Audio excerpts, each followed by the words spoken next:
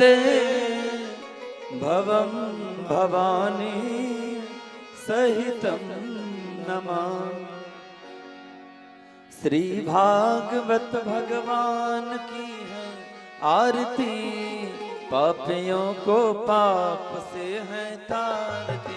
श्री भागवत भगवान की है आरती, पापियों को पाप से है तारती। श्री भागवत भगवान की आरती, पापियों को पाप से है तारती।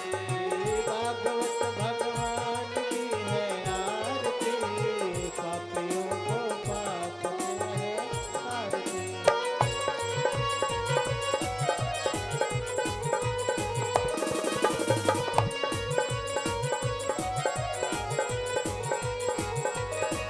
ये अमर ग्रंथ, ये मुक्ति पंथ, ये पंचम वेद निराला, नव ज्योति जगाने वाला। ये अमर ग्रंथ, ये पंचम वेद निराला, नव ज्योति जगाने वाला। हरि नाम यही, हरि ध्यान यही, हरि नाम यही, हरि ध्यान यही, हरि नाम यही, हरि ध्यान यही। हरि नाम यही, हरि ध्यान यही। जग के मंगल की आरती, पापियों को पाप से है तारती। श्री भागवत भगवान की है आरती, पापियों को पाप से है तारती। जय हो।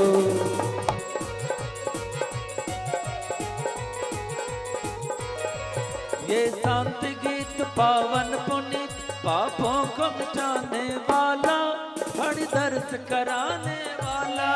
ये शांति गीत पावन पुनीत, पापों को मिटाने वाला, हरि दर्श कराने वाला।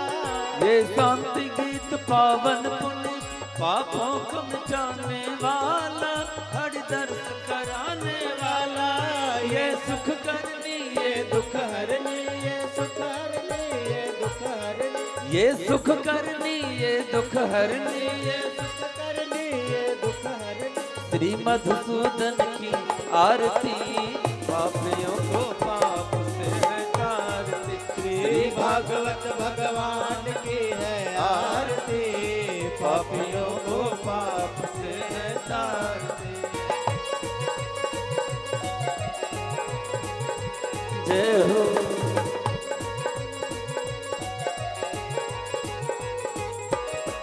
ये मधुर बोल भव पंथ खुन, सतमार्ग बताने वाला, बिगड़ी को बनाने वाला। ये मधुर बोल पंथ खोल, सतमार्ग बताने वाला, बिगड़ी को बनाने वाला। ये मधुर बोल भव पंथ खुन, सतमार्ग बताने वाला, बिगड़ी को बनाने वाला।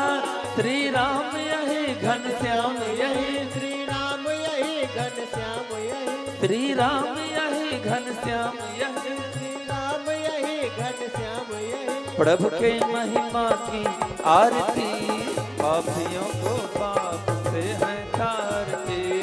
भागवत भगवान की है आरती, पापियों को पाप से है तारती। हरे कृष्णा, हरे कृष्णा, कृष्ण कृष्णा, हरे हरे, हरे रामा, हरे रामा, राम राम, हरे हरे।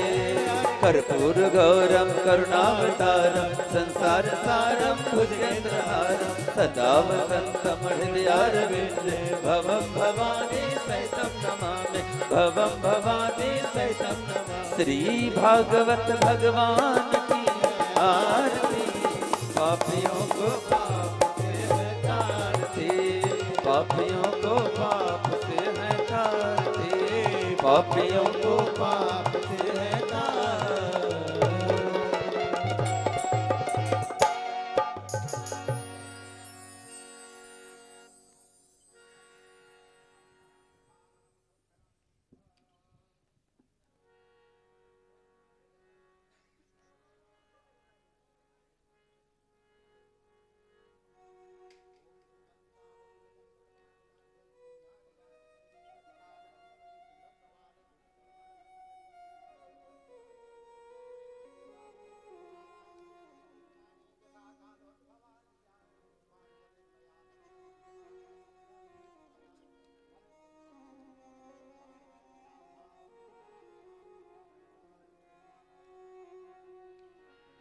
बोल से वृंदावन बिहारी लाल की जय। भागवत भगवान की जय। व्यासदेव भगवान की जय। श्री सुखदेव जी महाराज की जय। जय श्री राधे।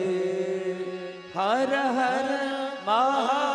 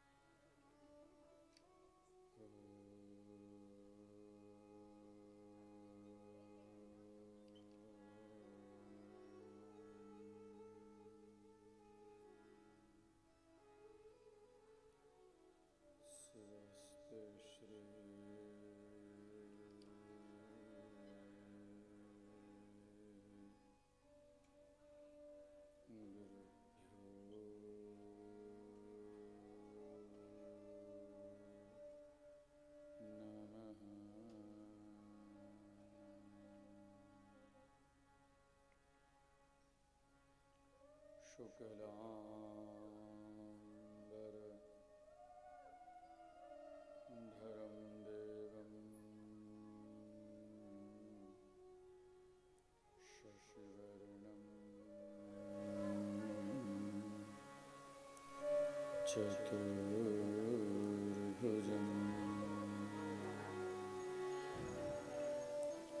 प्रसन्न वदनं ध्यायेत्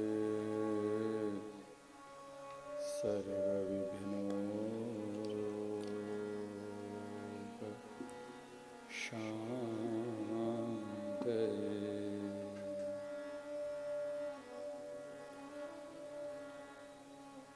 नमस्ते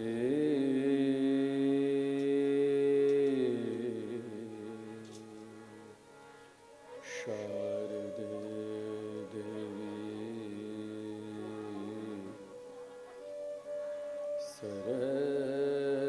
सरस्वती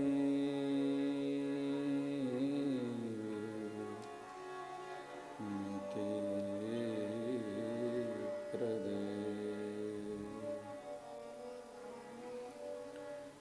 वसत्वं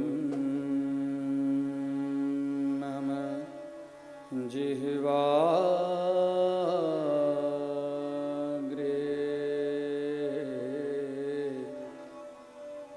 सर्वविद्या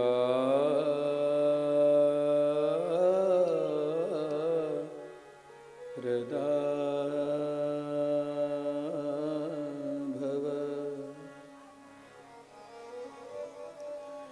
गुरुर्ब्रह्मा गुरुर्विष्णु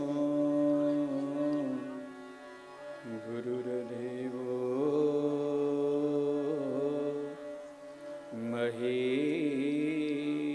महेश्वरः। गुरु साक्षात्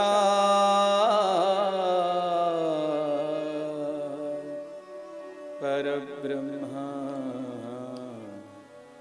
तस्मै श्री गुरवे नमः। वंशे विभूषितकरान् नवनीरदाभात्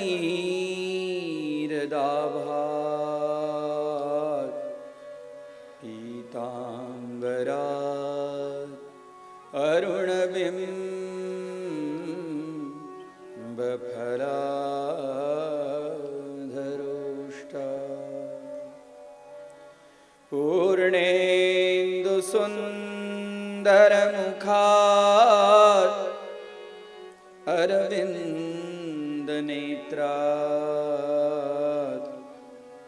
कृष्णात् परं किमपि तत्त्वमहं न जाने। कृष्णाय वासुदेवाय हरये परमात्मने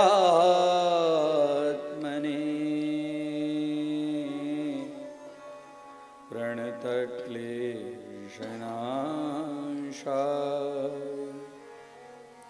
गोविन्दाय नमो नमः। मूकं करोति वाचालं पङ्गुं लङ्घयते गिरिं यत्कृपातमहं वन्दे परमानन्दमाधवम्।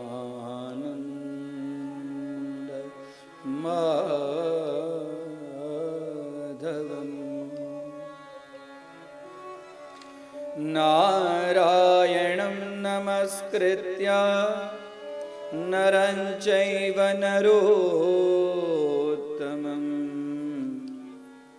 देवीं सरस्वतीं व्यासं ततो जयमुदीरये।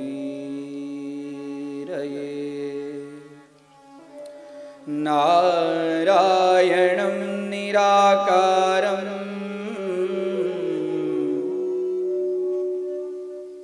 नरवीरं नरोत्तमं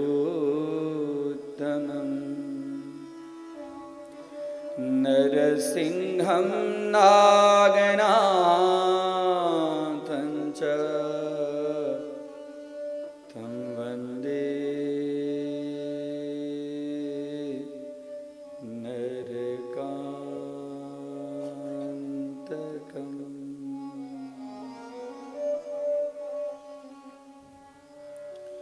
ॐ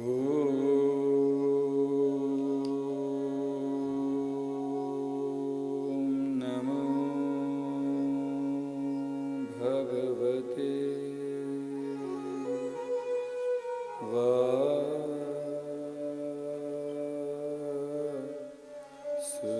वासुदेवाय।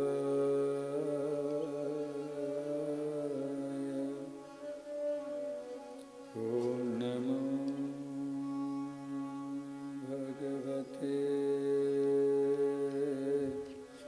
वासुदेवाय। ॐ नमो भगवते वासुदेवाय।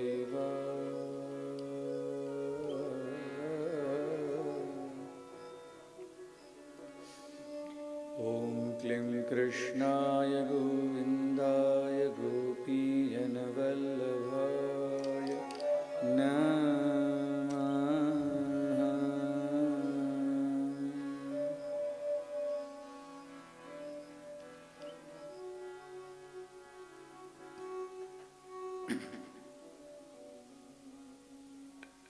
स्वस्ति श्री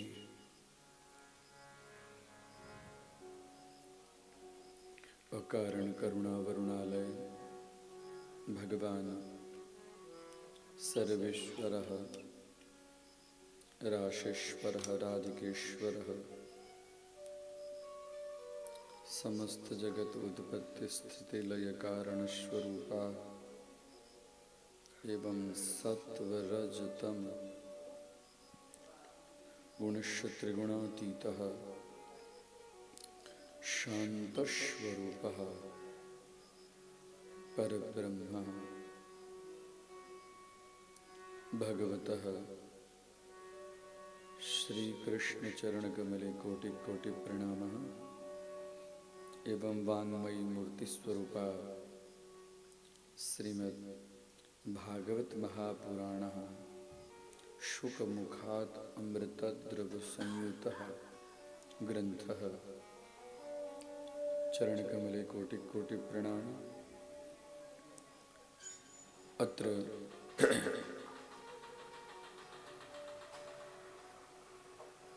आनंदालय श्रीमद्भागवत कथा रसज्ञः पिपासु भक्तजनाः पितृव्यादि एवं भगिन्यादि एवं बालकाः श्रीमद्भागवत सप्ताह ज्ञान महायज्ञस्य मुख्य यजमानः अमित महाभागः एवं तस्य अर्धांगिनीस्वरूपः धर्मपत्नीस्वरूपः सा देवी अत्र श्रीमद्भागवत सप्ताह ज्ञान महायज्ञस्य चतुर्थे अहनि कथां श्रीमद्भागवतस्य मूल कथा एवं हृदय स्वरूपः भागवत श्री कृष्ण चरण कमले मधुराष्टकेन प्रारंभयामि। मधुराधिपते अखिलं मधुरं भगवतः परब्रह्मस्वरूपः सम्पूर्णमङ्गलः अधरं वदनं हसितं भ्रमितं शमितं गमितं चलितं सर्वं मधुरम्।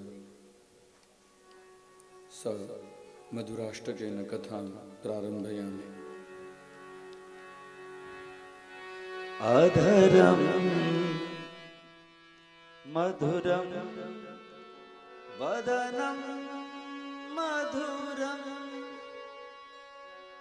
नयनं मधुरं हसितं मधुरं अधरं मधुरं वदनं मधुरं नयनं मधुरं हसितं मधुरं हृदयं मधुरं गमनं मधुरं मधुराधिपते रखिलं मधुरं। प्रेम से ताली की सेवा करते रहे।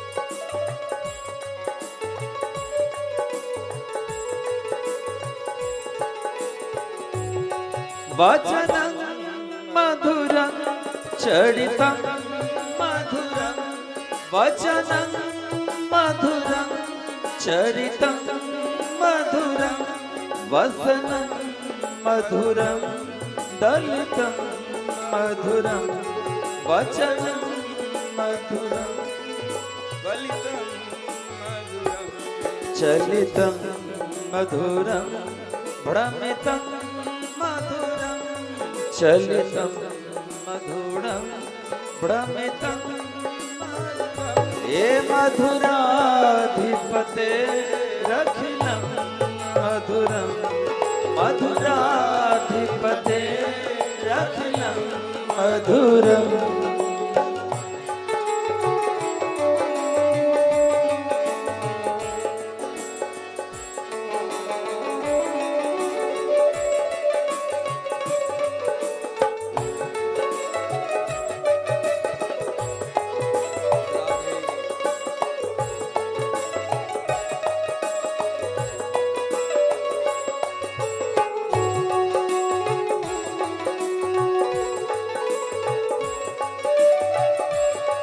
वेणुर मधुर रेणुर मधुर वेणुर मधुर रेणुर मधुर पानिर मधुर पादो मधुर पानिर मधुर पादो मधुर नृत्यं मधुरं सख्यं मधुरं नृत्यं मधुरं सख्यं मधुरं ये मधुराधिपते रखिलं मधुरं मधुराधिपते रखिलं मधुरं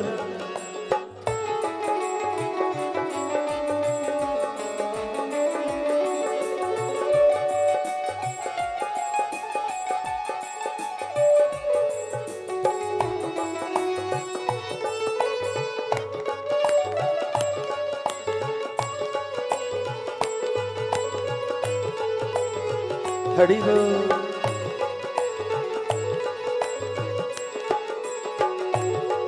गीतं मधुरं पीतं मधुरं गीतं मधुरं पीतं मधुरं मधुराधिपते रखिलं मधुरं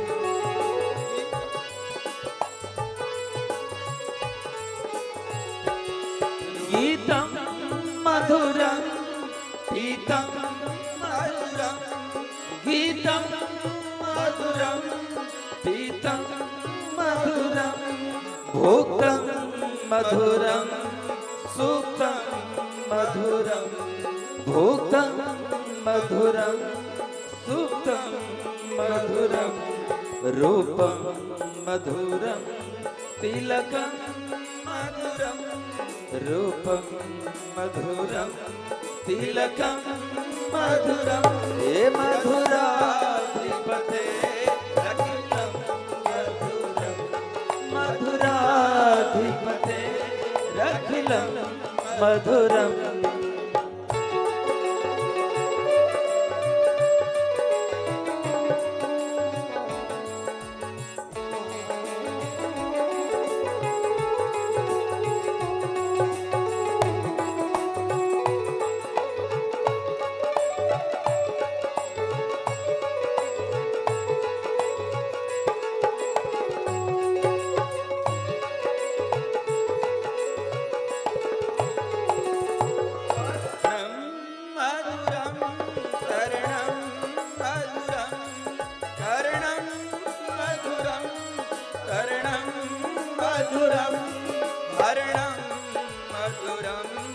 रमणं मधुरं हरणं मधुरं रमणं मधुरं वमितं मधुरं शमितं मधुरं वमितं मधुरं शमितं मधुरं मधुराधिपते रखिलं मधुरं मधुराधिपते रखिलं मधुरं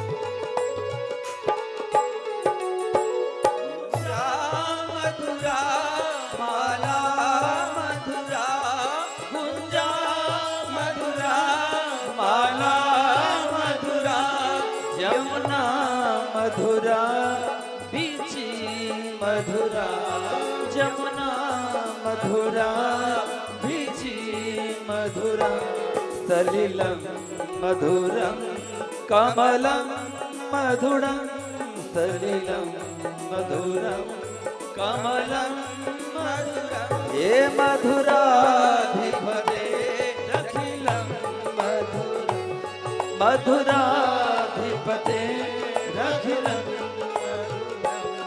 गोपी मधुरा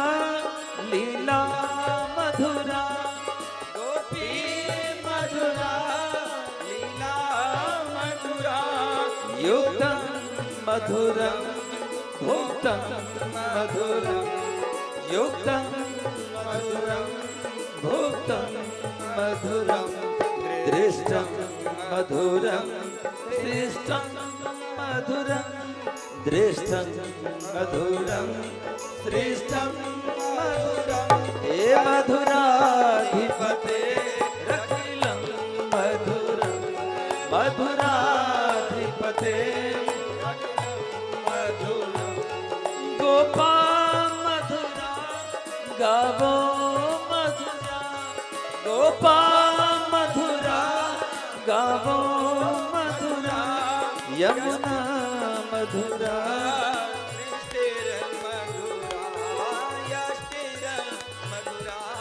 सृष्टिर मधुरा दलितं मधुरं फलितं मधुरं दलितं मधुरं फलितं मधुरं हे मधुराधिपते रखिलं मधुरं मधुराधिपते रखिलं मधुरं अधरं मधुरं वदनं मधुरं अधरं मधुरं वदनं मधुरं नयनं मधुरं हसितं मधुरं हृदयं मधुरं गमनं मधुरं हृदयं मधुरं गमनं मधुरं हे मधुराधिपते रखिलं मधुरं मधुराधिपते रखिलं मधुरं हे मधुराधिपते रखिलं मधुरं मधुराधिपते रखिलं मधुरं हाँ मधुराधिपते रखिलं मधुरं बोल श्री वृंदावन बिहारी लाल की भागवत भगवान की हर हर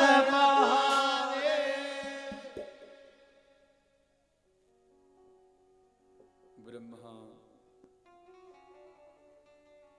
भाण्डोदरं मध्ये विष्णुव्येन दशावतार गहने क्षिप्तो महासागरे रुद्रो पाणिकपाल पाणिपुटके भिक्षाटनं याचते सूर्यो भ्राम्यति नित्यमेव गगने तस्मै नमः कर्मणे ब्रह्मा येन कुलालवन्नियमितो ब्रह्माण्ड भाण्डोदरे विष्णुर्येन दशावतार गहने क्षिप्तो महासागरे तस्य हेतु कहा तस्य हेतु तस्मै नमः कर्मणि।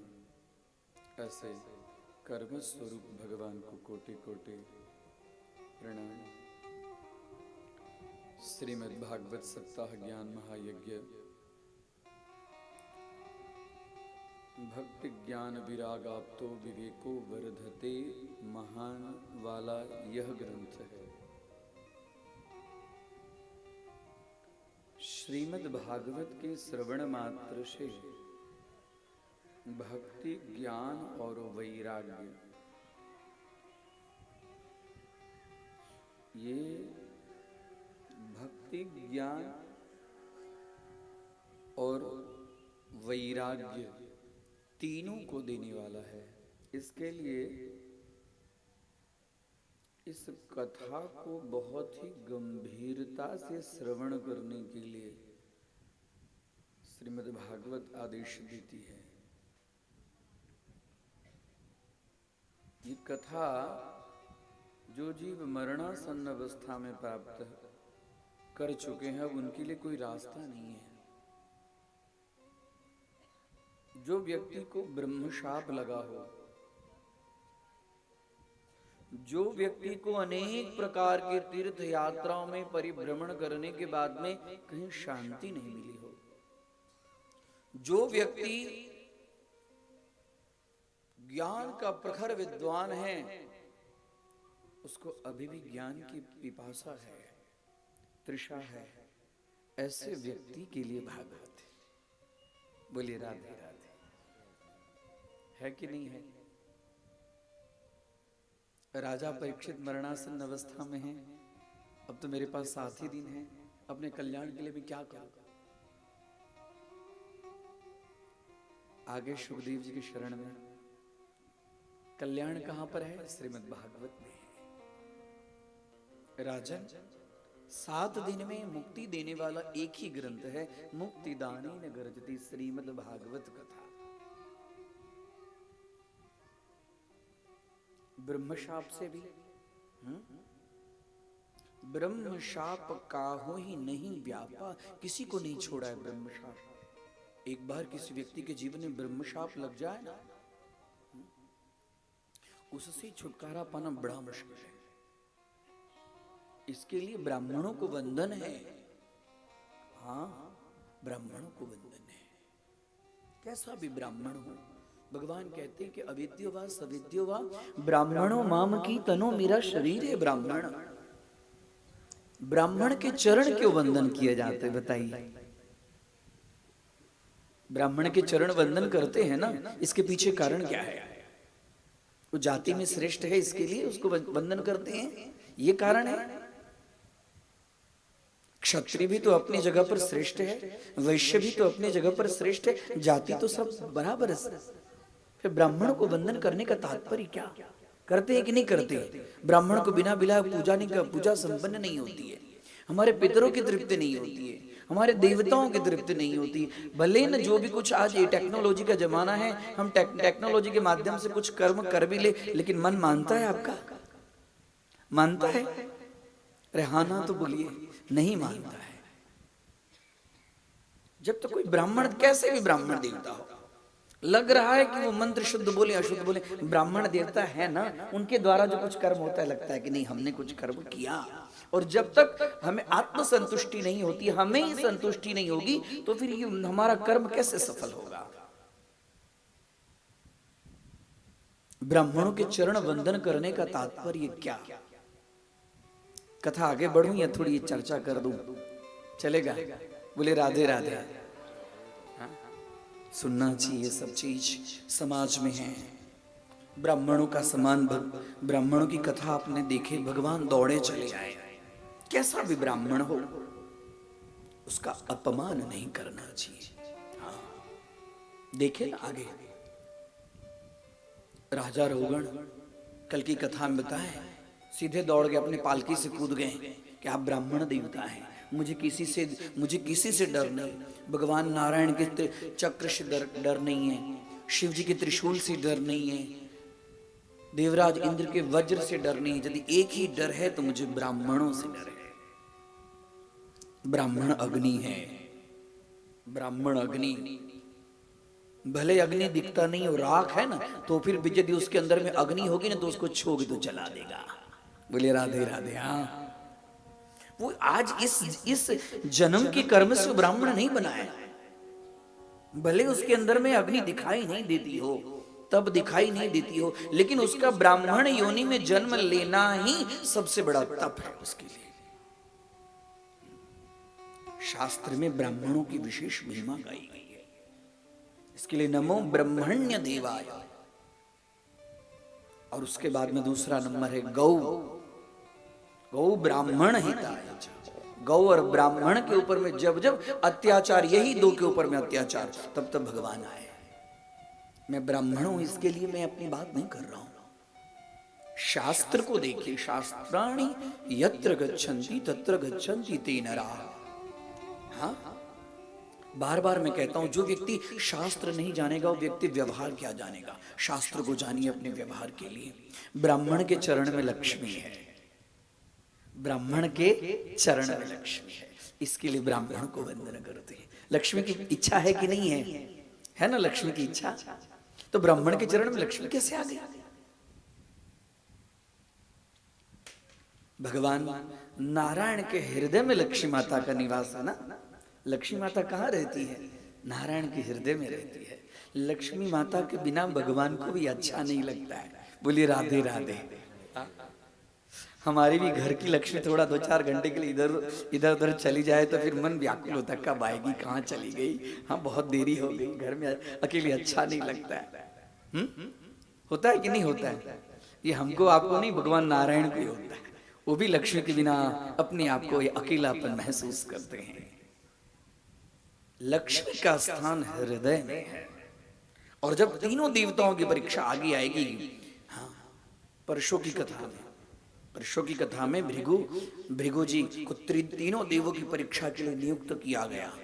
हाँ, आप जो है वो परीक्षा लेने में समर्थ हैं। हे ब्राह्मण, आप जाइए, वो तीनों देवों में, ब्रह्मा में, विष्णु में, महेश में, तीनों में श्रेष्ठ कौन है? और जब गए तो किनको श्रेष्ठ माने?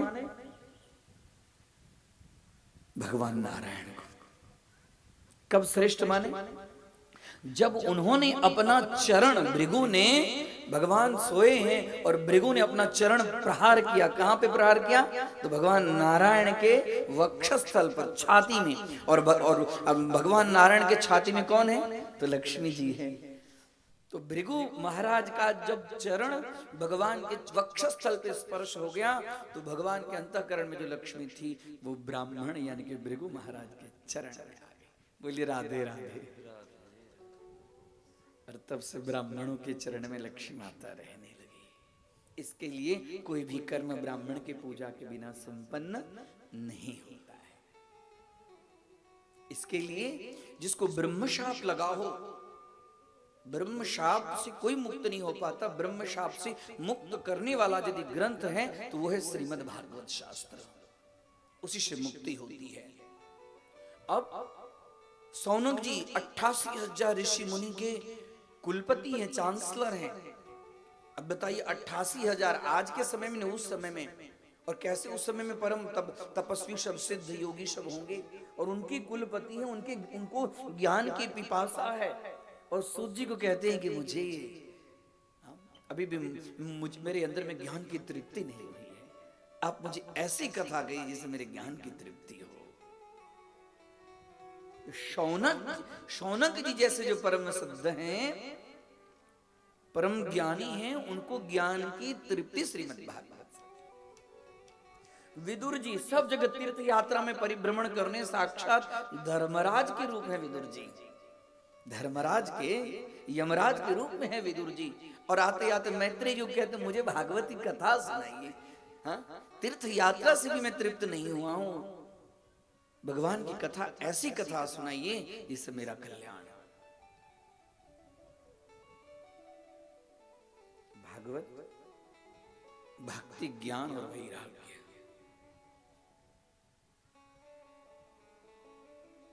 सुखदेव जी के, ये परीक्षित के अंदर में भक्ति है, शौनक के अंदर में ज्ञान है, और विदुर जी वैराग्य।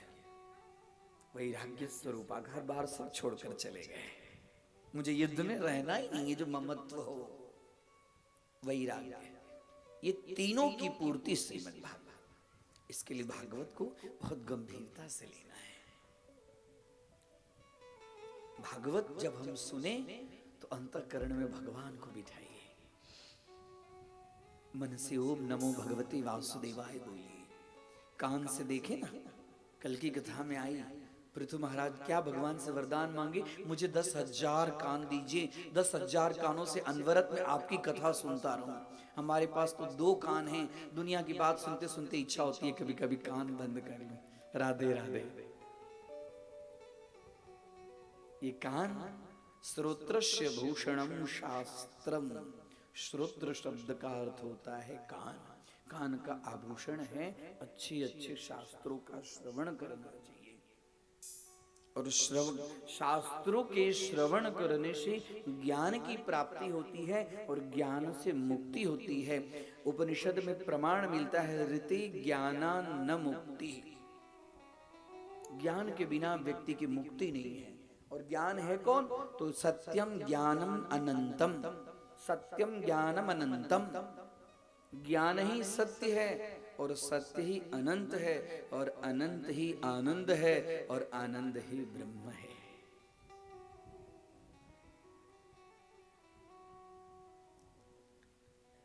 परमपिता परमात्मा की बड़ी कृपा होती है, जीव के जन्मांतर का पुण्य जब जोड़ देता है तो ऐसी कथा जीवन में सुनने को मिलती है।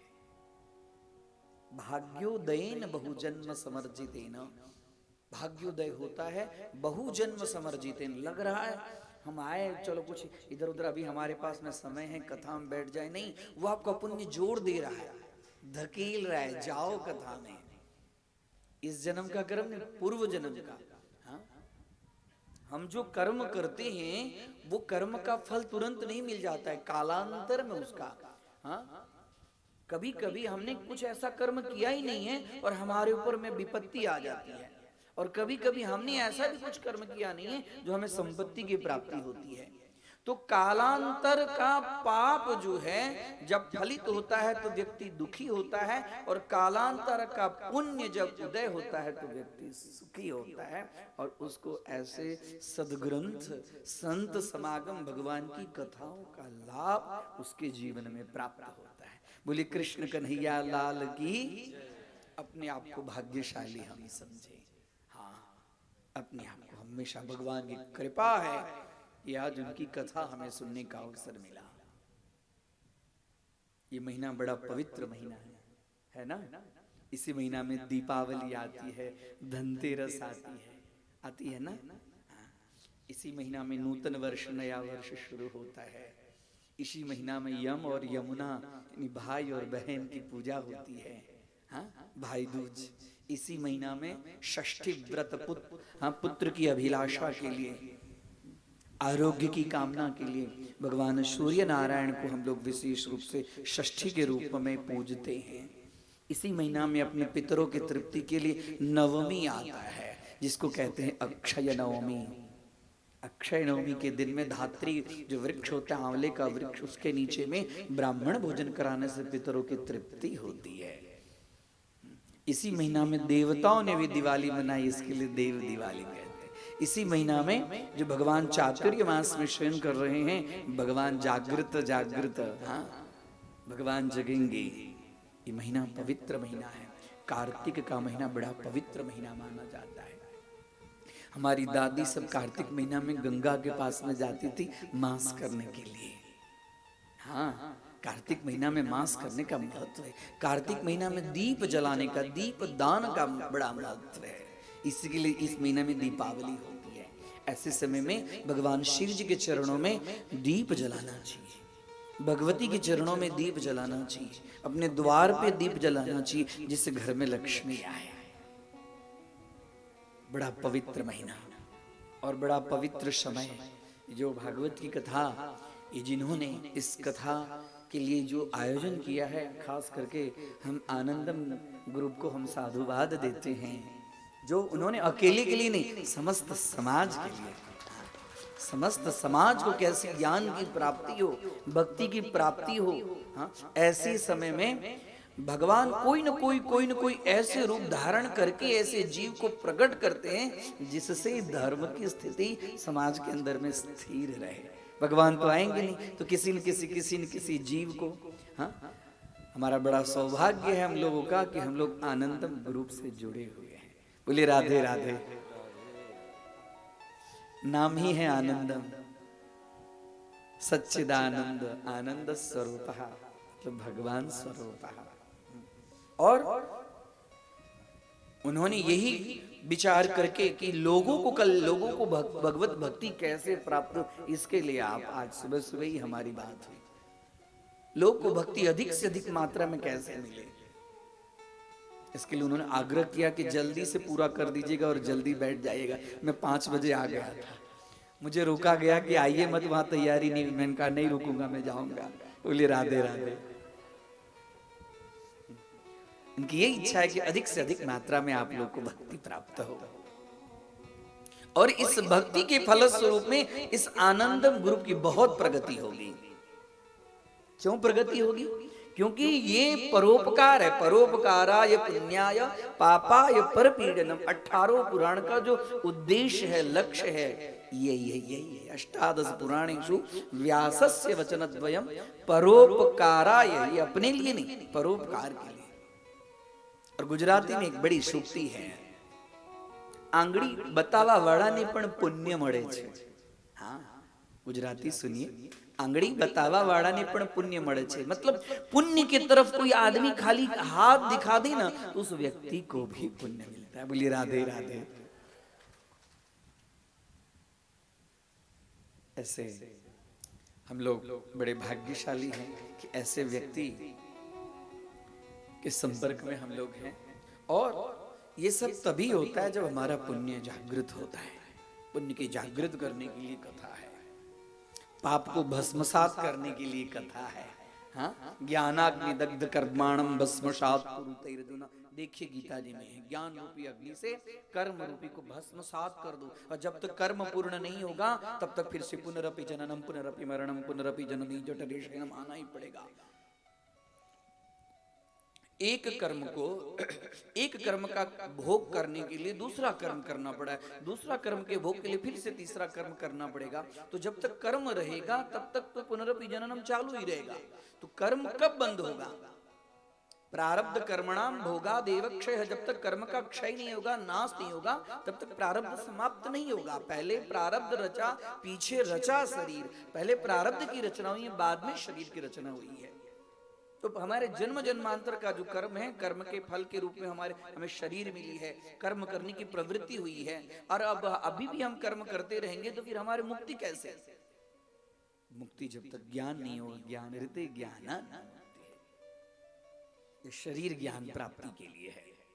ज्ञान इसी में मिलेगा, ज्ञान और कोई दूसरे शरीर में प्राप्त नहीं होगा, है ना। दूसरे शरीर में ज्ञान प्राप्त होगा, मनुष्य के शरीर में ही ज्ञान की प्राप्ति होती है। और ज्ञान की प्राप्ति के लिए भले छोटा बच्चा बोले, कैसा भी आदमी बोले, जो भी है, ज्ञान की प्राप्ति के लिए हमेशा पिपासु रहना चाहिए। शौनक जी इतने बड़े थे तो फिर भी ज्ञान की प्राप्ति के लिए पिपासु। और उस ज्ञान की पिपासा की तृषा श्रीमद् भागवत शास्त्र के अंदर में शांत होती है। कल आप लोग देखे, बड़ी सुंदर कथा आप लोग अंतिम में देखे कि भगवान के नामोच्चारण करने मात्र से जीव की परम गति हो गई। वो चाहे भाव से बोले, कुभाव से बोले। भागवत शास्त्र में भगवान के नाम की बड़ी महिमा है। यही तो प्रश्न है, राजा परीक्षित का भी यह प्रश्न है और शौनक आदि ऋषि का भी यही प्रश्न है, भगवान नाम की महिमा के विषय में। और उसकी कथा सुखदेव जी कहते हैं कि मुझे तो कुंभ योनि अगस्त जी ने मुझे कहा है। कौन सी कथा? जिसकी कथा कल आपने सुनी, अजामिल की कथा। चाहे आदमी भाव से ले, कुभाव से ले। विष्णुदूत कहते हैं कि नारायण नाम उसके पुत्र का तो है ही, इससे पहले किसका नाम था? तो जिसका पहले नाम था वो नाम की महत्व है ना। बाद में जो आदमी नाम उसका रखे उसका महत्व नहीं है। किसका मेन नाम? नारायण नाम तो भगवान का है। इसके लिए भगवान का नाम जितना हो सके उतना लीजिए, मन से स्मरण करते रहिए, आंखों से भगवान के दर्शन करते रहिए और कान से भगवत कथा, चाहे किसी भी भाव में भगवान का नाम लिया जाए। भाव कुभाव अनख आलस हूँ, अन्नाम रटत मंगल दिशि दस हूँ। भाव से लिया जाए, कुभाव से लिया जाए, सोते लिया जाए, बैठते लिया जाए, किसी तरह यदि भगवान का नाम लेंगे तो उससे सब दिशाओं में मंगल ही मंगल, मंगल ही मंगल, मंगल ही मंगल। अब आज की कथा में परीक्षित कहते हैं सुखदेव जी से कि भगवान तो अंतर्यामी हैं, भगवान तो सब में समभाव रखते हैं। हे परमहंस, हे सुखदेव जी, लेकिन ये बताइए कि भगवान हमेशा देवताओं के लिए ही क्यों पक्षपात करते हैं? जब देखो तब देवता, भगवान के लिए तो सब बराबर है। भगवान के अंतःकरण में सभी के लिए चित्ते कृपा, सबके लिए उनके हृदय में कृपा है। तो असुरों के प्रति ऐसा भावना क्यों? असुर के प्रति वो भी तो उनके ही बच्चे हैं, वो जगत पिता है। सुखदेव जी कहते हैं कि राजा परीक्षित, ये कोई आपका ही प्रश्न नहीं है, ये प्रश्न बड़े लोग, बड़े ऋषि मुनि महर्षि सब किए। लेकिन ऐसी बात नहीं है कि भगवान असुरों के प्रति भेदभाव रखते नहीं। जो असुर भगवान को शत्रु समझता है, जो धर्म के विरुद्ध आचरण करता है, उसके संहार के लिए, उसके नाश के लिए भगवान है, चाहे वो किसी में हो। भगवान तो असुरों की भी रक्षा भगवान ने किया है। बोले असुरों की रक्षा? बोले हाँ, जो प्रहलाद नाम का जो था वो भी तो असुर कुल में ही जन्म लिया था ना, राक्षस कुल में ही जन्म लिया था ना। तो भगवान उसकी रक्षा के लिए कैसे आए? यदि असुर की रक्षा नहीं करते तो प्रहलाद की रक्षा नहीं करते। प्रहलाद भी तो असुर कुल में था। बोले इसकी कथा आप मुझे जरा विस्तार। सम प्रिय सुहृद ब्रह्मन् भूतानां भगवान स्वयं इंद्रस्यार्थं कथं दैत्यान् अवधि विषमो यथा। इंद्रियस्यार्थे कथम दैत्यान अवधि विषमो। इंद्र के लिए बोले नहीं, ऐसी बात नहीं, इंद्र के लिए नहीं। चाहे कोई भी कुल में हो, यदि धर्म के शरण में है, वो भगवत स्मरण करता है, शास्त्रवत आचरण करता है, तो भगवान उसकी रक्षा करते हैं। बोले दिति माता के जो 2 पुत्र, उसमें ज्येष्ठ छोटा तो मर गया हिरण्याक्ष, भगवान ने वारा अवतार धारण करके, तभी से इसके मन में भगवान विष्णु के प्रति शत्रु भाव। मां, मेरे छोटे भाई को हिरण्याक्ष को जिस विष्णु ने मारा है, उसके लिए मैं ब्रह्मा जी से तप करके वरदान प्राप्त करूंगा और उसका भी मैं वध करूंगा। बस वो मेरा शत्रु है। हिरण्यकशिपु। हिरण्य शब्द का अर्थ होता है सोना, और कशिपु शब्द का अर्थ होता है सैया, बेड, बिस्तर। तो जिसका सैया, जिसका बिस्तर सोने का है, जो अपने बिस्तर में हमेशा सोने रखता है, उसका नाम है हिरण्यकशिपु। बोलिए राधे राधे। हिरण्यकशिपु और हिरण्याक्ष, जिसकी आंख हमेशा सोने ही सोने देखती है। तो पृथ्वी में भी वसुंधरा थी, बहुरत्नानि वसुंधरा, इसके लिए हिरण्याक्ष ने पृथ्वी माता को, और हिरण्यकशिपु जो सोने के शैया के ऊपर में विराजमान रहता है, तप करने के लिए तैयार। उनके गुरु थे शुक्राचार्य। सुंदर तिथि, गुरुदेव मैं तप करने के लिए जा रहा हूं, मुझे एक सुंदर तिथि दीजिए। बड़ी सुंदर तिथि दिए। गए, जैसे तप करने के लिए गंधमादन पर्वत पर गए, उसी समय एक तोता श्री राम जय जय राम, श्री राम जय जय राम, श्री राम जय जय राम। जैसे तोता ने बोला, बोले ये तो मेरे शत्रु का नाम आ गया, अब मेरा कार्य सफल नहीं होगा। आ गए, कहाँ आ गए?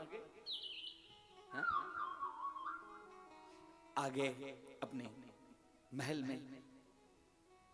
जैसे महल में आ गए, माँ पूछी क्यों बेटा गए थे तप करने के लिए? हाँ माँ, शत्रु ने ना, शत्रु का नाम, जैसे मैं बैठा तप करने के लिए, शत्रु का नाम वहां पे। शत्रु का नाम? बोले हाँ। कयाधु माता सुन रही थी, आई दौड़कर, हे नाथ आप आ गए? हाँ हाँ छोड़ो ना, अब यात्रा अनुकूल नहीं था, गुरुदेव ने तो सुंदर मुहूर्त बनाया था, लेकिन यात्रा अनुकूल नहीं था। बोले क्या हुआ? तो एक तोता था, हमारे शत्रु का नाम। कौन से शत्रु का नाम? बोले श्री राम जय राम। हाँ हाँ, कयाधु माता भगवान की बड़ी भक्त। बोले फिर से बोलिया। बोले छोड़ो ना, शत्रु का नाम नहीं लेना चाहिए। लेकिन आज कयाधु माता बड़ी प्रसन्न है कि हमारे प्राणनाथ के मुखारविंद से श्री राम जय जय राम एक बार सुना। सुंदर भोजन बनाई, और भोजन बनाते हुए बैठी। माताओं को जो अपने मन की बात यदि पूछनी हो तो अच्छी अच्छी भोजन अपने पति देव के लिए बनाती हैं, और भोजन कराते समय बैठती हैं और पहले इधर उधर की भूमिका बांधेगी और फिर बोलेगी एक बात पूछूं आपसे? बोलिए राधे राधे। कयाधु माता ने पूछा, हे नाम आप जो है वो मैं बराबर सुनी नहीं, तोता ने क्या बोला था? बोलिए। बोले छोड़ो, नहीं बोलिए। उस समय फिर से उनके मुखारविंद से श्री राम जय जय राम।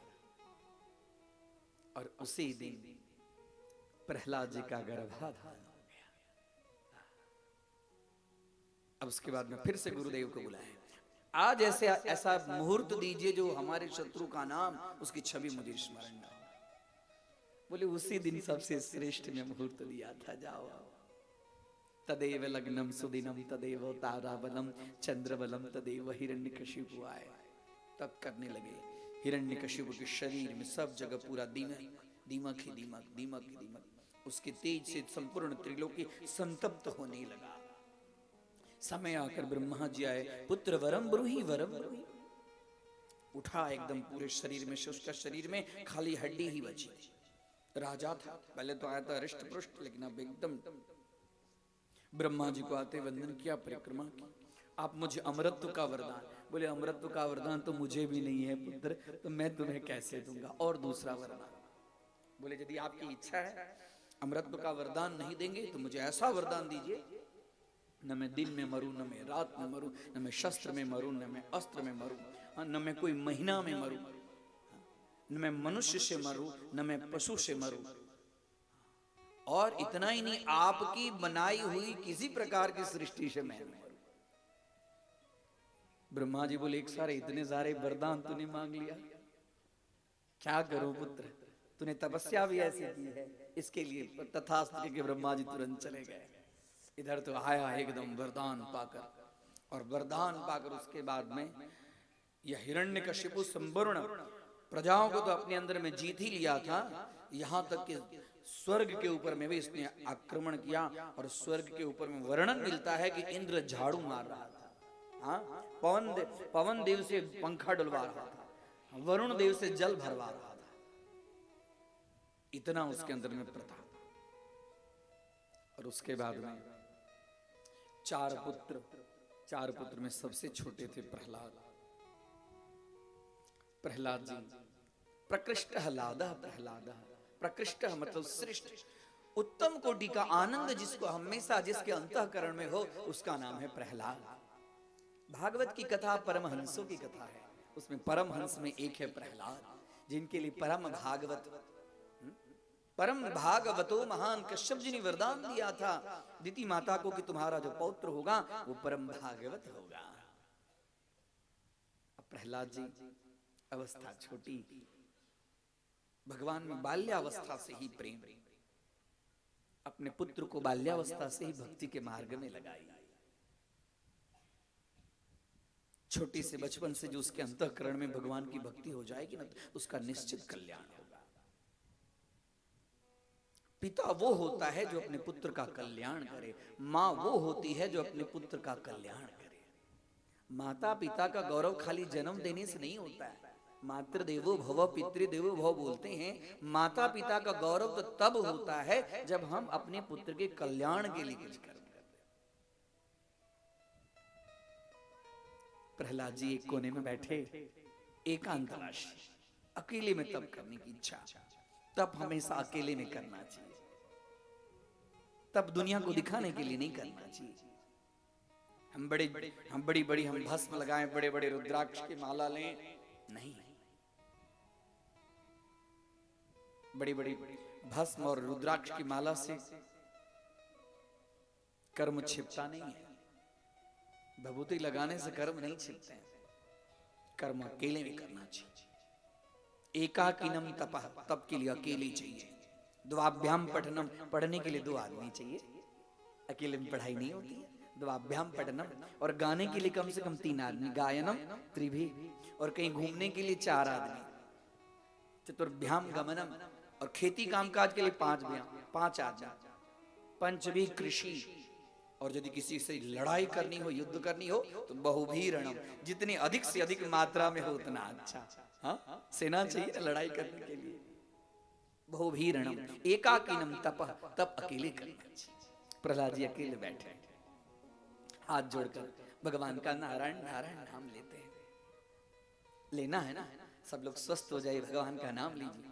श्रीमन नारायण नारायण नारायण, श्रीमन नारायण नारायण नारायण, श्रीमन नारायण नारायण नारायण, श्रीमन नारायण भजमन नारायण नारायण नारायण, भजमन नारायण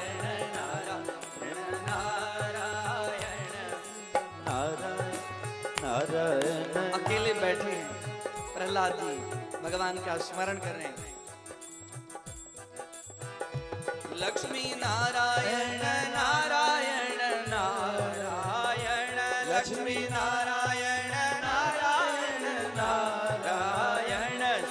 श्रीमन्नारायण नारायण नारायण श्रीमन्नारायण नारायण नारायण श्रीमन्नारायण नारायण नारायण श्रीमन्नारायण नारायण नारायण। प्रहलाद जी को बड़ा आनंद आता है भगवान के नारायण नारायण करने में। माँ देखकर प्रसन्न होती है, पिता देख तो नहीं रहे कहीं इधर उधर। सबसे दुनिया में सबसे सरल माँ का हृदय होता है। माँ देख रही है अकेले में। हिरण्यकशिपु आए धीरे धीरे, अभी क्या कर रहा है बस अकेले में। बच्चा है, कुछ ही जानता नहीं, छोटा है। धीरे धीरे धीरे धीरे यज्ञोपवीत संस्कार होने के बाद में गुरुकुल में प्रवेश। और कौन सा गुरुकुल? तो दानवों के विश्वविद्यालय, हिरण्यकशिपु यूनिवर्सिटी। बोलिए राधे राधे। और उनके प्रिंसिपल कौन? उनके प्रधानाचार्य कौन? तो शुक्राचार्य जी के पुत्र शंडामर्क उनके प्रिंसिपल शुक्राचार्य जी। हाँ, जिसका शुक्र मजबूत होता है उसको जगत की संपूर्ण सुख सुविधा मिलती है। शंडामर्क भेजे, जाइए मेरे पुत्र का यज्ञोपवीत संस्कार हो गया है, अब इसको दैत्यों की विद्या सिखाइए। राजधर्म, हाँ राज्य करेगा ना, राजधर्म सिखाइए इसको, धनुर्विद्या का बोध। गए, अब तो यहाँ पर जो गुरुदेव पढ़ाते हैं चुपचाप। कुछ समय के बाद में 6 महीना बीता। एक दिन इच्छा हुई, बेटा प्रहलाद आप गुरुकुल में जाते बोले हाँ पापा, तो आपको कौन सी अच्छी विद्या आती है, जो आपको अच्छा पाठ हो, आज मुझे जरा सुनाइए। हिरण्यकशिपु गोदी में लिए अपने पुत्र को, आज सबसे जो अच्छा पाठ है वो आप मुझे जरा सुनाइए। बोले हाँ पिताजी मैं सुनाऊंगा, मुझे आता है, सुनाओ। तत्साधु मन्ये सुरवर्य देहिना सदा समुद्वे नदिया मसद्गृहा हित्वात्मपातं गृहमन्धकूपं वनं गतो यत् हरिमाश्रयेत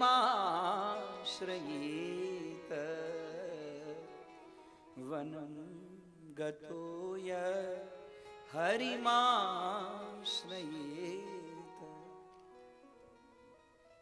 पिताजी सारा चीज छोड़कर, तत्साधु मन्ये सुरवर्य देहिना, यह देह घर ये सब कोई काम का नहीं, ये सब चीज छोड़कर जंगल में जाइए और भगवान हरि का स्मरण कीजिए। वनं गतो यत् हरिमाश्रयेत। ये क्या बोल रहे हो प्रहलाद? बोले हाँ पिताजी, इससे श्रेष्ठ तो और कोई पाठ है ही नहीं। बोले तो बच्चा है, इसको अभी ये सब का ज्ञान नहीं। बेटा जाओ अपने गुरुजी को जरा बुलाओ, गुरुजी को मेरे पास भेजो। गुरुजी पिताजी बुला रहे हैं। बोले क्या सिखा रहे हो? बोले हमने क्या सिखाया, आपकी आज्ञा का, आपके द्वारा ही सब कुछ संचालित है गुरुकुल। आप बोले दैत्यों की विद्या में तो वही सिखा रहा हूं। बोले नहीं, ये क्या बोल रहा है? अरे हमने ये सब कुछ नहीं सिखाया, हमने ये सब कुछ नहीं सिखाया। अभी बच्चा है, धीरे धीरे सब समझ जाएगा, अभी इसकी बुद्धि में कुछ। बोले कोई बात नहीं, जाओ, लेकिन जो हमारी विद्या है ये इसको सिखाओ। बोले ठीक है, हम आपकी विद्या लाए। प्रहलाद का हाथ पकड़कर शंडामर्क अपने, और बोले अरे दैत्य चंदन वने जातो यम कंटकद्रुम। अरे दैत्यों के चंदन वन में तेरे जैसा ये खजूर, तेरे जैसा खजूर कैसे पका? दैत्यों के चंदन वन में तेरे जैसे कांटे कैसे उत्पन्न हो गए? ये तो दैत्यों का चंदन वन है। दैत्य चंदन वने जातो यम कंटकद्रुम, तू कांटे का धाड़ कैसे उत्पन्न हो गया? जब देखो तब भगवान का हरि का चिंतन करता रहता है। अभी तक तो तूने बात सुनी, अब तो मुझे भी बात सुना रहा है। अब ये सब छोड़ और दैत्य की शिक्षा उसको फिर से सिखाने लगे। और सिखाते फिर से कुछ दिन गया, यहाँ पर जहां अकेले में समय मिलता था प्रहलाद जी भगवान का स्मरण करते थे। फिर कुछ समय बीता, बोले आओ बेटा प्रहलाद आओ, बहुत दिन हो गए, अब आपने कुछ सीखा कि नहीं सीखा ये जरा मुझे बताइए। बोले हाँ हाँ पिताजी मैं जाता हूँ, वहाँ पढ़ता हूँ, सीखता हूँ, मुझे बहुत सारी विद्याएं आती है। अच्छा तो आपको कौन सी अच्छी विद्या आती है? बोले हाँ मैं सुनाता हूँ, सुनिए। श्रवणम कीर्तनम विष्णु स्मरणम पाद सेवनम अर्चनम वंदनम दास्यम सख्यमा मनिवेदनम। हे पिताजी 9 प्रकार से भक्ति की जाती है। अरे प्रहलाद क्या बोल रहे हो, यही सब सीखते हो? बोले हाँ पिताजी, से श्रेष्ठ और ज्ञान क्या है? प्रहलाद जी ने नवधा भक्ति के विषय में सुंदर उनके अंदर में कितने प्रकार की भक्ति है? 9 प्रकार की। श्रवण, और उसमें सबसे श्रेष्ठ भक्ति है श्रवण। भगवान के नाम का हमेशा श्रवण करना चाहिए पिताजी। एकदम आग बबूले हो गए, लगता है कि हमारे बच्चों का ध्यान देते नहीं है। फिर से बुलाएं, बुलाओ गुरुजी को, बुलाओ गुरुजी को। गुरुजी आए, बोले आप क्या सिखाते हैं हमारे पुत्र को? बोले ये सब मैं कुछ नहीं सिखाता हूं। नम प्रणीतम न पर प्रणीतम, ये मैंने कोई सिखाया नहीं है, इसको तो जन्म जन्मांतर से ये सब चीज इसको याद है। नमद प्रणीतम न पर प्रणीतम सुतो वदेश्य तवदेन्द्र शत्रु। ये आपके शत्रु का नाम तो इसको जन्मजात है, ये हमने कुछ सिखाया नहीं है। बोले नहीं, यदि ये मेरे शत्रु का नाम ले रहा है तो इसके लेने के बाद में और सब लोग लेने लगेंगे, क्योंकि ये रोग संक्रामक रोग है। बोले राधे राधे। कोरोना संक्रामक था ना, भक्ति का जो रोग है, हाँ जब कोई भक्ति करता है तो उसको देखकर दूसरे की इच्छा होती है मैं भक्ति करूंगा। ये रोग ऐसा है कि यदि इस रोग के ऊपर में काबू नहीं किया गया तो और भी हमारे दैत्य कुल में सब इसके लिए कुछ न कुछ करना पड़ेगा। तो क्या करना पड़ेगा? इसके मारने के लिए मेरे शत्रु का नाम ये बार बार ले रहा है, तो एक काम करो, अपने दूत को कहें कि जाओ और पहाड़ के ऊपर से इसको गिरा दो।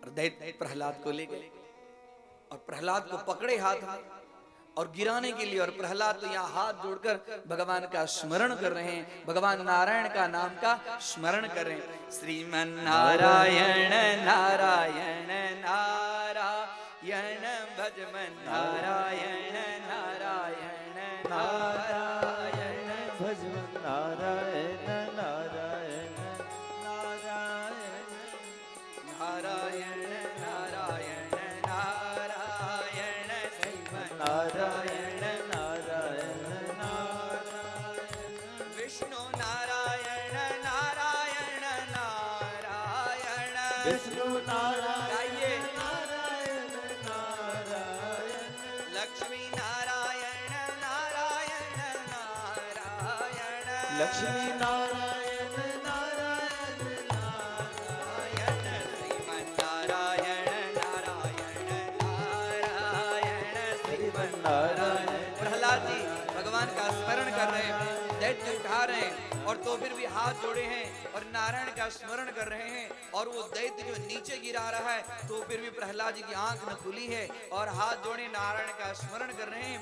पृथ्वी माता कही कि मेरे परम भक्त को नीचे गिरा रहा है, एक देवी का रूप धारण करके, और प्रहलाद को अपने गोदी में उठाएं और प्रहलाद जी हाथ जोड़कर भगवान का स्मरण कर रहे हैं।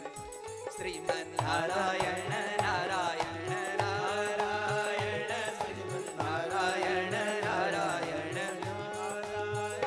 लक्ष्मी नारायण नारायण नारायण लक्ष्मी नारायण नारायण नारायण लक्ष्मी नारायण नारायण नारायण लक्ष्मी नारायण नारायण नारायण श्रीमन नारायण नारायण नारायण भजमन नारायण नारायण नारायण। कुछ नहीं हुआ प्रहलाद जी को। बहुत सारी ऐसी प्रताड़ना दी जाती है, हाथी के पांव के नीचे कुचल कर, उसके बाद में तो फिर भी अकेले में बैठते। गुरुदेव आए, शुक्राचार्य जी आए, बोले चिंता करने, बाल्यावस्था है, बच्चा है, धीरे धीरे धीरे धीरे सब सीख जाएगा, चिंता छोड़ो, भेज दो मेरे गुरुकुल में फिर से, मैं इसको बराबर फिर से दैत्यों की विद्या सिखाऊंगा। अब तो गुरुकुल में गए, धीरे धीरे प्रहलाद जी बड़े हो गए थे। अब दैत्य बालकों के बीच में भगवान का स्मरण। बोले आज मैं आप लोग को, दैत्य बालकों को कहते हैं, आज मैं आप लोग को आंख मिचोली का खेल खिलाता हूँ, आप लोग खेले हैं? बोले अरे तो कोई नया है? बोले नहीं, ये तो बहुत पुराना है। बोले आंख मिचोली का खेल शुरू किसने किया था? बोले ये सब मुझे मालूम नहीं। तो बोले शुरू किया था भगवान ने। भगवान और मनुष्य, जीव और ब्रह्म दोनों मिलकर आंख मिचोली खेले। एक बार ब्रह्म भगवान जीव को कहें कि काम करो, हम चलो दोनों आंख मिचोली खेलते हैं। तो जीव तैयार हो गया। जीव ने पहले कहा कि काम कीजिए, आप जो है छिप जाइए, मैं आंख बंद करता हूं। आप लोग आंख मिचोली खेलें कि नहीं खेलें? आंख मिचोली में एक आंख बंद करता है और दूसरा छुपता है, और उसके बाद में फिर आंख खोलता है और कौन छुपा है कहां छुपा है उसको पकड़ता है। तो बोले भगवान बोले नहीं जीव तुम छुपो, मैं आंख बंद करता हूं। तो जीव छुप गया। जीव छुपा, जगत का प्रलय हो गया, पता नहीं जीव कहां। फिर से सृष्टि का आरंभ हो गया, फिर से जीव को भगवान ने पकड़ लिया, तू यही है, तू छुपा था देख, अब मैं छुपता हूं, तू मुझे खोज। भगवान छुपे हैं, भगवान सर्वत्र हैं, है ना? भगवान को ढूंढने की बात। अब जीव, भगवान तो जीत गए, लेकिन जीव अभी भी भगवान को, भगवान कहां नहीं है। आंख मिचोली में क्या होता है, वो व्यक्ति इधर उधर ही रहता नजदीक में, लेकिन दिखता नहीं है। जिसके आंख में माया की पट्टी लगी हुई है वो भगवान को देख नहीं पाता है। हाँ? और जिसके आंख में भगवान ज्ञान रूपी चक्षु है वह तुरंत भगवान को यत्स्यात् सर्वत्र सर्वदा। प्रहलाद जी कहते हैं हाँ, तो ये आंख मिचोली भगवान यही है। देखो मेरे पिताजी ने मेरे ऊपर में कितनी यातनाएं की, लेकिन तो फिर मुझे कुछ हुआ नहीं हुआ। तो एक काम करो, जो मैं स्मरण करता हूं वह आप लोग भी स्मरण करो। और पूरे दैत्य, आज गुरुजी को कुछ बाजार के काम से जाना पड़ा, अकेले प्रहलाद जी थे, सारे बच्चे को बुलाए और भगवान का स्मरण करा रहे। श्रीमन नारायण नारायण नारायण भजमन नारायण नारायण नारायण श्रीमन नारायण। सब असुर के बच्चे भगवान का स्मरण कर रहे हैं, नाच रहे हैं, गा रहे हैं।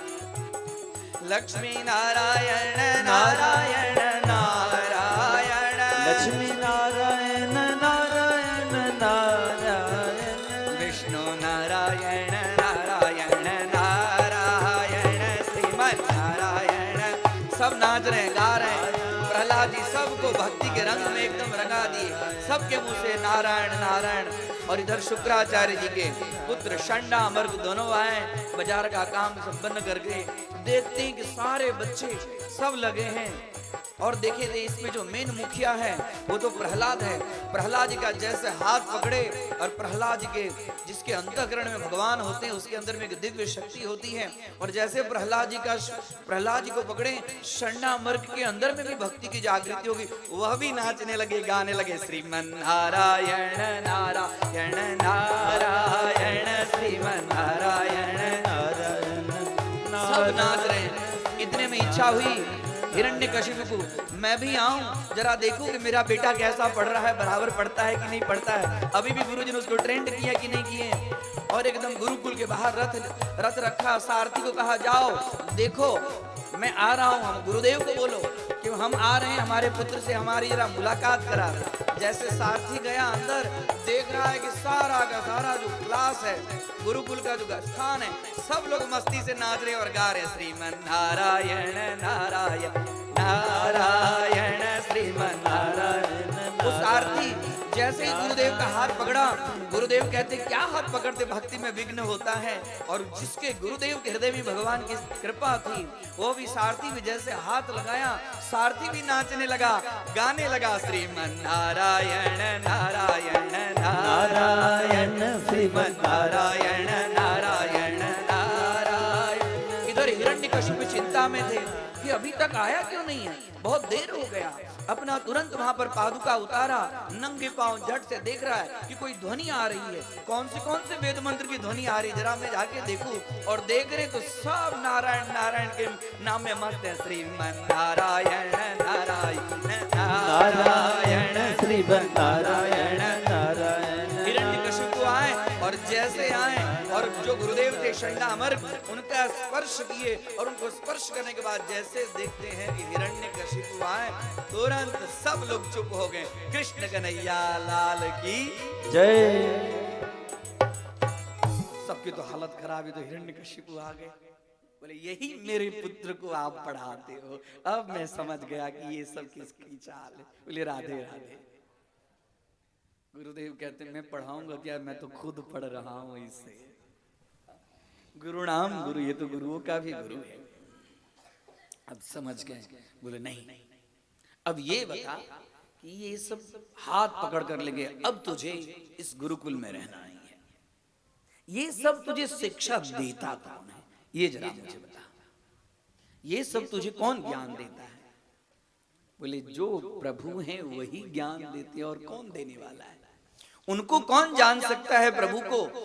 भगवान किसके हृदय में कैसी भक्ति उत्पन्न करे, ये तो प्रभु के सिवा और कोई जान सकता नहीं। जानत सोई जय देत जनाई, जानत तुम्हीं भई जाई। जानत सोई जय देत जनाई, जानत तुम्हीं भई जाई।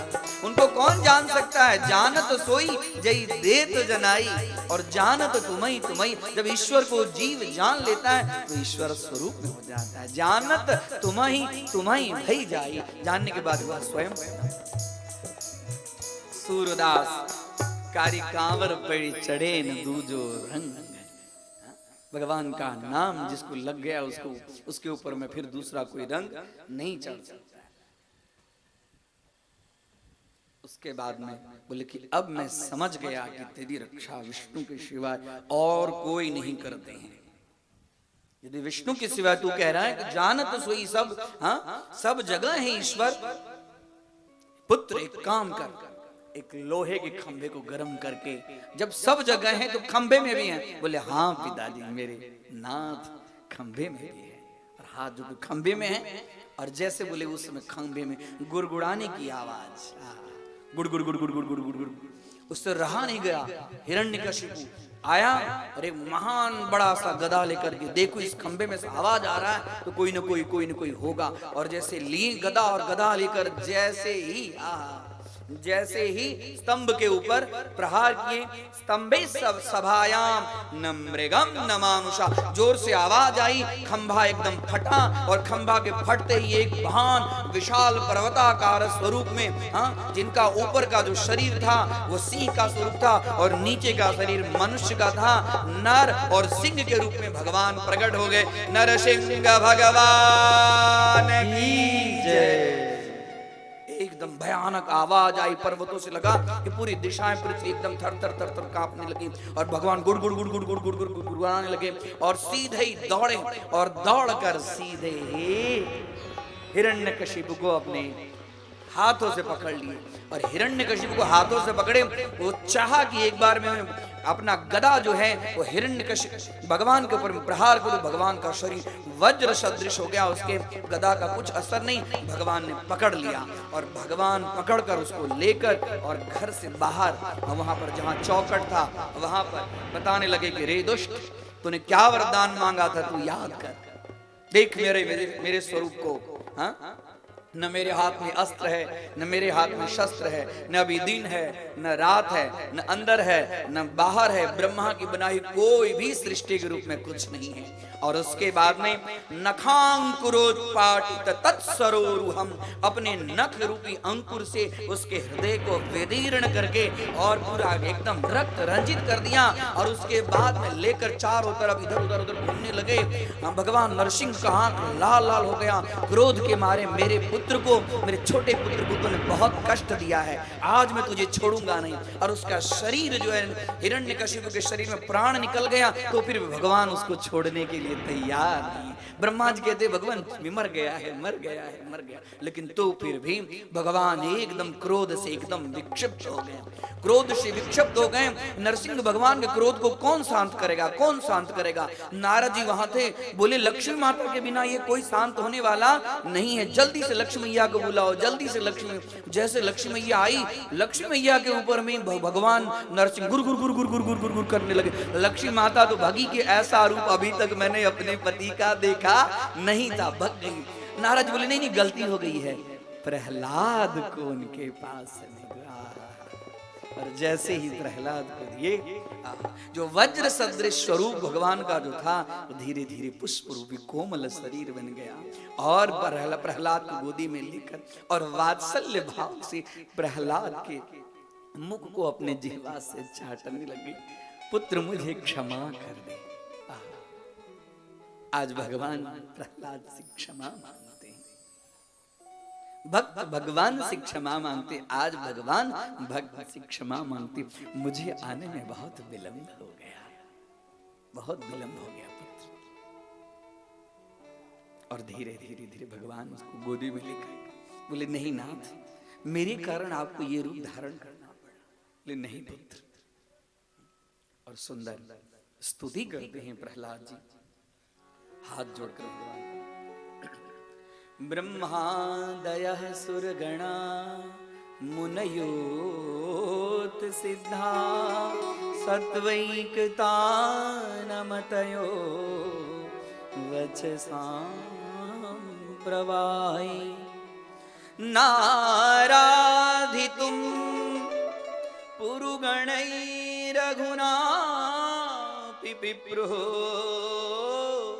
किं तोष्टुमर्हति समे हरि उग्रजातः। हे भगवान, ब्रह्मादय आपकी स्तुति में क्या कर, बड़े बड़े ऋषि महर्षि ब्रह्मादि सब मुनि सब सिद्ध सब सात्विक भाव से स्तुति करते करते भी आपको प्रसन्न नहीं कर पाते। ब्रह्मादयः सुरगणा मुनयोत सिद्धान सत्वैक सत्व गुण से सत्वैकता नमतयो वचसां प्रवाहि, अपनी वाणी रूपी प्रवाहित, अपनी वाणी को प्रवाहित करते हुए आपको प्रसन्न नहीं कर पाते। और उसके बाद में मैं छोटा सा बच्चा, और इतना ही नहीं, नाराधितुम, मैं आपकी आराधना भी नहीं जानता हूं। नाराधितुम पुरुगणै रघुनापि पिप्रु किं तोष्टुमर्हति समे हरि उग्रजाते। और मैं दैत्य कुल में जन्मा हुआ, उग्र जाति में दानव कुल में जन्मा हुआ बच्चा, जो मुझे किसी प्रकार का ज्ञान नहीं है। प्रभु आप मेरे ऊपर में प्रसन्न हो गए, मैं और आपकी क्या स्तुति करता। आप मेरे इस वाणी रूपी स्तुति को आप स्वीकार करके हमें कृतकृत्य कीजिए। बोलिए नरसिंह भगवान की, कृष्ण कन्हैया लाल की जय। इस तरह से प्रहलाद चरित्र भगवान नरसिंह भगवान अवतार लेकर 15 अध्याय 7वें स्कंद के 15 अध्याय में प्रहलाद जी का चरित्र है। प्रहलाद जी भगवान कहते हैं चिंता मत करो, तुम एक पूरे मनवंतर तो तुम राज्य करो पुत्र। कुछ तुम्हें वरदान मांगने की इच्छा। बोले प्रभु आपके दर्शन हो गए, अब मुझे कोई वरदान मांगने की इच्छा नहीं। बोले मेरा दर्शन हो गए, मैं जब आता हूं तो कुछ न कुछ देख के जाता हूं। बोले यदि आप देने की इच्छा रखते हैं तो भले मेरे पिताजी कैसे भी थे, मेरे पिताजी की गति। बोले प्रहलाद तुम अपने पिताजी की गति की बात कर रहे हो? अरे तुम्हारे तो 21 पीढ़ी तर गए, तुम्हारे 21 पीढ़ी तर गए, मेरा स्पर्श होने से ही तुम्हारे पिताजी की सदगति हो गई। अब तुम्हें चिंता करने की जरूरत नहीं है। जाओ, मैं तुम्हें वरदान देता हूं कि तुम्हारे वंश का कोई भी व्यक्ति होगा उसको मैं मारूंगा नहीं, उसको मैं नहीं मारूंगा।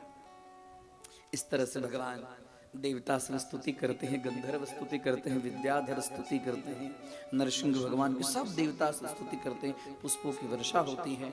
और ये कहते हुए वहां पर भगवान नरसिंह भगवान अंतर्हित हो जाते हैं।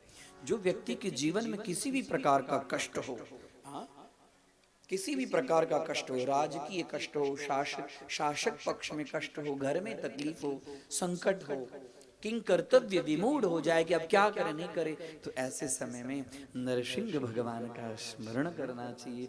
और प्रहलाद जी के द्वारा जो स्तुति गाई गई है, वो स्तुति यदि गाते हैं तो हमारे सारे संकट दूर हो जाते हैं। बोलिए नरसिंह भगवान की जय।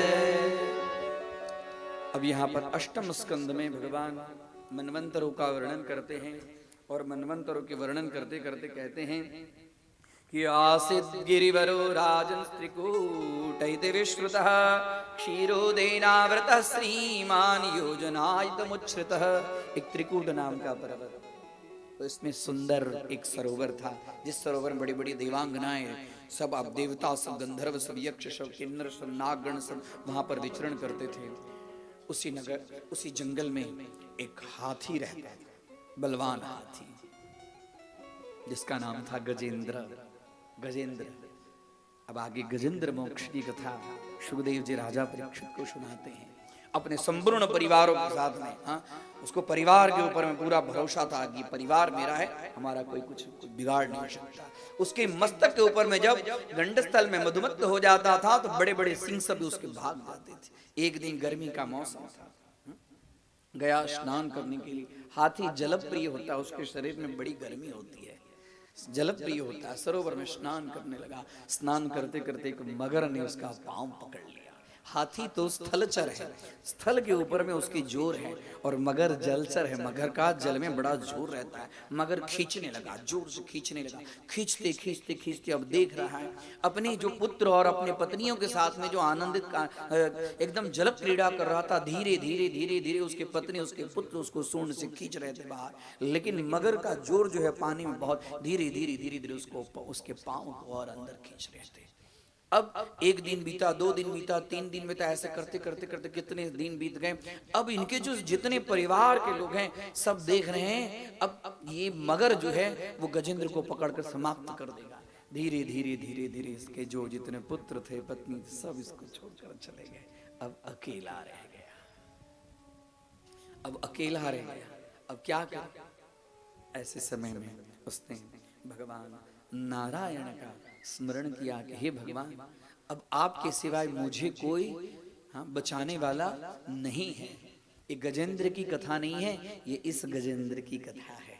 इस गजेंद्र, हम ये जो जीव, गजेंद्र मतलब जीव, और त्रिकूट पर्वत मतलब कि पूरा संसार, और सरोवर मतलब गृहस्थ आश्रम, और उसके साथ में जीव अपने पुत्र और पत्नियों के साथ में एकदम मस्त रहता है। उसको लगता है कि हमारे पुत्र और परिवार हैं, हमारा कोई कुछ बिगाड़ नहीं पाएगा। लेकिन उसको ज्ञात नहीं कि काल कब आकर पकड़ ले। जब काल पकड़ता है तो सबसे पहले काल कहाँ पकड़ता है? काल पांव को पकड़ता है। बोलिए राधे राधे। सबसे पहले पांव में तकलीफ शुरू हो जाती है। काल जब पांव को पकड़ता है तो धीरे धीरे धीरे धीरे धीरे धीरे उसके अपने लोग भी उससे छूटने लगते हैं। जैसे जैसे मरणासन अवस्था होती है वैसे वैसे इच्छा होती है कि अब इनकी स्थिति, अब उन लोगों से लोग हटने लगते हैं। और जब बेड पर पड़े होते हैं तो कई घरों में तो ऐसी स्थिति होती है कि ये मैया कब, भगवान इसको इतना बहुत तकलीफ है, मैया को भगवान कब अपने शरण में लेते। बोलिए राधे राधे। जिस मैया ने आपके लिए, आपके परिवार के लिए, आपके पुत्र के लिए क्या क्या नहीं किया है, आज उस मैया को जब आपकी जरूरत है तो आप उससे दूर हट रहे हैं। जब तकलीफ होता है तो सब साथ छोड़ देते हैं, अपने लोग भी देखते नहीं हैं। गजेंद्र के ऊपर में ऐसी स्थिति आ गई, कोई नहीं। अब उसके बाद में वो भगवान नारायण का स्मरण करता है, कहता है कि हे भगवान, अब आपके सिवाय मुझे और कोई बचाने वाला नहीं है। सुखदेव जी कहते हैं, बड़ी सुंदर स्तुति करता है, माद्रिक प्रपन्नाय पशुपास विमोक्षणाय मुक्ताय भूरि करणाय नमो लयाय स्वांशेन सर्वतनुभृन्मनसि प्रतीत प्रत्यग्दृशे भगवते बृहते नमस्ते। भागवत जी में गजेंद्र मोक्ष के लिए वर्णन मिलता है कि सभी देवों की प्रार्थना की, लेकिन सभी देवों में सभी देव नहीं आए। जो देवों के देव थे, जो संपूर्ण देवों के नियंता थे, उनके लिए प्रार्थना करता है, हे भगवान आप आकर हमारे इस कष्ट को दूर कीजिए, अब और हमें बचाने वाला अब कोई नहीं है। इतने में उस सरोवर में कमल का फूल खिला था, और कमल का फूल अपने सूंड से पकड़कर और उसके बाद में भगवान के लिए अर्पण करने की भावना जैसे किया, सोन्तः सरस्युरुबलेन गृहीत आर्द्रो, सरस्यु मतलब सरोवर के अंदर में गृहीत आर्द्र भाव से, जब तक आर्द्र भाव नहीं होता तब तक भक्ति परिपक्व नहीं होती। दृष्ट्वा गरुत्मति हरिं ख उपात चक्रम उत्क्षिप्य सांबुजकरम गिरमाह कृच्छ्रा, उत्क्षिप्य स अंबुजकरम, अंबुजम कमलम, करम हाथ अपने सूंड से, गिरिमाह कृच्छ्रा नारायणं खिल गुरो भगवन् नमस्ते। हे हरि आप मेरी रक्षा कीजिए। और जैसे ही भगवान लक्ष्मी माता चरण दबा रही थी, और जैसे ही भगवान को हुआ कि मेरा भक्त मुझे पुकार रहा है, तुरंत गरुड़ महाराज थे, सीधे गरुड़ महाराज के ऊपर में बैठे। लक्ष्मी माता बोली इतनी जल्दी कहां? शास्त्र में वर्णन मिलता है कि लक्ष्मी माता के पास में बोले ग और ज कहते हुए तो भगवान, गज मतलब हाथी, ग ज कहते तब तक तो आ गए, और आकर सीधे ही अपने हाथों से पहले मगर को निकालते हैं और चक्र से उस मगर के ऊपर में, जैसे ही चक्र से ऊपर मगर के ऊपर में प्रहार करते हैं, मगर का गला कटता है और उसमें से एक दिव्य गंधर्व शरीर धारण करके आकाश मार्ग में, और उसके बाद में हाथी का भी स्पर्श करते हैं, तो हाथी के स्पर्श से भी उनको एक दिव्य शरीर, और देखते हैं तो साधारण नहीं। इस तरह से गजेंद्र मोक्षी का था, भगवान से प्रार्थना करें, हे भगवान, हे गोविंद राखो शरण, अब तो जीवन हारे, अब मैं जीवन से हार गया हूं, आप मेरी शरण, आप मेरी इस प्रार्थना को स्वीकार कीजिए और हमें कृतकृत्य कीजिए। हे गोविंद, हे गोविंद राखो शरण, अब तो जीवन हारे, हे गोविंद राखो शरण, अब तो जीवन हारे, हे गोविंद राखो शरण।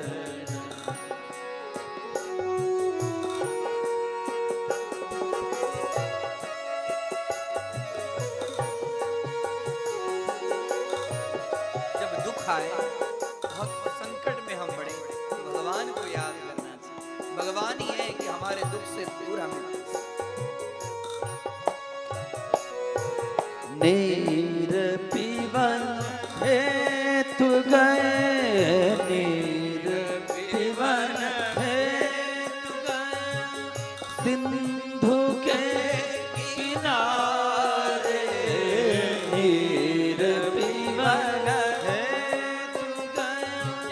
सिंधु के किनारे, सिंधु बीच बसत ग्राम, सिंधु बीच बसत ग्राम, चरण धर पछारे, हे गोविंद राखो शरण, अब तो जीवन हारे, हे गोविंद राखो शरण।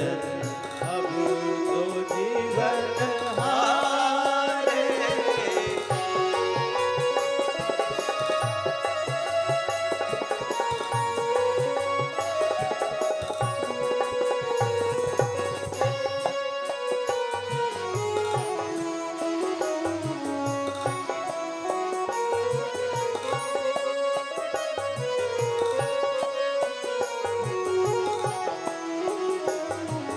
चार पहर युद्ध भय, चार पहर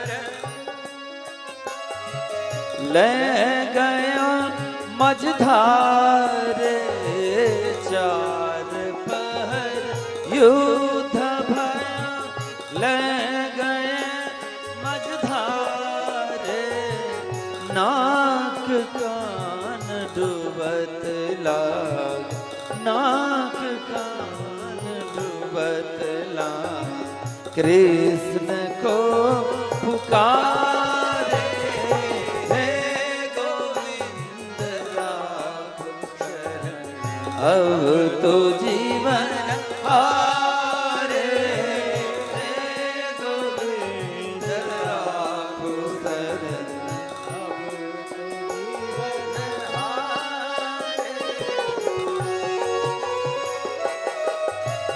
आर्द्र भाव से भगवान को जो जीव बजता है, भगवान उसके सारे दुख दूर करते हैं। ये गज ने आर्द्र भाव से भगवान को बुलाया है। अब इसके पास में कुछ नहीं था।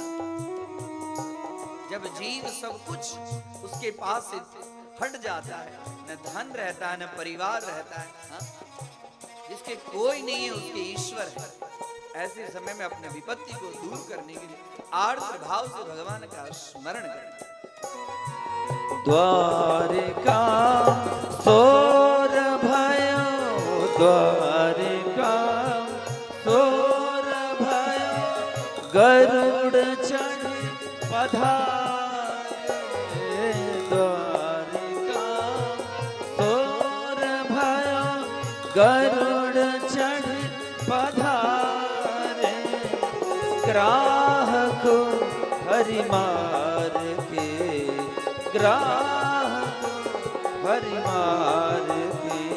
गजराज को उबारे, हे गोविंद राखो शरण।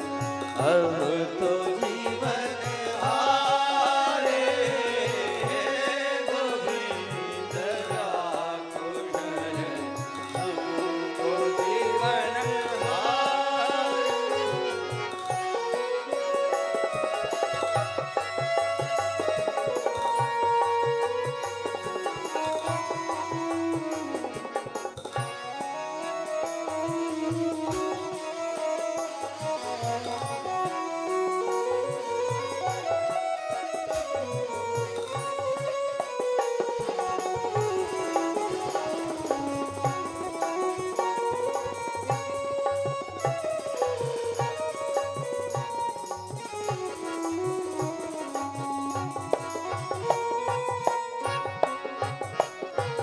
सूर कहे श्याम सुनो, सूर कहे श्याम सुनो।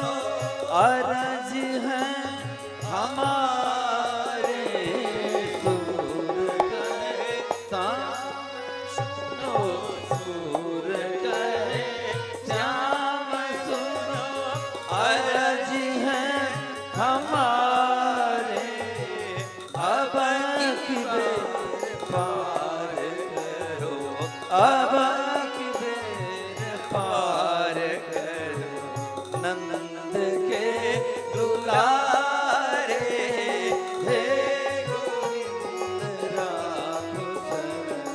अब तो जीवन हारे, हे गोविंद राखो शरण। अब तो जीवन हारे, हे गोविंद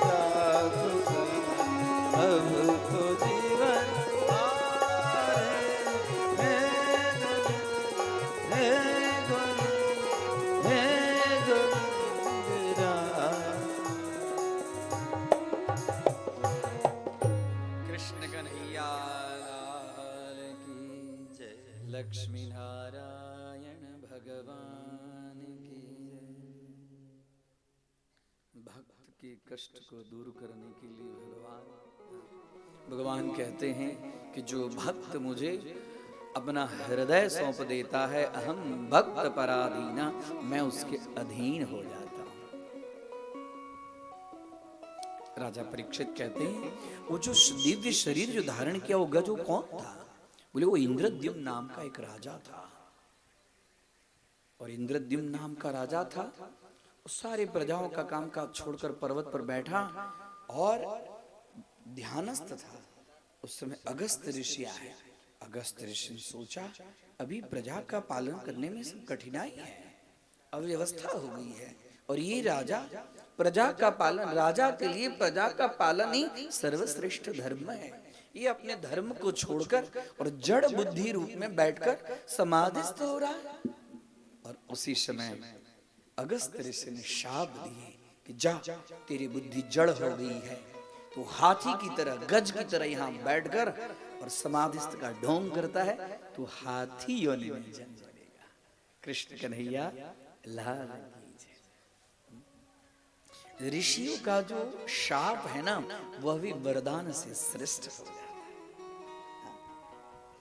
जो ऋषि शाप दिए, शाप के फलस्वरूप में उस शाप के निवारण के लिए भगवान को कोई न कोई अवतार लेकर अपने भक्त की रक्षा करनी ही पड़ती है। आगे सुनाते हैं छठे मनवंतर की कथा। शुकदेव जी, छठे मनवंतर में भगवान का अजिता अवतार हुआ। अजिता अवतार, अजित अवतार कैसे? तो उस समय देवासुर संग्राम, बार बार देवता और असुर लड़ते थे। भगवान के कि आपस में लड़ते हो, एक काम करो, जो लड़ते हो ना, बीच में समुद्र पड़ता है, समुद्र में बहुत सारे रत्न हैं, समुद्र में अमृत है, लड़ने से क्या होगा, जाओ दोनों में संधि करो और उसके बाद में समुद्र मंथन का प्रयोग करो। देवता सब गए असुर के पास में, बोले तो बात तो बड़ी अच्छी है, आज तक तो खाली आप लोग ही अमृत पान कर रहे हैं, अब हमें भी अमृत पान का अवसर मिलेगा, चलो अमृत मंथन के लिए प्रयोग। अब अमृत मंथन के लिए प्रयोग तो करें, अब तो मथनी तो चाहिए। मथनी के लिए फिर मंदराचल पर्वत, बोले हे भगवान, आपने कहा समुद्र मंथन के लिए सब दानव सब राजी हो गए, लेकिन मथनी मंदराचल पर्वत हम लोग गए, सब देवता दानव दोनों गए, लेकिन मंदराचल पर हिला डुला कुछ नहीं। तो भगवान ने गरुड़ महाराज को आदेश दिए, और गरुड़, जो देव और दानव मिलकर मंदराचल पर्वत हिला भी नहीं, गरुड़ महाराज एकदम सरलता से उस मंदराचल पर्वत को लाए और लाकर समुद्र के बीच में रख दिए। अब मंदराचल पर्वत इतना भारी था, वो धीरे धीरे नीचे जा रहा था, नीचे जा रहा था। अब नीचे कुछ टीके रहे तब ना, ये तो जल में एकदम और खाई बना के नीचे जा रहा था। उस समय सभी देवता ने भगवान नारायण की प्रार्थना की, और नारायण के प्रार्थना के फलस्वरूप में भगवान नारायण कुर्म अवतार, उनको कहते हैं अजीत, कुर्म अवतार, कुर्म नारायण बनकर कछुआ, कछुआ बनकर धीरे से समुद्र के अंदर में गए और अपने पीठ के ऊपर में मंदराचल पर्वत को, मंदराचल पर्वत को स्थिर कर दिए। अब देख रहे हैं सब देव और दानव कि अब मंदराचल पर्वत न हिलता है न डुलता है, अब स्थिर है। तो भगवान ने मंदराचल पर्वत को स्थिर करने के लिए कूर्म नारायण का शरीर धारण किया। बोलिए कूर्म नारायण भगवान की जय। अब हो तो गया, अब ये तो मथनी तो हो गई, रस्सी कहां से आए, तो फिर से गए सब, भाई रस्सी आपने बताया, आप ही हमें मार्ग बताए, तो बोले ले जाइए वासुकी नाग ले जाइए। अब नाग को ले, नाग को लपेट दिए, नाग को लपेटने में सब चालू कर दिए, समुद्र मंथन का उद्योग शुरू हो गया। बड़ी लंबी कथा है, लेकिन संक्षिप्त में कहूं तो समुद्र मंथन का जब उद्योग हुआ तो समुद्र में क्या था, सर्वप्रथम आरंभ करते करते करते समुद्र में फेन आई। फेन, जल में फेन होता है ना, फेन, समुद्र का फेन, वो फेन सब मिलकर एक जहर का रूप धारण करके हालाहल नाम का जहर सर्वप्रथम प्रकट हो गया। और हालाहल का जहर जैसे प्रकट हो गया तो सब लोगों की हालत खराब। अरे उस वहां से तो उस हालाहल से जो हवा निकलती थी, उस हवा से दैत्य सब और देव सब वहीं पर बेहोश हो जाते थे। अब ये जहर निकला, अब जहर कौन पिए? न देवता पीने के लिए राजी, न दानव पीने के लिए राजी, सब उस जहर से। जहर पीने के लिए फिर क्या किया जाए? सभी ने महादेव का स्मरण किया। देव देव महादेव भूतात्मा भूत भावना। हे देव, हे महादेव, हे भूत भावन, आइए और त्राहिन शरणम पन्ना त्रैलोक्य दहनात्, त्रैलोक्यस्य दहनात् विषाद। ये विष से संपूर्ण त्रिलोक जो है वो दहन हो रहा है, इस विष का पान कीजिए। हे नाथ, आप ही विष के पान करने योग्य है। इस संपूर्ण जगत जो है वो समुद्र है, और इस संपूर्ण जगत में अमृत भी है और जहर भी है। इस संसार में न जाने संसारे किम अमृतमयम किम विषमयम। विष क्या है और अमृत क्या है? सबसे पहले विष निकला, तो विष है क्या? विष जो है वो सबको जलाता है। हमारी आपकी जो कर्कशा वाणी है वही है जहर। बोलिए राधे राधे। कर्कशा वाणी ही जहर है। सत्यम ब्रूयात प्रियम ब्रूयात न ब्रूयात सत्यम अप्रियम। मीठी वाणी बोलिए, मन का आपा खोए औरन को शीतल करे आप हूं। इसके लिए कभी भी ऐसी वाणी का प्रयोग नहीं करना चाहिए। वाणी ही जहर है। जब हम इस संसार में रहते हैं तो संसार ही हाँ अमृत मंथन है, समुद्र मंथन है। हमारे अंदर में जो सद्बुद्धि है वो देव है, और कुबुद्धि है वो दानव है। और जहां जहां देव दानवों का बात होता है, जहां जहां लगे कुछ अच्छा काम करें, कुछ उद्योग करें। समुद्र मंथन क्या है? उद्योग है। तो जब उद्योग के समय में ऐसे कुछ विघ्न आए तो उस समय में कटु वाणी बोलनी नहीं चाहिए। यदि अपराधवश हो भी निकल भी जाए तो ऐसे समय में क्षमा मांगकर भगवान नारायण का स्मरण करना चाहिए। भगवान शिव जी आए, और शिव जी आए और आकर सब देवता सब आए। शिव जी आकर और वृषभ के ऊपर में, नंदी के ऊपर में हाथ रखकर, नंदी मतलब धर्म, मैं विष का पान तो करूंगा लेकिन धर्म के आश्रय में रहते हुए मैं विष का पान करूंगा। और भगवान ने विष को पेट में नहीं जाने दिया, भगवान ने विष को क्या किया?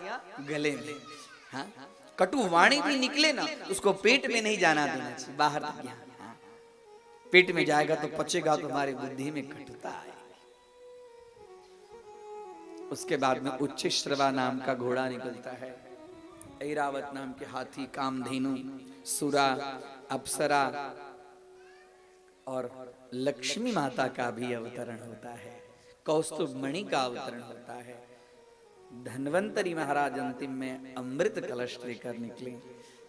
अमृत कलश लेकर जैसे निकले सब दानव सब खुश हो गए। अमृत निकला, अमृत, चलो उनके पीछे, ये कलश मुझे दे दो, ये कलश मुझे दे दो। धन्वंतरी महाराज इधर उधर जा रहे हैं और सारे दैत्य उनके पीछे दौड़ रहे हैं, और सारे दैत्य ने उनके हाथों से अमृत का कलश छीन लिया।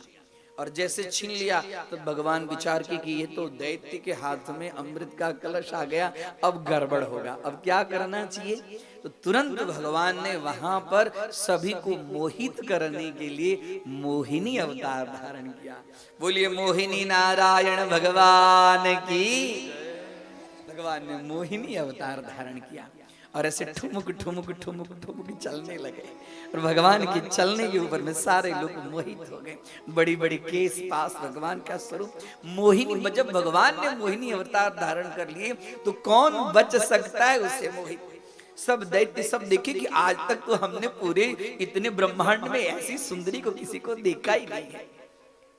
और जब गए भगवान ने अपनी दृष्टि जैसे घुमाई, भगवान की दृष्टि से सारे के सारे दैत्य सब एकदम वशीभूत हो गए।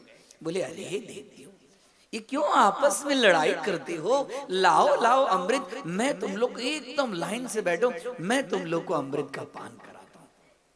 भगवान ने जैसे बोले वैसे बोले, हाँ आप हमें अमृत का पान कराएंगे? बोले हाँ हाँ मैं अमृत का पान कराऊंगी, लेकिन एक काम करो।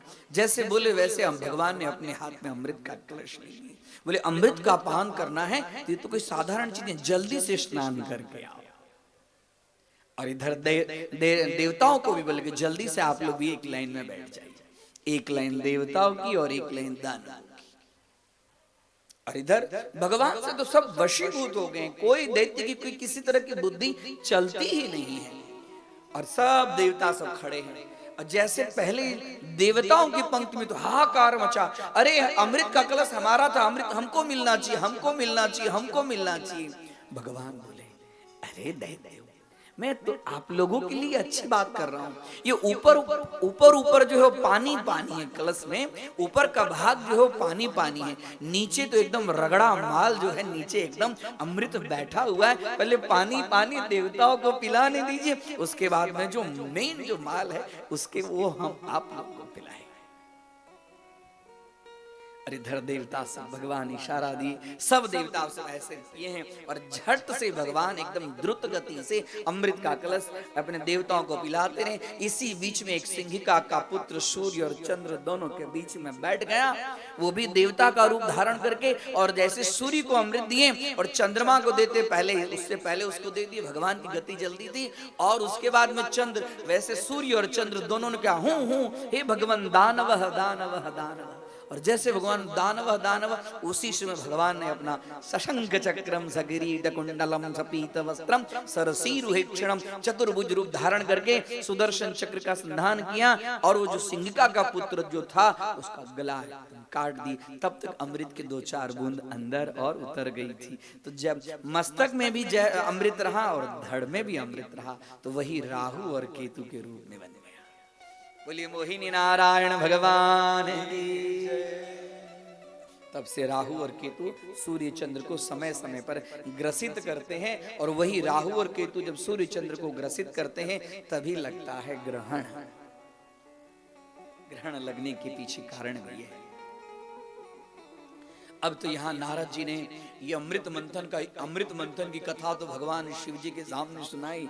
अरे भोले बाबा, हाँ बोले बाबा भी हैं तो बड़े कौतुकी। बोले आप तो नीचे उतरते ही नहीं, आप तो कैलाश में समाधिस्थ रहते हैं, आपको मालूम नहीं कि भगवान ने मोहिनी अवतार धारण किया और मोहिनी अवतार धारण करके समस्त देवताओं को अमृत पान कराया। बोले ऐसी बात है तो मुझे भी भगवान के मोहिनी अवतार का दर्शन करना चाहिए। भगवान से प्रार्थना कर, हे भगवान आप हम पर कृपा करें और आप हमें भी अपना मोहिनी अवतार, मोहिनी स्वरूप का दर्शन करें। और जैसे भगवान के ऊपर में प्रसन्न होकर भगवान ने मोहिनी अवतार जब धारण किया तो पीछे पीछे जो काम के ऊपर में विजय, भगवान शिव जी कामनाथ हैं, काम के ऊपर में भगवान शिव जी की विजय। लेकिन आज भगवान के मोहिनी अवतार देखकर भगवान शिव जी से भी नहीं रहा गया। शिव जी भी भगवान के पीछे पीछे पीछे पीछे एकदम चल रहे हैं। और भगवान ठुमुक ठुमुक ठुमुक ठुमुक अपनी संपूर्ण चितवन कृपा कटाक्ष और धीरे धीरे इनका तेज स्खलित हो गया। और शिव जी का तेज जो है वो पृथ्वी पर गिरा। और जहां जहां पृथ्वी पर गिरा वहां वहां हीरे की खान, स्वर्ण की खान, हाँ धातु की खान सब हो गई। उसके बाद में शिव जी मोहिनी भगवान की स्तुति करते हैं, हे नाथ जब हमारे जैसे जिस काम के ऊपर में विजय वह भी आपसे पराजित हो गया तो साधारण मनुष्य की क्या कथा। बोलिए कृष्ण कन्हैया लाल की जय। इस तरह से भगवान अब सुखदेव जी महाराज राजा परीक्षित को सप्तम मनवंतर की कथा कहते हैं। बले पदत्रयं भूमौ कस्माद् हरिरयाचत भूतेश्वरः सकृपणः वल्लब्धार्थो बबन्धतम्। अब तो यहाँ देवासुर संग्राम हो गया फिर से। हमको अमृत नहीं मिला, हमको अमृत नहीं मिला। देवताओं ने तो पहले दानवों को पराजित कर दिया। उसके बाद में बलि के प्रहलाद के जो पौत्र जो थे बलि उस समय के राजा थे। शुक्राचार्य जी ने कहा कि काम करो, मैं तुम्हें विश्वजीत नाम का एक सुंदर रथ देता हूं, उस रथ के ऊपर में सवार हो, तुम्हें कोई कुछ बिगाड़ नहीं सकता। और उसके बाद में बलि गए और स्वर्ग के सारे देवताओं को परास्त करके स्वर्ग के ऊपर में अपना राज्य शासन करने लगे और स्वर्ग के ऊपर में राज्य शासन करने लगे।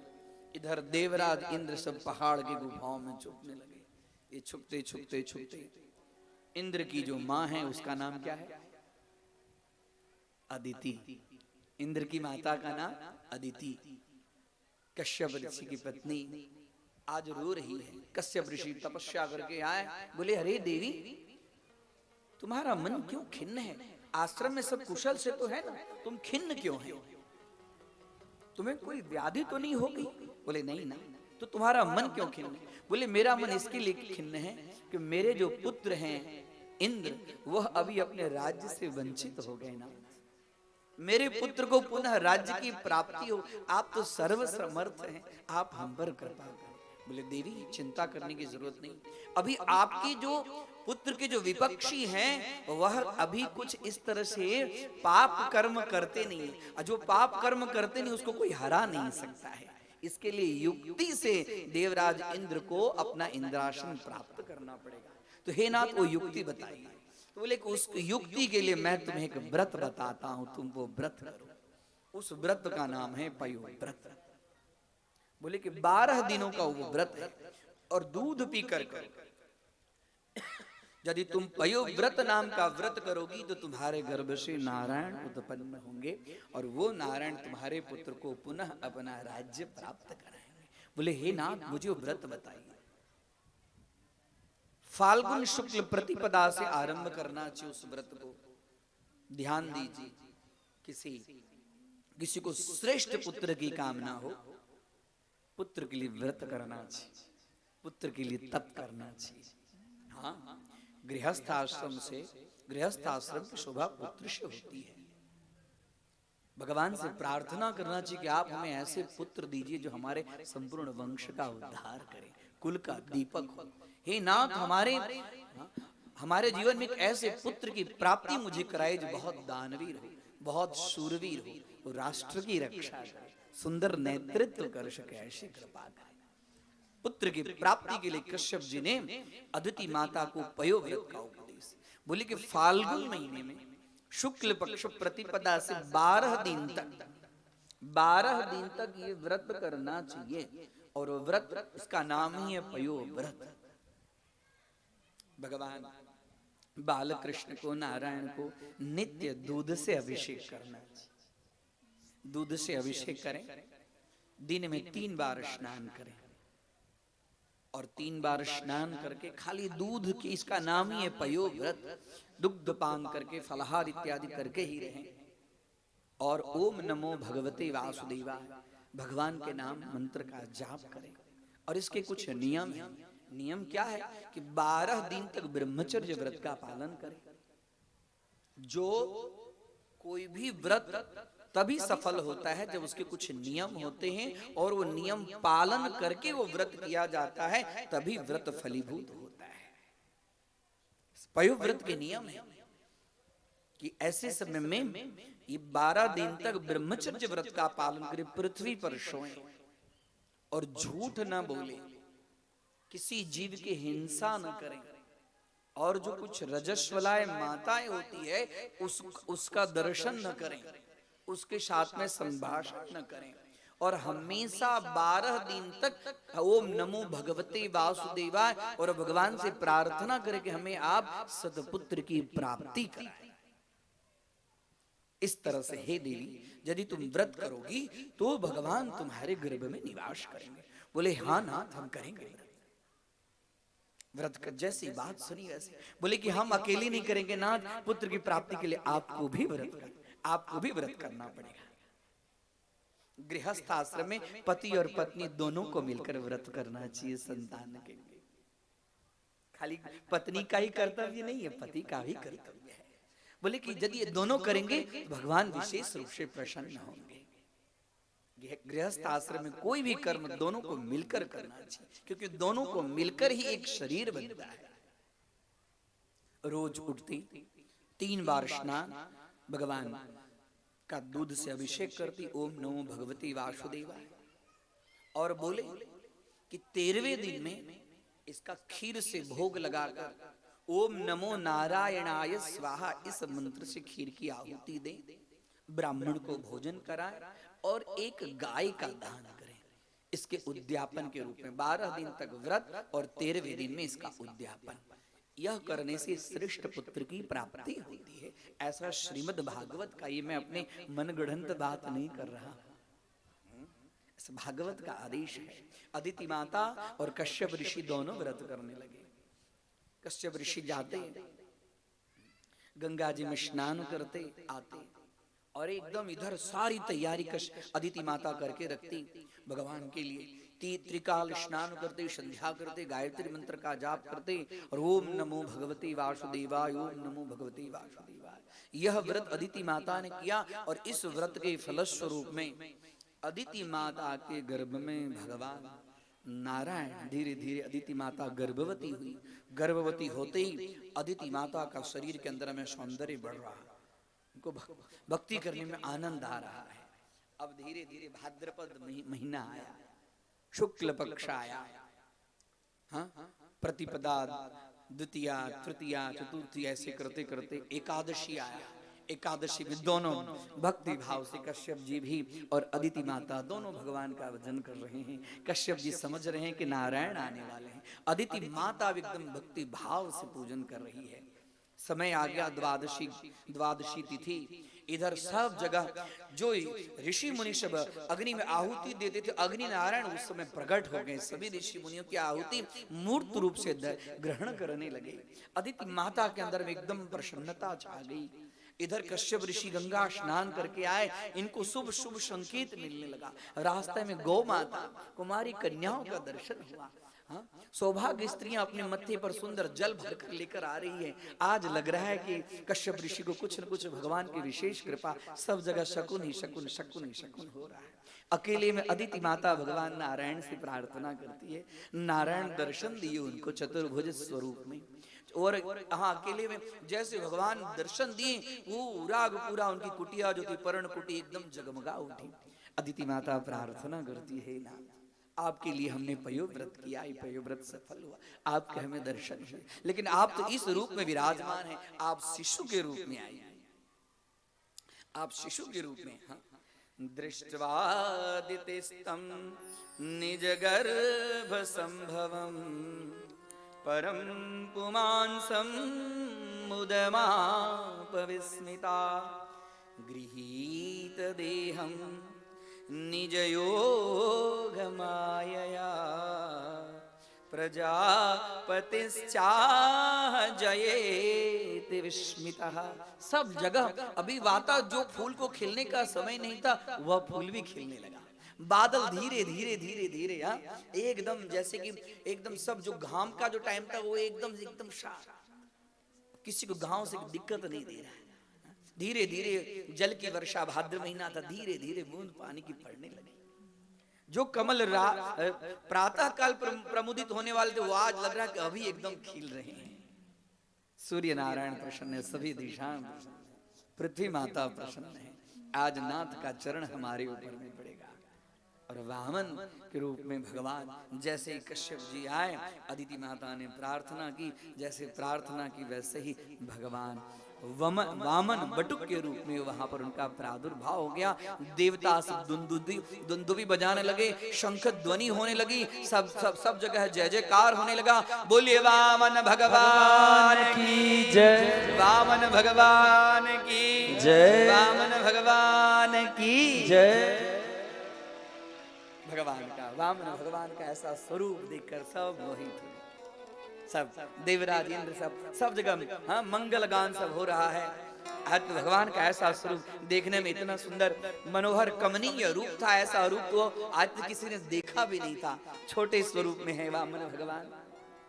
और जैसे जन्म लेते ही धीरे धीरे धीरे धीरे, हाँ, उनके शरीर में सारी चेष्टाएं आ गई। बटुक के रूप में कश्यप ऋषि बोले अब तो इनका यज्ञोपवीत संस्कार कर देना चाहिए। ऐसे में सब ब्रह्मादि देवता सब वामन भगवान की स्तुति करते हैं। यत्तद् वपुर भाति विभूषणायुधै अव्यक्त चित्व्यक्तम धारयद्धरि। अव्यक्त चित्तम, जो भगवान अव्यक्त स्वरूप में है वह व्यक्त के रूप में आ गए हैं। ब्रह्मादि देवता से इनकी स्तुति करते हैं। यज्ञोपवीत संस्कार हुआ।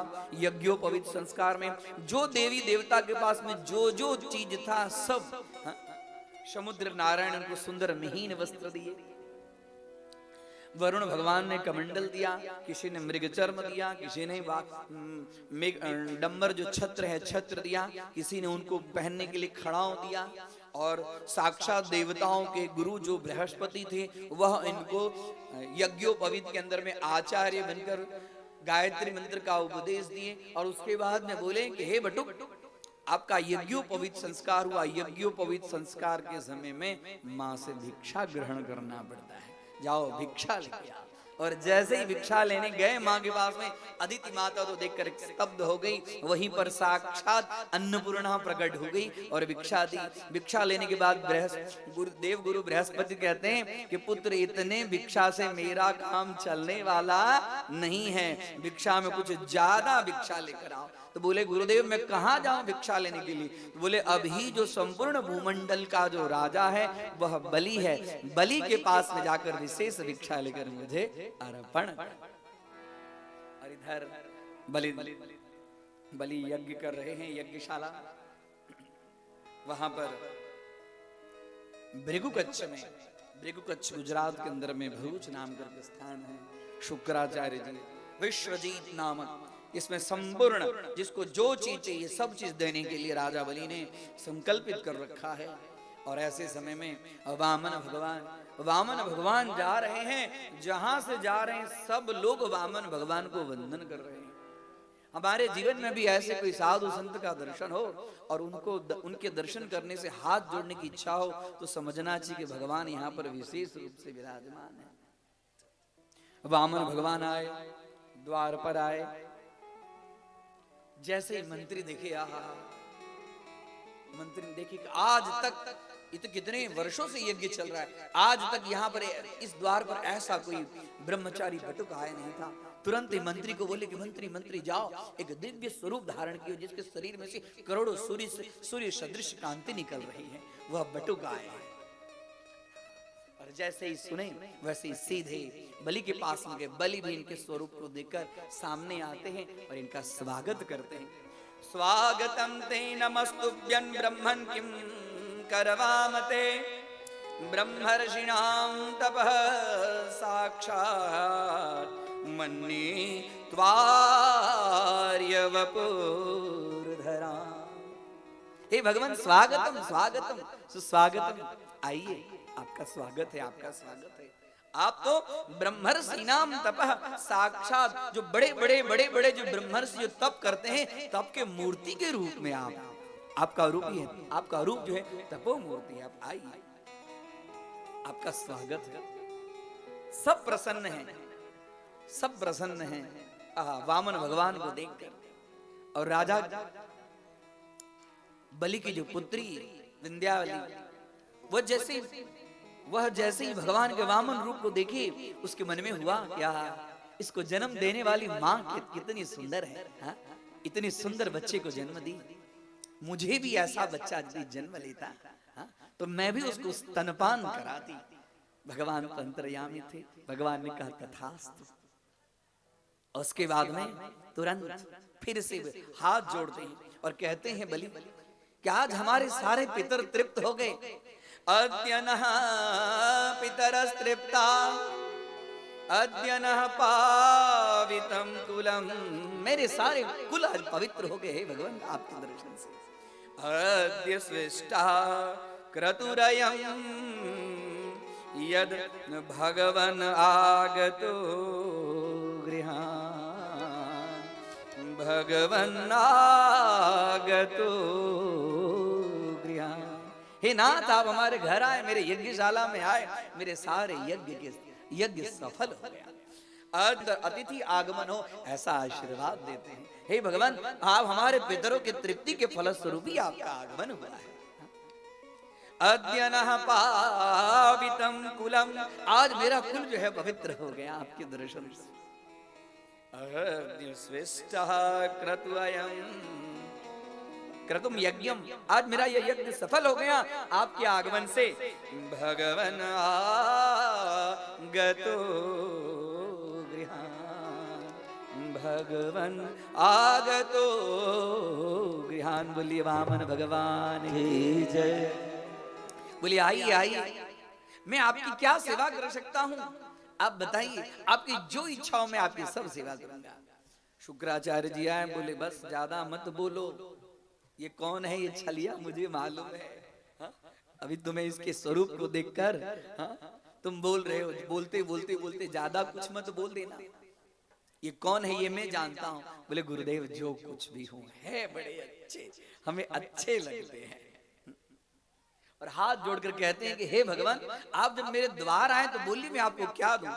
गाम कांचनम गुणवदधाम पृष्ठम। गाम, आपको कुछ गाय चाहिए? ब्राह्मण गाय के प्रेमी हैं, ब्राह्मण को गोदान देना चाहिए। आप ये गोदान लेने की इच्छा से आए हैं। कांचनम, कुछ स्वर्ण दान में दूं? आपको क्या दूं? बोले मुझे ये सब कुछ नहीं चाहिए। धाम पृष्ठम, कुछ गांव दूं, 2-4 गांव आपको आनंदित होने के लिए गांव दूं।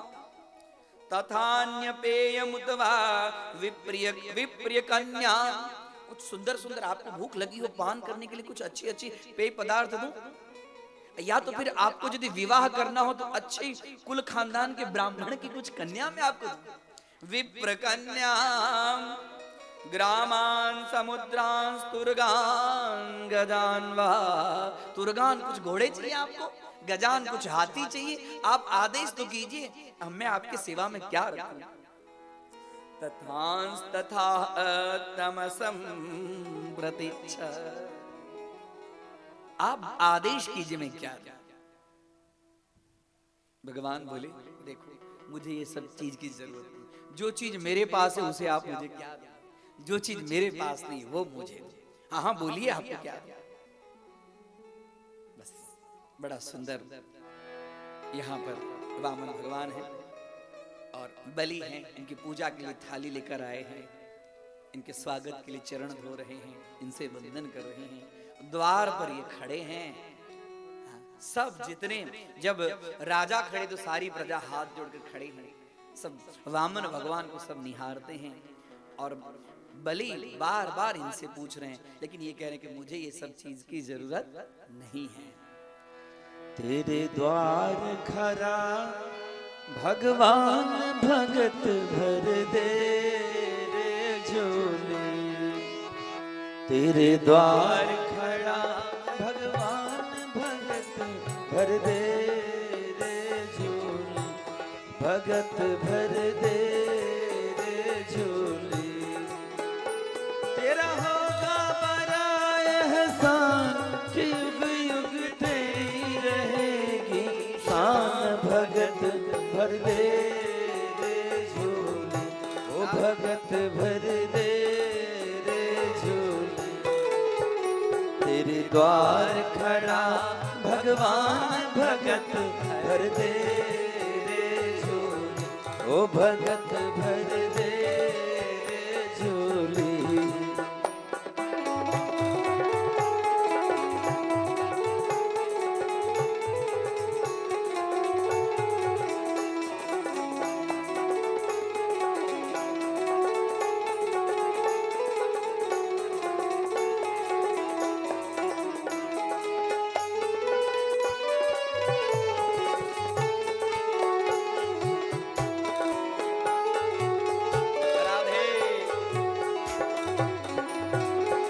डोल उठी है सारी धरती, डोला गगन है सारा,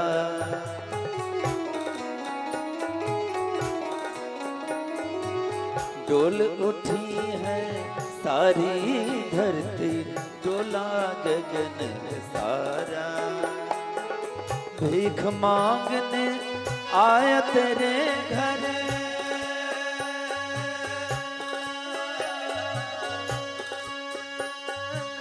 जगत का पालन हार रे, ये जगत का पालन हारा। मैं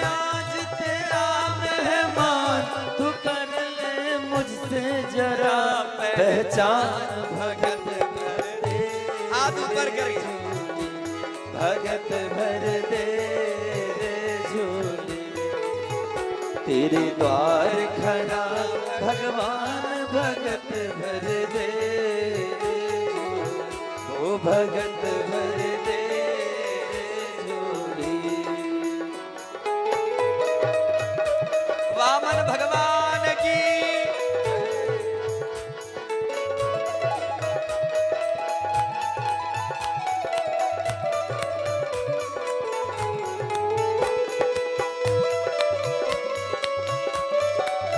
राधे।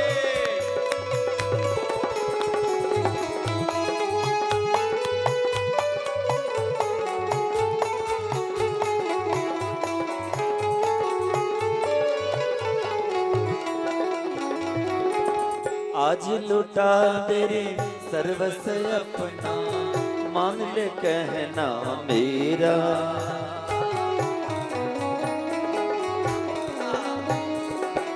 आज लुटा तेरे सर्वस अपना, मान ले कहना मेरा। मिट जाएगा पल में तेरा,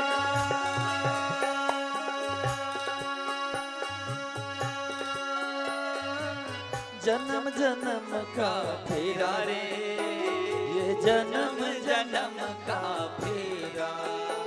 तू छोड़ सकल अभिमान, अमर कर ले तू अपना दान। भगत भर दे रे झोली, ओ भगत भर दे रे झोली, तेरे द्वार खड़ा भगवान भगत भर दे,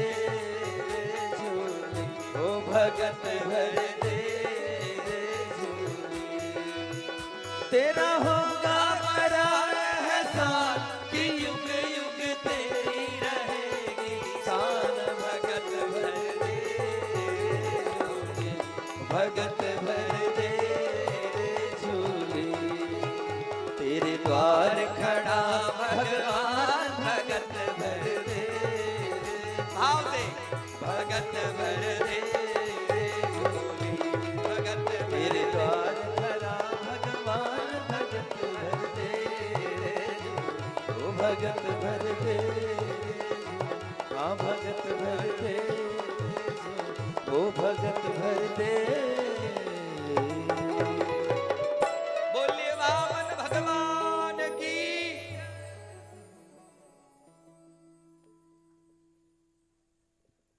वामन भगवान खड़े बोले राजन, तुम्हें देने की ही इच्छा है तो मैं लेने के लिए तैयार। पहले संकल्प तो करो। तुरंत शुक्राचार्य जी आए। आचार्य हैं, संकल्प यही कराएंगे। बोले नहीं नहीं, ये ऐसे जो खाते पीते जो कुछ चाहिए इनको देकर इनको विदा करो। बोले नहीं नहीं, जब बोल दिए तो देने वाला तो बड़ा होता है, लेने वाला छोटा होता है। ये बात भगवान को लग गई। तुरंत शुक्राचार्य जी बोले मैं संकल्प नहीं कराऊंगा। वामन भगवान बोले अभी अभी मैं वेद पढ़ के आया हूं, अभी अभी मेरा यज्ञोपवीत संस्कार जनोई हुआ है, मैं वेद पढ़ के आया हूं। राजन आप हाथ में जल लीजिए। शुक्राचार्य जी कहते मैं संकल्प नहीं करने दूंगा। भगवान बोलते मैं कराऊंगा। और तुरंत जैसे जल लेने के लिए गए कमंडल में, तो शुक्राचार्य जी बोले कि कोई भी हालत में मुझे मालूम है ये जो संकल्प करेगा वो अभी लग रहा है वामन, जब ये अपना विराट स्वरूप धारण करेगा तो बलि के पास में कुछ बचेगा नहीं। बलि जाएगा कहां से? बलि तो फिर से पाताल में चला जाएगा। दैत्यों का लोग जो है पाताल में चला जाएगा। इसको मैं संकल्प करने नहीं दूंगा। क्या कि कमंडल की जो नली होती है, नली में कीड़े के रूप में बैठ के शुक्राचार्य जी बैठ गए। अब पानी निकल ही नहीं रहा है कमंडल से। राजन देख रहे हैं इधर कर रहे हैं, कमंडल नहीं निकल रहा है। वहां पर यज्ञशाला ही थी, एक कुश था। वामन भगवान बोले राजन राजन इधर लाइए, कमंडल में कुछ है, मैं जरा साफ कर देता हूँ।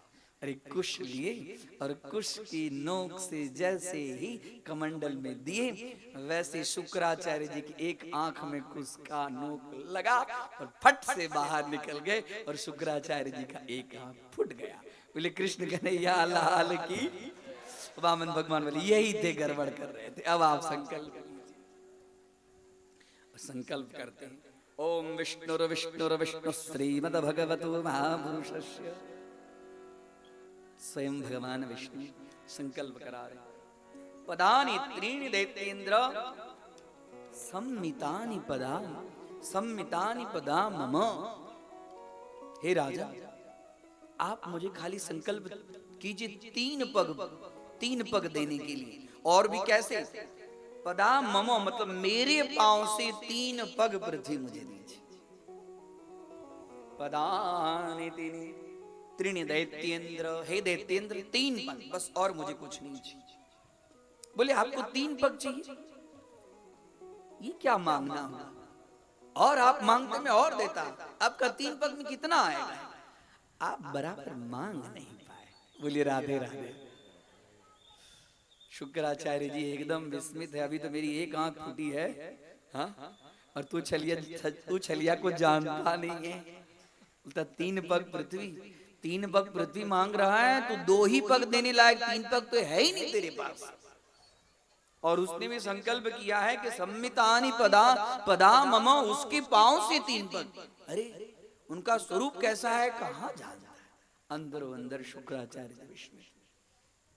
बोले लीजिए, आपको कहां से लेना है 3 पग? तब भगवान ने अपना विराट रूप धारण किया। तद्वामनं रूपम मदार्ध अद्भुतं हरेरन्तस्य गुणत्रयात्मकं भूतं दिशोद्योर्विवराः पयोदय स्थिर्यं नृदेवा ऋषयो सदा सदा। तद वामनम, उस समय जो वामन थे, रूपम वदार्ध अद्भुतम, भगवान ने अपना अद्भुत रूप, वदार्धम एक ऐसा अद्भुत रूप स्वरूप व्यक्त किया जो लोगों की गर्दन नहीं उठ रही कि भगवान का रूप कैसा है। ओम सहस्त्र शीर्षा पुरुष सहस्त्राक्ष, भगवान ने विराट रूप धारण किया। और विराट रूप धारण करते हुए बोले, बलि बोल मैं क्या करूं, मैं पहला चरण कहां रखूं? बोले सारी पृथ्वी मेरी है। और जब भगवान ने सहस्त्राक्ष सहस्त्रपात, भगवान ने इतना ऐसा पांव फैलाया कि पूरी की पूरी पृथ्वी है। बोले बलि अब दूसरा पांव। बोले अभी नहीं, स्वर्ग के ऊपर में भी मेरा साम्राज्य भगवान, और उसके बाद में फिर से स्वर्ग के ऊपर में पूरा पांव। दोनों पांव में तो यह लोग और स्वर्ग लोग और पृथ्वी लोग दोनों। अब तो है ही नहीं बलि के पास कुछ। बोले अब तीसरा पांव कहां रखूं? अब भगवान आ गए क्रोध में, अब तीसरा पांव कहां रखूं? अपना हाथ जोड़कर माथा नीचे किया, अब मेरे इस शरीर के सिवा और मेरे पास में कुछ नहीं है। और तुरंत भगवान ने अपना चरण स्पर्श करके बलि को कृतार्थ करते हुए अपना चरण कमल बलि के मस्तक पर रखे। वामन भगवान की जय। वामन भगवान ने कहा कि पकड़ो पकड़ो इसको, बलि को। ये बोल रहा था देने वाला बड़ा होता है, हाँ, और लेने वाला छोटा होता है।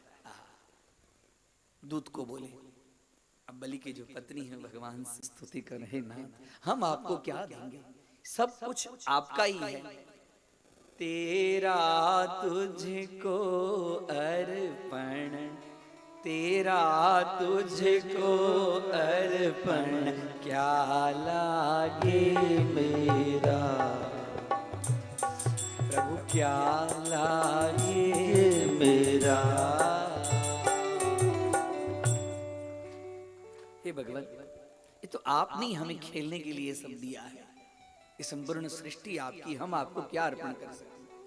क्रीडार्थमात्मन इदम त्रिजगत कृतंते, खेलने के लिए ये सब आपके खेलने की जगह है भगवान, आपने हमें दिया, हम आपको क्या अर्पण कर सकते। ये जो कुछ है सब आपका है, आपका ही चीज आपको अर्पण।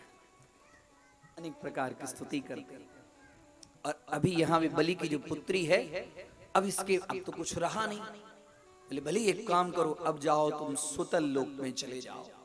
अब इस समय जो बलि की जो पुत्री थी उसके मन में भी हुआ कि पहले देखो देखने में कितना भोला भाला था, और इसने काम कितना किया कि हम लोग के पास में कुछ रहने नहीं दिया। ऐसा यदि मेरा पुत्र होता तो मैं अपने स्तन में जहर लगाकर इसको पिलाकर मार देती।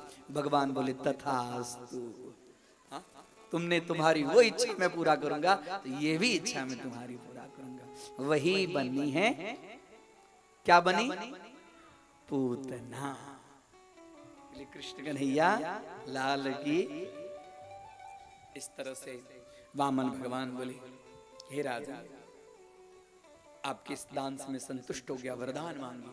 बोले आप यदि मुझे वरदान देना चाहते हैं तो मेरा जहां पर आपने स्थान बनाया है उसकी चौकीदारी, वॉचमैन, चौकीदारी के रूप में, हाँ? चौकीदार के रूप में आप रहिए। 4 द्वार हैं, चारों द्वार में मैं जिस द्वार से जिस तरह जाना चाहूं वहां पहले आपका दर्शन। भगवान बोले तथास्तु। भगवान भक्त को बांधने चले, भक्त ने भगवान को बांध दिया एक चौकीदार के रूप में। और भगवान अपने हाथ में लकड़ी लिए हुए राजा बलि के द्वारपाल के रूप में चौकीदारी कर रहे हैं। बहुत समय बीत गया, वैकुंठ खाली। नारद जी आए, लक्ष्मी माता बोली आजकल आपके पिताजी कौन से लीला करने चले गए, यहाँ तो दिखाई पड़ते नहीं, वैकुंठ खाली खाली। अरे मैया मालूम नहीं है, अभी वो उनको एक नया काम मिला है, वो चौकीदारी कर रहे हैं। हाँ चौकीदारी कर रहे हैं। बोले हाँ द्वारपाल का काम कर रहे हैं। बोले बिना आपके आएंगे नहीं। लक्ष्मी माता आई, राजा बलि के पास खड़ी, एक द्वार पर खड़ी थी, एकदम मन विक्षिप्त था। बोली अरे देवी, आज तक मैंने तुम्हें देखा नहीं था, तुम्हारा स्वरूप बड़ा सुंदर है, तुम खिन्न मनस्क क्यों हो देवी? बोलो, तुम्हारी कुछ इच्छा हो तो बोलो। बोले क्या कहूं, सावन का महीना चल रहा है, आज पूर्णिमा है, आज के दिन में भाई को बहन राखी बांधती है। मेरा तो कोई भाई ही नहीं है, कोई भाई होता तो मैं राखी बांधती। मेरी राज्य में कोई दुखी नहीं रहे। चलो कोई नहीं है तो मैं तुम्हारा भाई हूं, तो मुझे राखी बांधो। बोले हाँ हाँ, मुझे भी आपके जैसे भाई की ही तलाश थी। बोले चलो राजमहल में, रक्षा बांधिए। बोले बहना, जब तुम राखी बांधी तो तू मेरी बहन हो गई, बहन को रक्षा बंधन के निमित्त से कुछ न कुछ देना चाहिए। देख मैं तुझे क्या दूं, मैं तुझे ऐसी चीज देना चाहता हूं जो तेरे पास नहीं हो। लक्ष्मी माता कहती हैं कि मेरे से ही तो संपूर्ण जगत निहाल है, हाँ? और आप मुझे देने की बात कर रहे हो। बोले ठीक है, तुम ऐसी चीज मांग जो तेरे पास नहीं हो। बोले हाँ भैया, मैं भी वही चाह रही हूँ कि मैं ऐसी चीज मांगू जो मेरे पास अभी नहीं है। वो जो तुम्हारा जो द्वारपाल है ना, काला कलूठा, हाथ में जो डंडा लिया हुआ है, वो मुझे दे दो और मुझे कुछ नहीं चाहिए। हाँ?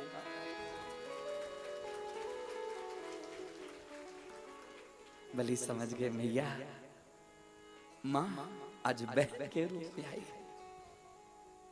इतनी कृपा हम पर, आज तू भी आ गई। जब तू आ गई तो अब मुझे कोई चीज की चिंता नहीं, मैं इनको क्या रख सकता हूं। उसे दिन से रक्षाबंधन, ये न बद्धो बलि राजा दानवेंद्रो महाबलः तेन त्वाम प्रतिबद्धामि रक्षे मां चलो मां चलो। इस तरह से ये वामन अवतार की कथा।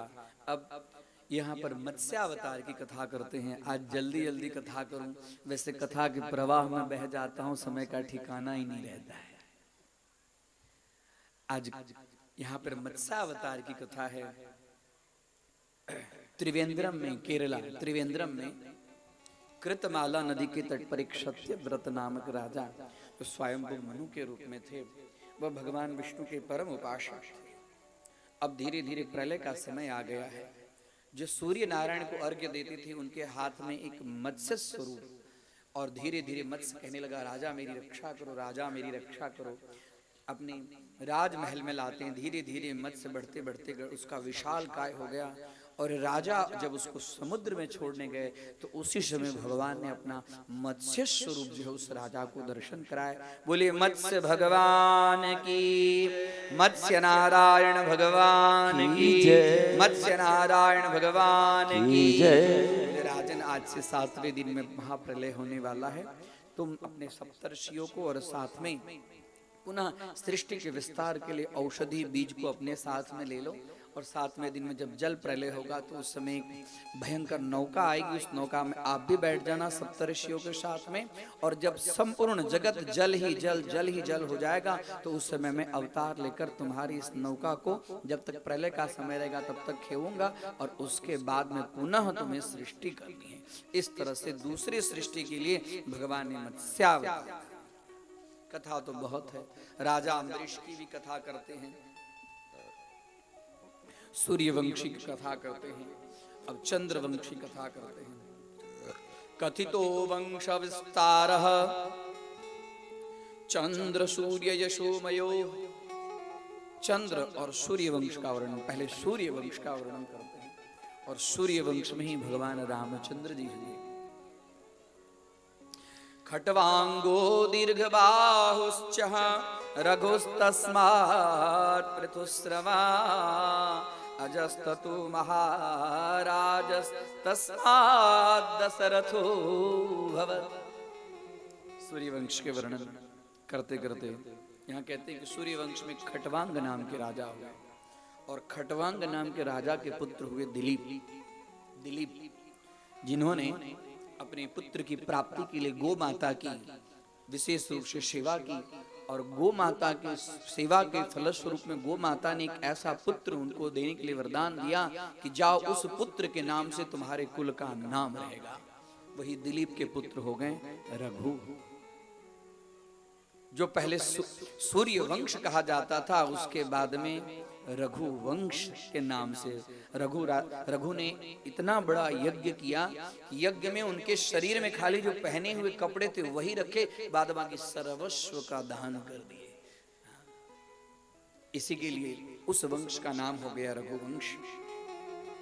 और वही रघुवंश के रघु के पुत्र हो गए अज, और अज की पत्नी का नाम है इंदुमती। अज और इंदुमती दोनों से दशरथ जी का जन्म हुआ, और दशरथ जी के जन्म के बाद यहाँ से रामावतार की कथा, रामचरित्र की कथा आरंभ होती है।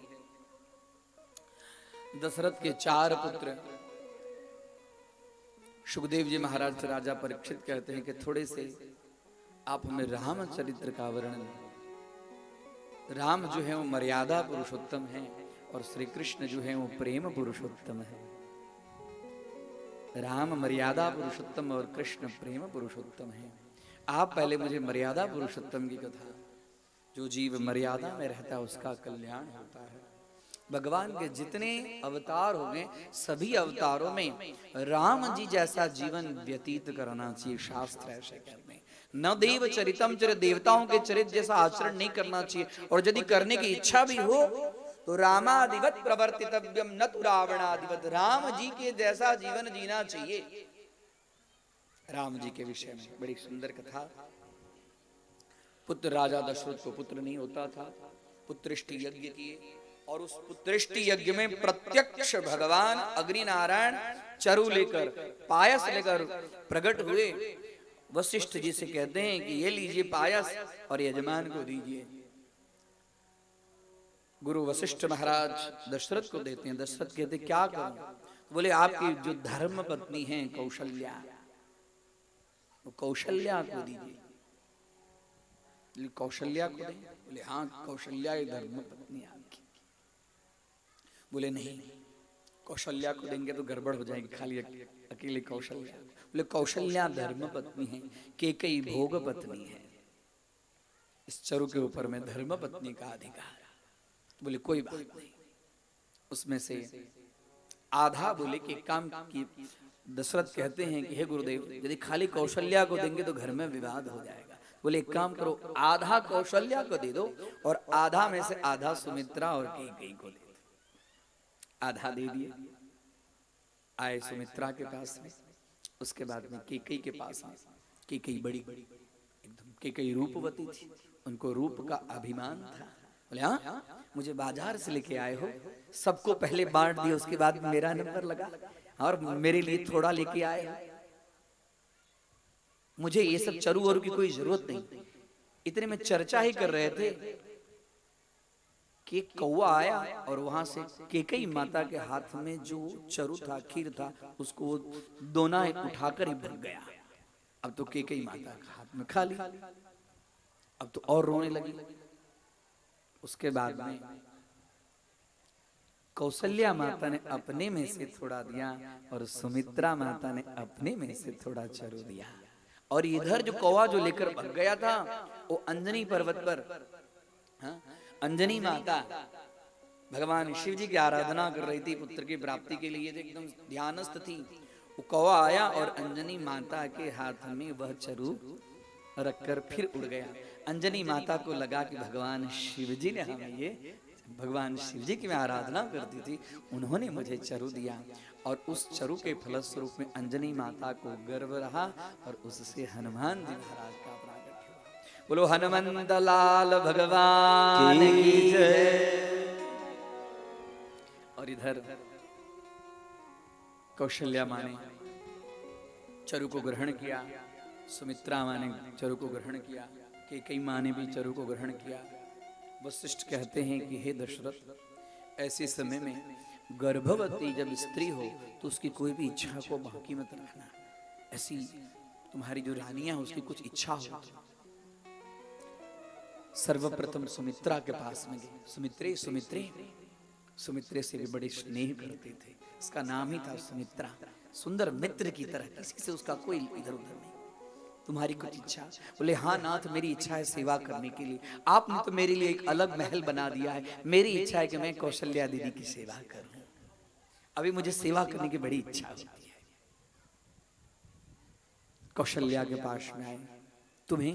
बोले हाँ, मुझे इच्छा होती है कि मैं हमेशा भगवान का स्मरण करती रहूं, भगवान के नाम का स्मरण करती रहूं। ध्यान करने की इच्छा नित्य। भगवान श्री रंगनाथ की उठकर सेवा पूजा करती और इधर सुमित्रा इनकी सेवा करती। केकई तो एकदम मस्त थी अपने में, सजने में संवरने में, उनको सुंदरी का बड़ा, हाँ, अपने आप में गर्व था। धीरे धीरे धीरे धीरे समय आया और चैत का महीना, शुक्ल पक्ष, पुनर्वसु नक्षत्र, मध्याह्न काल, भगवान रामचंद्र जी, हाँ, उससे पहले बड़ा सुंदर भगवान के लिए प्रार्थना करती। जैसे जैसे समय बीतता जाता था, कौशल्या माता का स्वरूप ही एकदम अलग। आज समय आ गया है और इधर कौशल्या माता भगवान रंगनाथ के लिए नारायण का स्मरण कर रही है और समय एकदम मध्याह्न कालीन। नवमी तिथि मधुमास पुनीता, नवमी तिथि मधुमास पुनीता,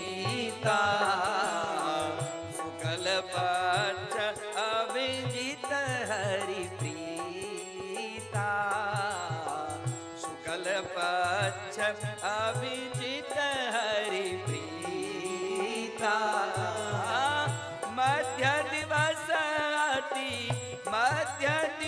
अति शीतन धामा, पावन काल लोक विश्रामा, पावन काल लोक विश्रामा। बोलिए रामचंद्र भगवान की जय। सुनी बचन सुजाना, रोदन ठाना, निज आयुध चारि, सन बनमाला, नयन विशाला, शोभा सिंधु खरारी, कह दुई कर जोरी, स्तुति तोरी, माया गुण ज्ञाना, तीत अमाना, वेद पुराण बनंता, करुणा सुख सागर, सब गुण आगर, जय गावै श्रुति संता, सो मम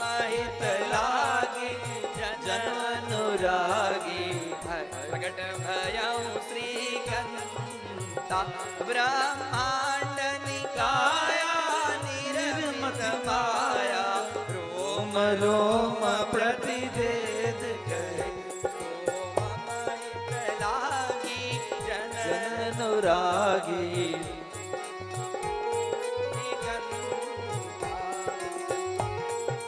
विप्रदेन सुर संत हिता लिन्न मनज अवतार निज इच्छा निर्मित तनु माया गुण गोपाल सियावर रामचंद्र की जय पवन सुत हनुमान की जय उमापति महादेव की जय। अवध में जन्म भगवान का हो गया, सब जगह जय जयकार हो गया। एकदम अपने आप दुंदुभी बजने लगी, पुष्प की वर्षा होने लगी। भगवान जी का जन्म ऐसे समय में सब देवी देवता मंगल गान करने लगे। जन्मे अवध में राम बोल सियावर रामचंद्र भगवान की।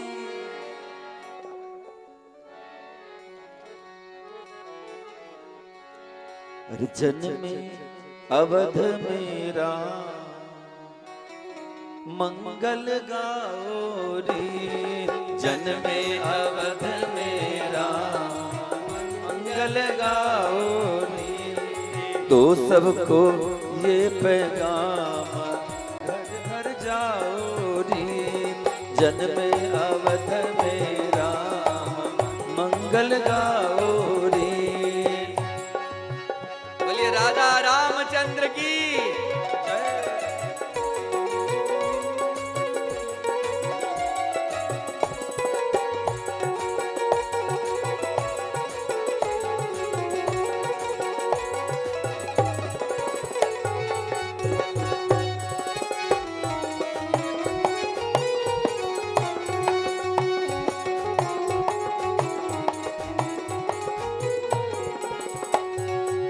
कौशल्या रानी को सब दो बधाई, कौशल्या रानी को सब दो बधाई।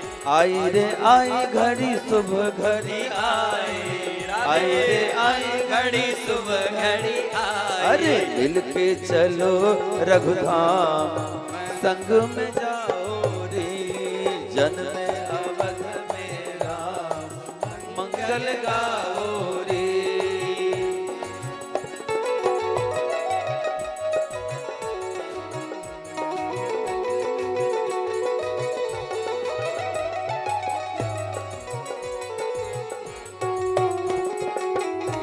ताली बजा के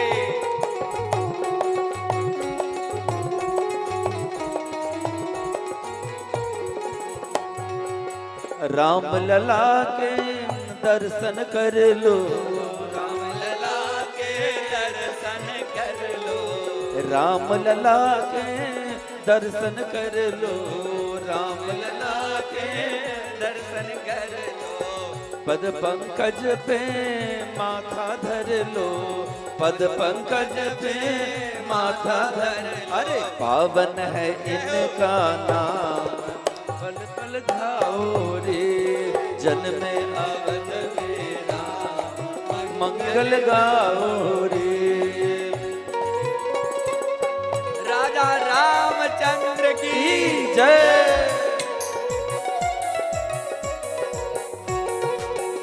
राधे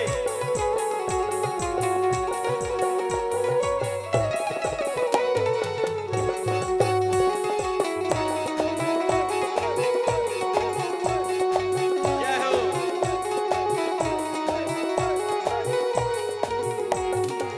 दशरथ के अंगना बजी सहनाई, दशरथ के अंगना बजी सहनाई, दशरथ के अंगना बजी सहनाई, दशरथ के अंगना बजी। दुल्हन की जैसी अयोध्या सजाई, दुल्हन की जैसी अयोध्या सजाई। अरे खुशियों की है ये शाम, दीप जलाओ रे, खुशियों की है ये शाम, दीप जलाओ रे। अरे जन्मे अवध में राम मंगल गाओ रे, बधाई हो। जन्मे अवध में राम मंगल गाओ रे, जन्मे अवध में राम मंगल गाओ रे, जन्मे अवध में राम मंगल गाओ रे, जन्मे अवध में राम मंगल गाओ रे, जन्मे अवध में राम मंगल गाओ रे, जन्मे अवध में राम मंगल गाओ रे। बोलिए राजा रामचंद्र भगवान की जय।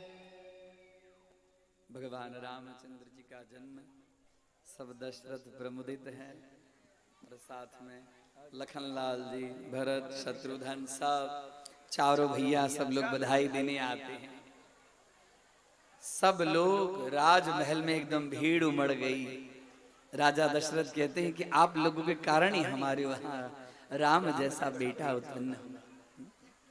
नामकरण होता है धीरे धीरे धीरे धीरे बाल्यावस्था में।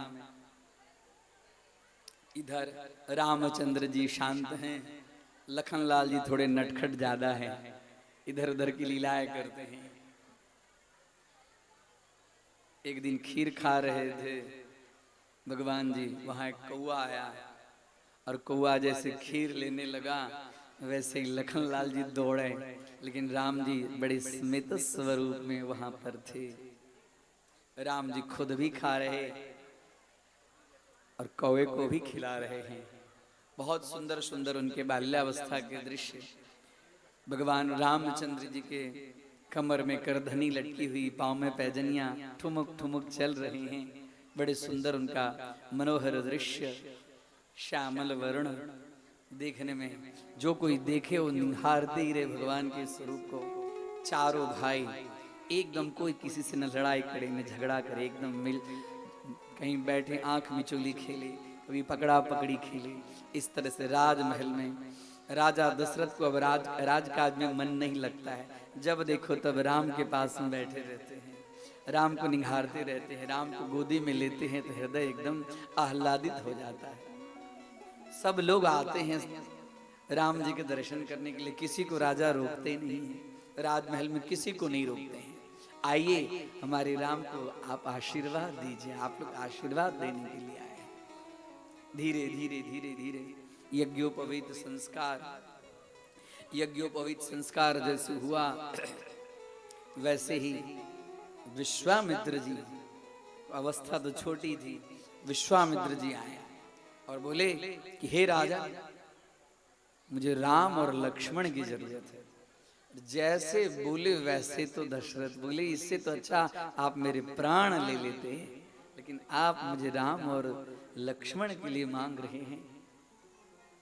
वहां पर वशिष्ठ थे, बोले हाँ, इनको राम और लक्ष्मण की जरूरत है। बोले आपको ज्ञात नहीं कि राम और लक्ष्मण कौन है। मेरे यज्ञ में बहुत सारे असुर सब, राक्षस सब, विघ्न बाधा, ताड़का नाम की जो असुर है वो मुझे बराबर यज्ञ करने देती नहीं है, और राम के सिवा उनको कोई मार नहीं सकता है।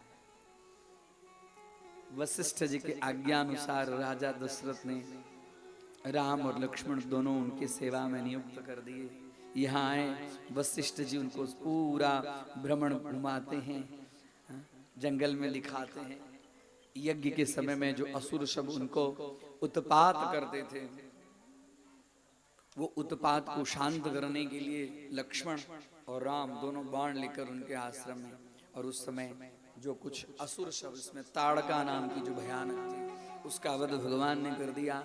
मारीच आया, मारीच का भी वध भगवान ने कर दिया। इसके बाद में निर्विघ्न रूप से विश्वामित्र यज्ञ कर रहे थे।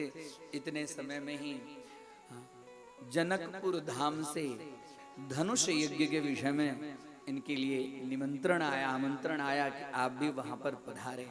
और इसी की प्रतीक्षा कर ही रहे थे विश्वामित्र जी, लखनलाल जी और रामचंद्र जी दोनों को बोले कि ऐसे ऐसे बुलावा आया है, आप लोग को चलना है।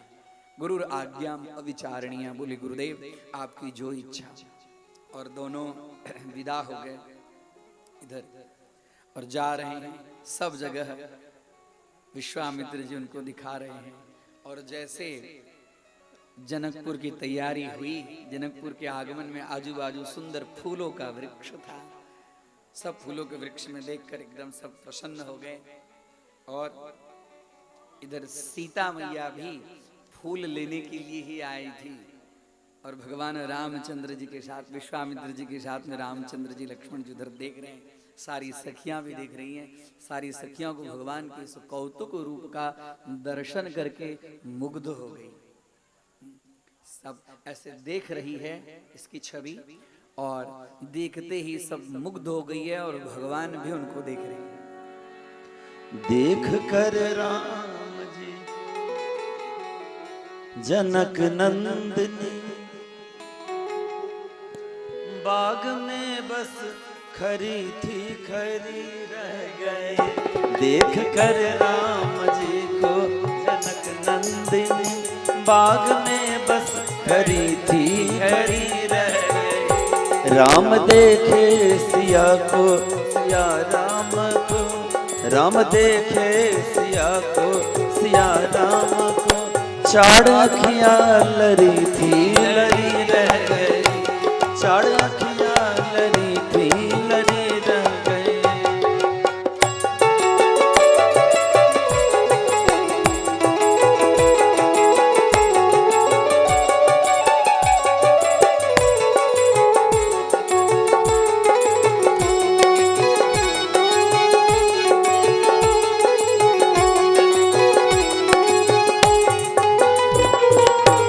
जय हो।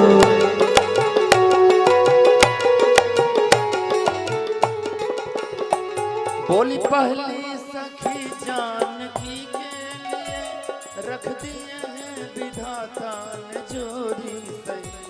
बोली पहली सखी जानकी के लिए रख दिए हैं विधाता ने जोड़ी सही। पर धनुष कैसे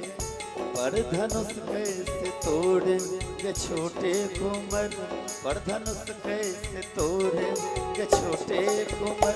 मन में शंका बनी थी बनी रह गई। पर धनुष कैसे तोड़ेंगे छोटे कुंवर, मन में शंका बनी थी बनी रह गई।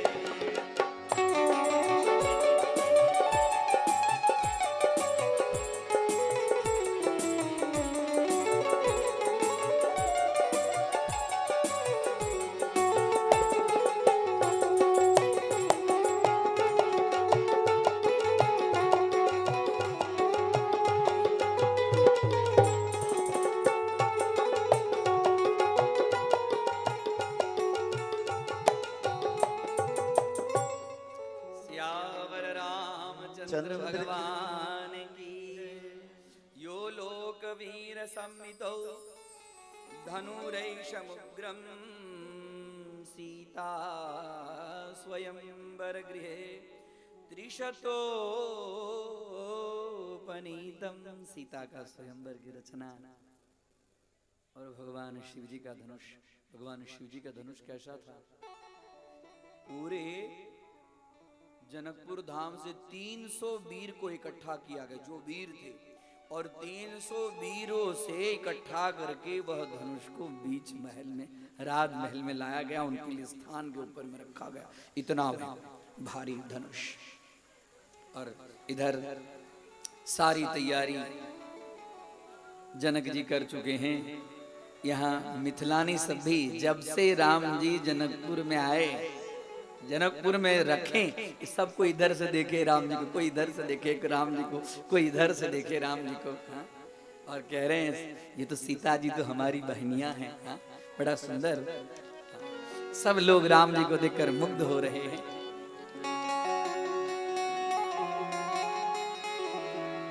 सिया जी, हाँ सिया जी बहनिया हमार हो। दोनों हाथों पर उठाकर जयकारा लगाएंगे। बोल सियावर रामचंद्र भगवान की। सिया जी बहनिया हमार हो।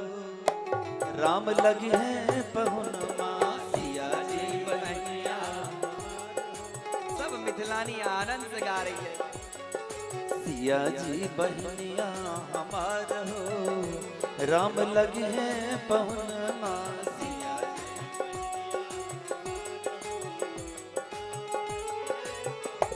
राम लगी है पहुन, राम लगी है पाहुन, राम लगी है पहुन माँ सिया जी, सिया जी, सिया जी बहनिया हमार हो, राम लगी है पहुन माँ सिया जी बहनिया हमार हो, राम लगी है पहुन माँ।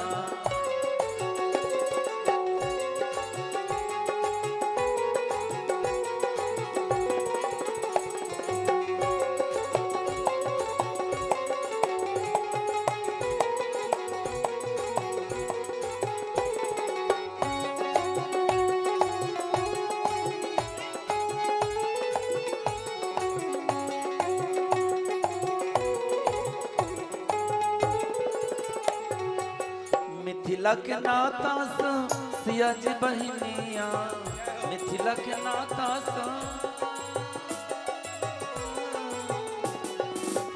मिथिला के नाता सिया जी बहनिया, मिथिला के नाता सिया जी बहनिया, सिया जी के नाता राम जी पहुन माँ, सिया जी के नाता राम जी पहुन माँ। मिथिला मिथिला नगरिया निहाल हो, राम लगे है पहुन माँ, मिथिला नगरिया निहाल हो, राम लगे है पहुन माँ सिया जी बहनिया हमार हो, राम लगे है पहुन माँ।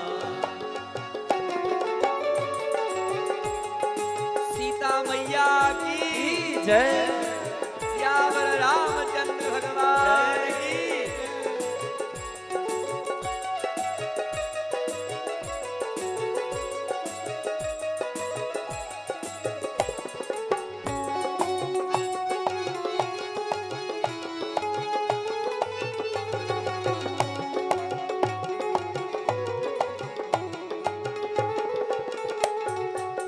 सरिसों के फूल संग सिया जी बहनिया, सरिसों के फूल संग सिया जी बहनिया, सरिसों के फूल संग,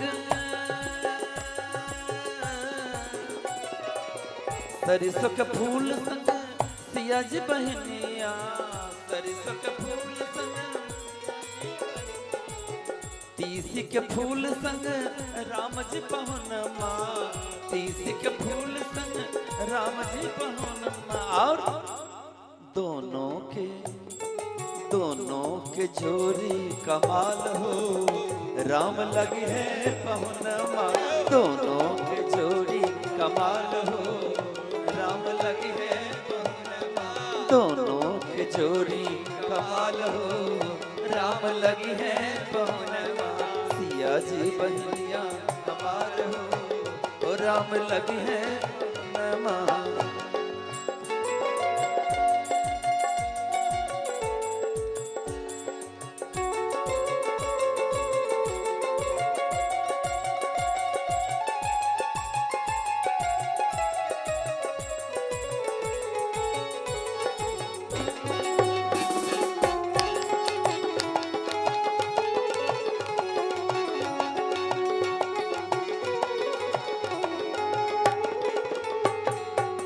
सावन ई जोड़िया सन सिया जी बहनिया, सावन ई जोड़िया सन सिया जी बहनिया, सावन ई जोड़िया सन,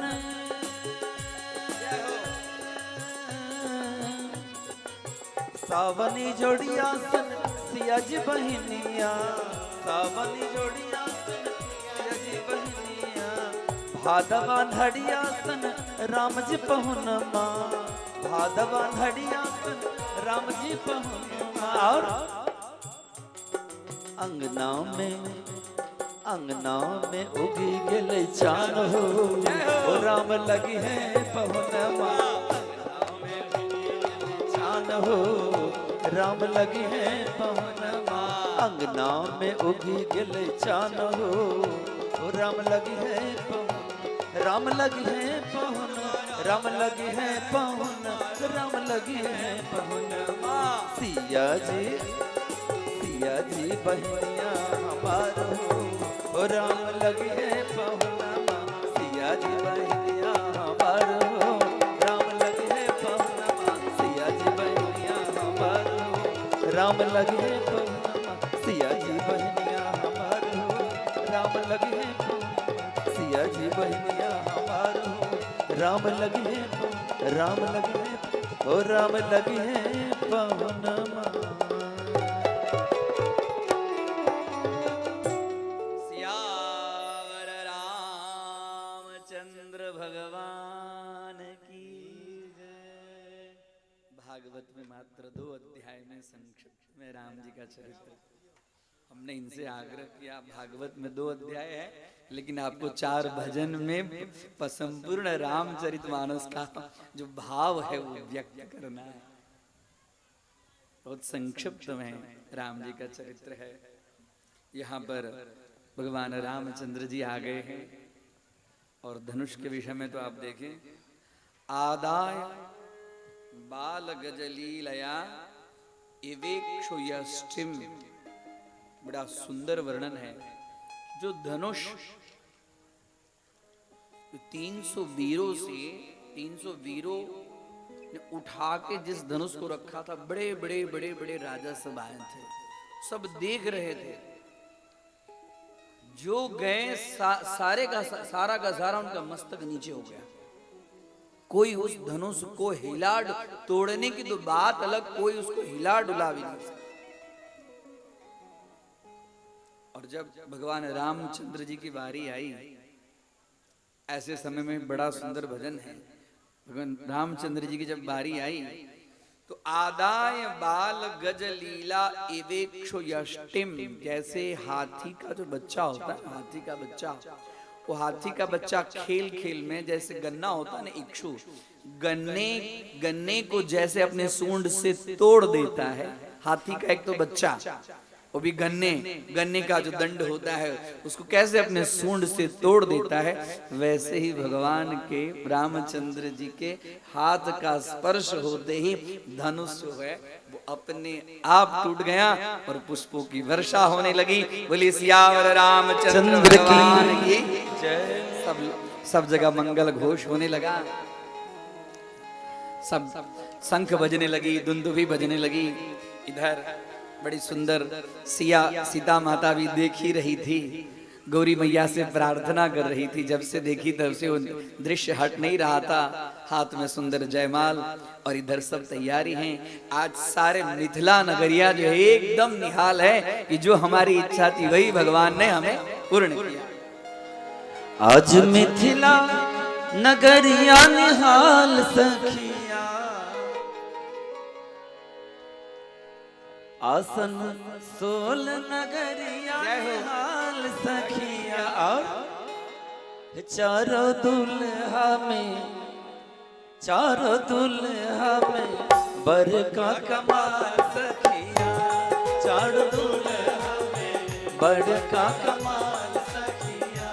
आज मिथिला नगरिया निहाल सखिया, आज मिथिला नगरिया निहाल सखिया, चारों दुल्हा में बर का कमाल सखिया, चारों दुल्हा से गाइए बर का कमाल सखिया। सुंदर प्रसंग है, सब लोग आनंद से विवाह में नाचा जाता है, विवाह में झूमते लोग हैं। हमारे बच्चे का विवाह होता है, हम कैसे नृत्य करते हैं। आज हमारे मर्यादा पुरुषोत्तम भगवान रामचंद्र जी के विवाह का उत्सव, और इसमें हम बैठे रहें। अरे नाचना चाहिए, आनंद करें। माथे मन मौरिया कुंडल शोभे कनवा,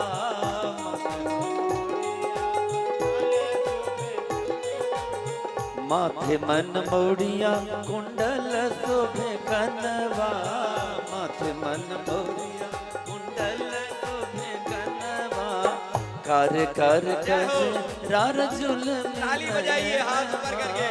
कर कर कर रार जुल्म, और लाल चंदन शोभे इनके भाल सखिया, लाल चंदन शोभे इनके भाल सखिया, चार दुल्हा बड़का कमाल सखिया, चाड़ दुल्हा में बड़का कमाल सखिया।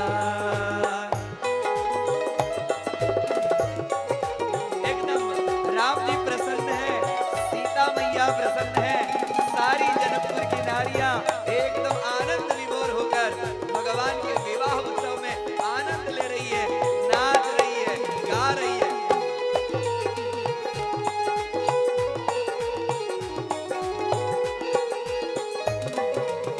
सावर सावर गोरे गोरे जुड़िया जहान रे, सावर ए जी सावर सावर गोरे गोरे जुड़िया जहान रे, आखिया न देखल सुनल नहीं कान रे। जुग जुग जुग जिए बेमिसाल सखिया, जुग जुग जुग जिए बेमिसाल सखिया, चाड़ दुल्हा रे बड़का कमाल सखिया, चाड़ दुल्हा में बड़का कमाल सखिया।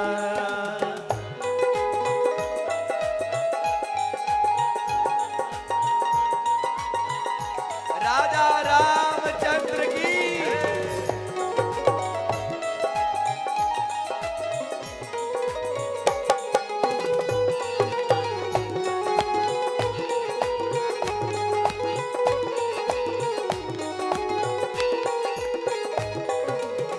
मगन मगन आज मगन धरतिया, मगन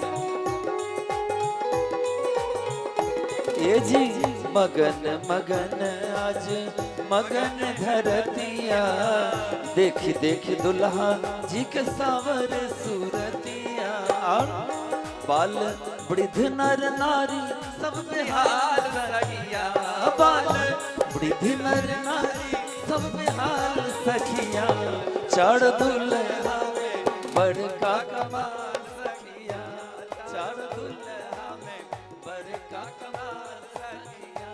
आज मिथिला नगरिया निहाल सखिया, आज मिथिला नगरिया निहाल सखिया, चाड़ दुल्हा में बड़का कमाल सखिया, चाड़ दुल्हा में बड़का कमाल सखिया, चाड़ो दुल्हा में बड़का कमाल सखिया, चारो दुल्हा में बड़का कमाल सखिया, चाड़ो दुल्हा में बड़का कमाल सखिया।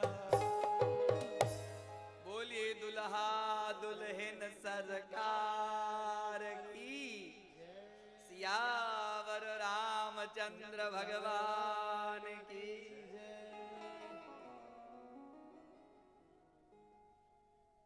आदौ राम तपोवनादिगमनम हत्वा मृगा कांचनम, वैदेही हरणम जटायुमरणम, सुग्रीव संभाषणम, बाली निग्रहणम, समुद्र तरणम, लंकापुरी दाहनम, पश्चात रावण कुंभकर्ण हननम, एतद् रामायणम। बोलिए रामचंद्र भगवान की जय। अभी तो भगवान रामचंद्र जी के उत्सव के विषय में अभी तो हमारे कन्हैया का तो बाकी ही है। बोलिए राधे राधे। उसमें तो नाचना ही पड़ेगा। आनंद घेर आनंद भयो।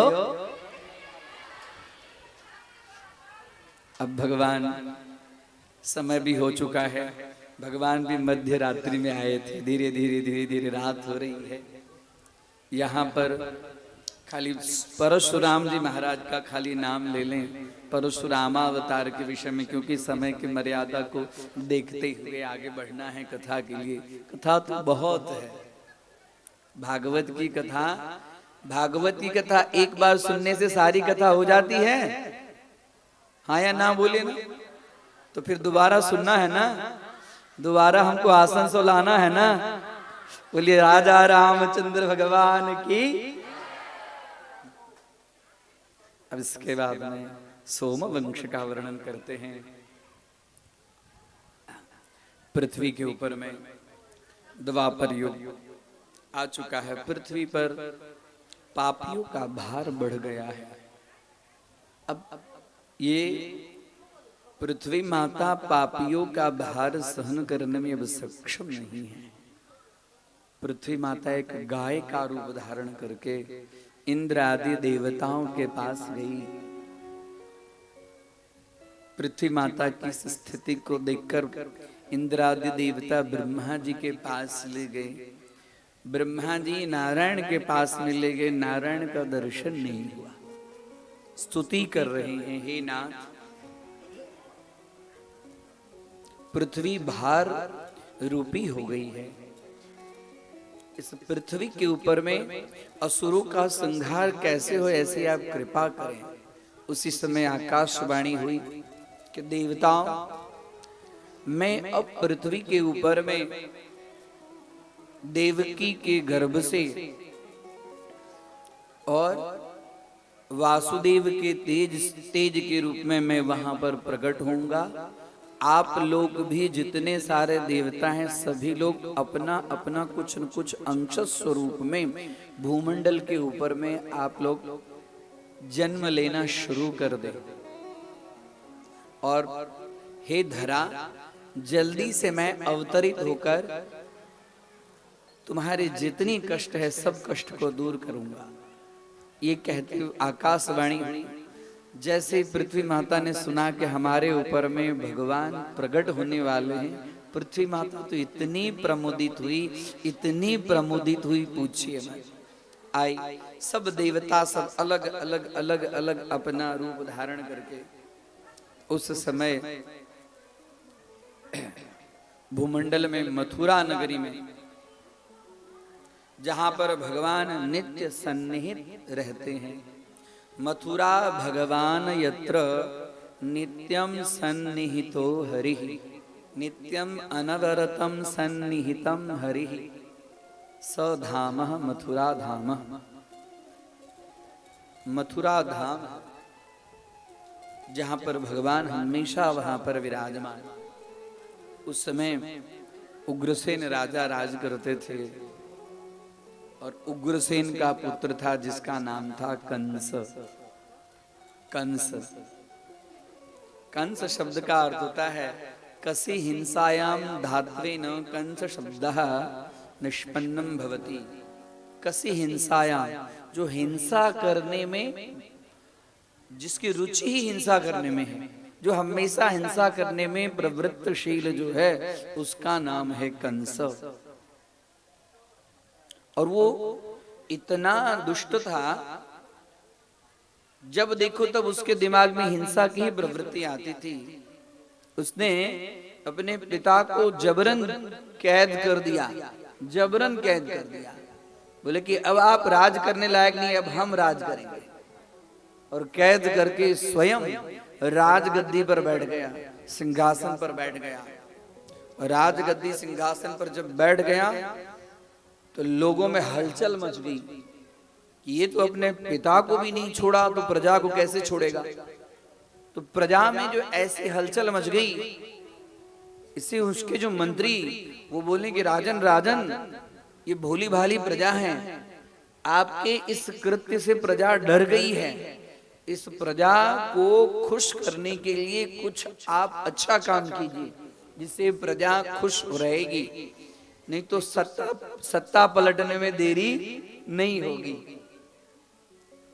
जब ये बात कंस के दिमाग में आई तो उसने सोचा क्या करूं, नहीं करूं। तो उसने ये विचार किया कि मेरी जो बहन है, इस बहन का विवाह में बहुत धूमधाम से, कंस के चाचा देवक, उनके पुत्र देवकी, देवकी का विवाह एकदम धूमधाम से, एकदम धूमधाम से चला। तो सब लोग बोलने लगे, अरे नहीं, तो कंस की अपनी बहन नहीं है, चचेरी बहन है, लेकिन तो फिर भी कितने धूमधाम से इसके शादी कर रहा है। ये कंस जो है राजा, देखने में वो नारियल जैसे हैं, ऊपर कठोर हैं लेकिन अंदर कोमल हैं।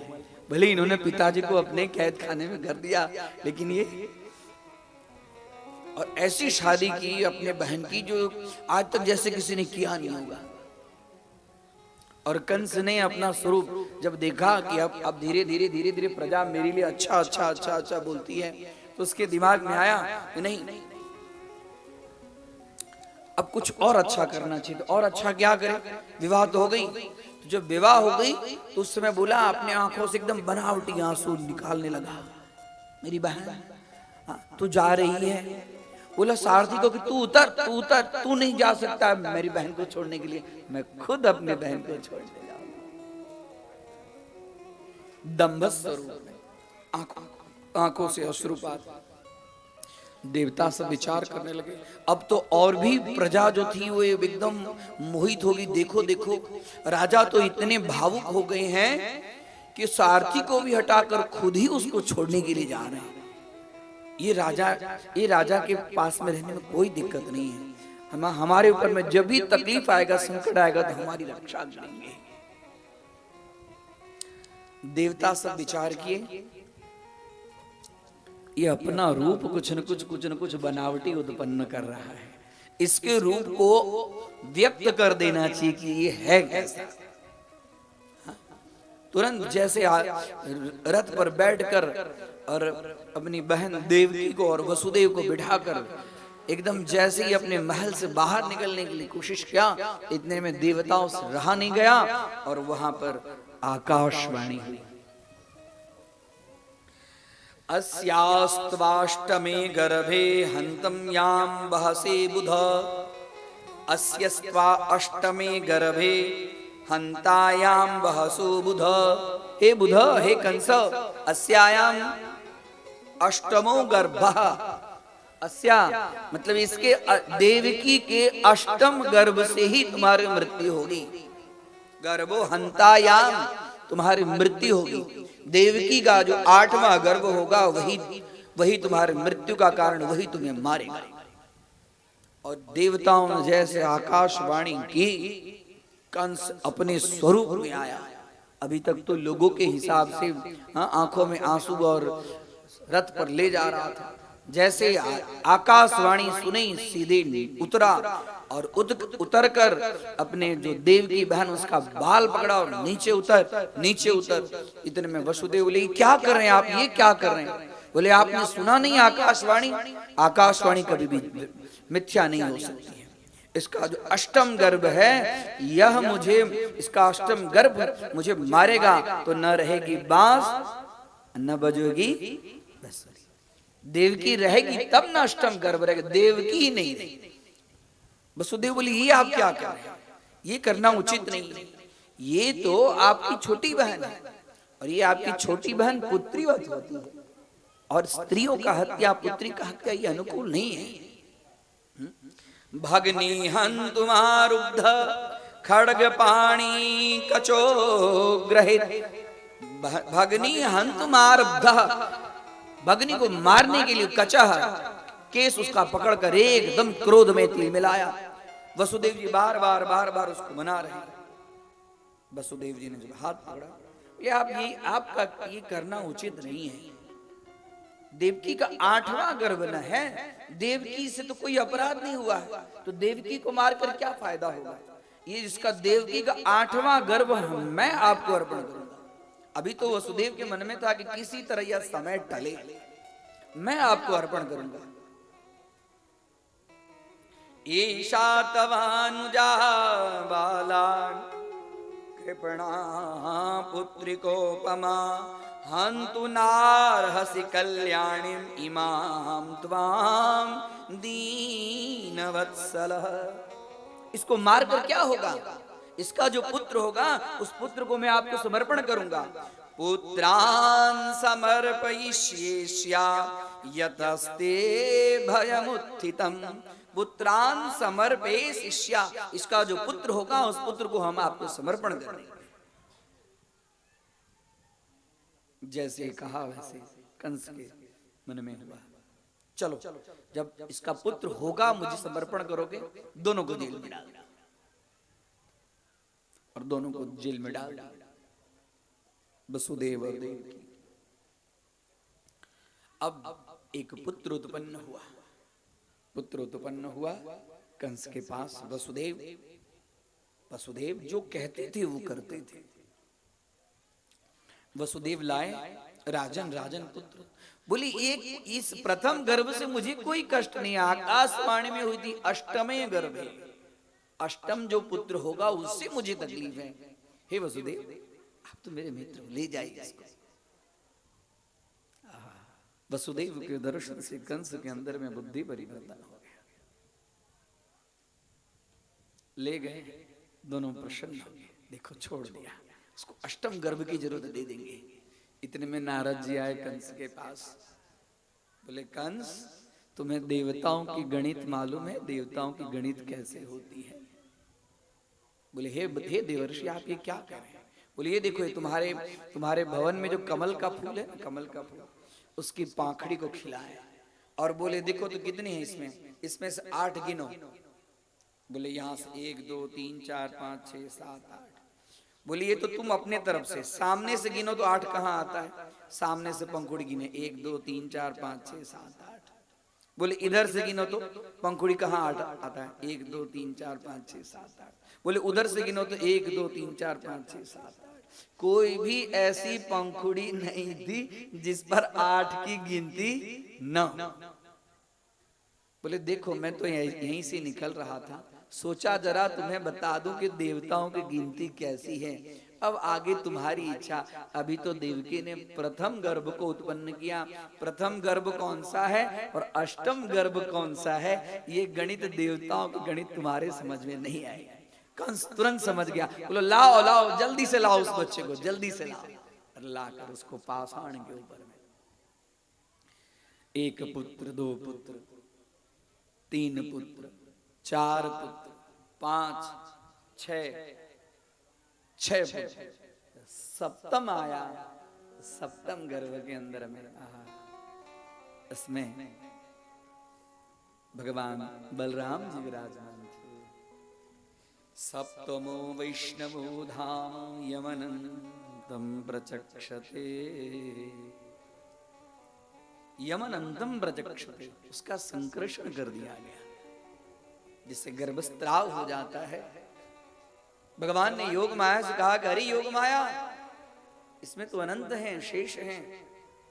यह देवकी माता के गर्भ से उठाकर रोहिणी माता के गर्भ में स्थापित कर। योग माया बोली इससे मुझे क्या मिलने वाला है? बोले कोई बात नहीं, इससे आपको यही मिलने वाला है कि आपको भी पृथ्वी में जन्म लेना पड़ेगा और आपकी भी पूजा होगी। बोले मेरी पूजा होगी? बोले हाँ। बोले हमारे तो जन्मदिन एक साल में 1 बार ही आएगा, लेकिन आपके लिए लोग साल में 2 बार 9 दिन की पूजा करेंगे योग माया के रूप में। और 9 दिन तो व्यक्त होगा और दूसरा 9 दिन 2 बार गुप्त भी होगा। तो आप साल में 36 दिन पूजी जाओगी। हम लोग तो साल में 1 दिन ही पूजित होंगे। गच्छ देवी व्रजम भद्रे गोप गोपी भी अलंकृतम। रोहिणी को अलंकृत करो। योग माया ने तुरंत यहाँ पर रोहिणी माता के गर्भ में सप्तम गर्भ स्थापना की और स्वयं यशोदा मैया के गर्भ में स्थापित हो गई। अष्टम गर्भ के रूप में यहाँ पर भगवान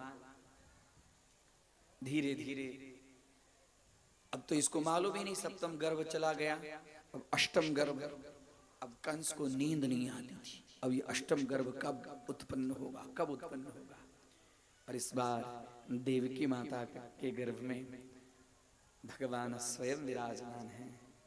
देवकी माता का स्वरूप दिव्य, शरीर से सूर्य की कांति के समान, उनके मुखारविंद में हमेशा ब्रह्म चिंतन में लगी रहती और डरती थी, डरती भी थी कि अब क्या होगा। इसी के लिए तो अभी तक कैद करके रखा, अब क्या होगा, कब ऐसा समय आएगा। और धीरे धीरे धीरे धीरे समय आया। भादों का महीना, अष्टमी तिथि, रोहिणी नक्षत्र, शुभ योग शुभ करण, सब बुधवार का दिन था। और जब भगवान प्रकट होने वाले थे उससे पूर्व सब देवता सब वहां आते हैं और देवकी माता के गर्भ में जो भगवान हैं, देवता सब स्तुति करते हैं, उसको कहते हैं गर्भस्तुति। देवता सब गर्भ में नारायण है। हे नारायण, आप अभी अवतार लेने वाले हैं, और अवतार लेने में आप जिन जिन का उद्धार करने वाले हैं वो सब आपके सगे संबंधी ही हैं। इसके लिए आपने जो पहले प्रतिज्ञा की, उस प्रतिज्ञा को सफल करने के लिए ही हम आपकी स्तुति कर रहे हैं कि आप सत्य स्वरूप हैं। सत्यव्रतम सत्यपरम त्रिसत्यम सत्यस्य योनिम निहतम च सत्ये सत्यस्य सत्य मृत सत्य नेत्रम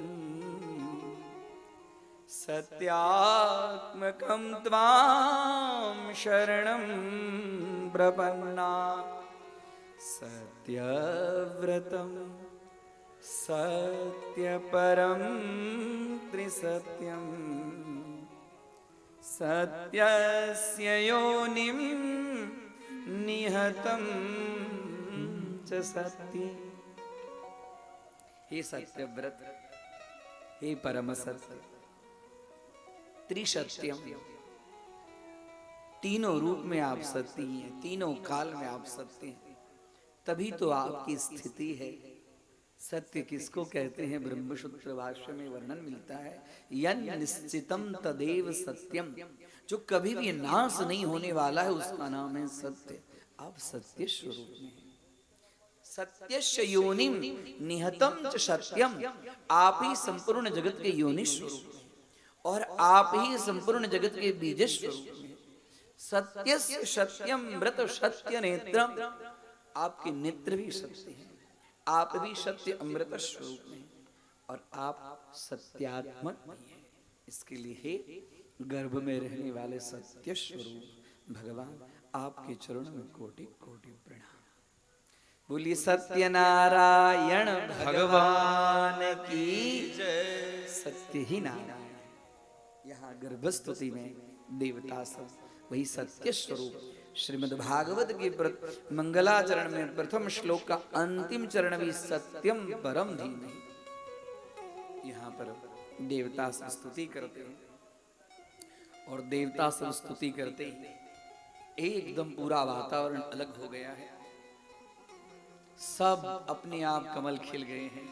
यमुना महारानी प्रसन्न चित्त है, बादल भी आज हमारे नाथ आने वाले हैं, सब वातावरण अलग। और इस समय में बड़ा सुंदर, अथ सर्वगुणोपेतः कालः परम शोभन यर्हि वा जन्मरक्षं शान्तग्रक्ष ग्रहतारकम। अथ सर्व गुणोपेतः कालः परम शोभन, अभी का जो काल है, समय है, परम शोभन, बहुत सुंदर समय। कालः परम शोभन,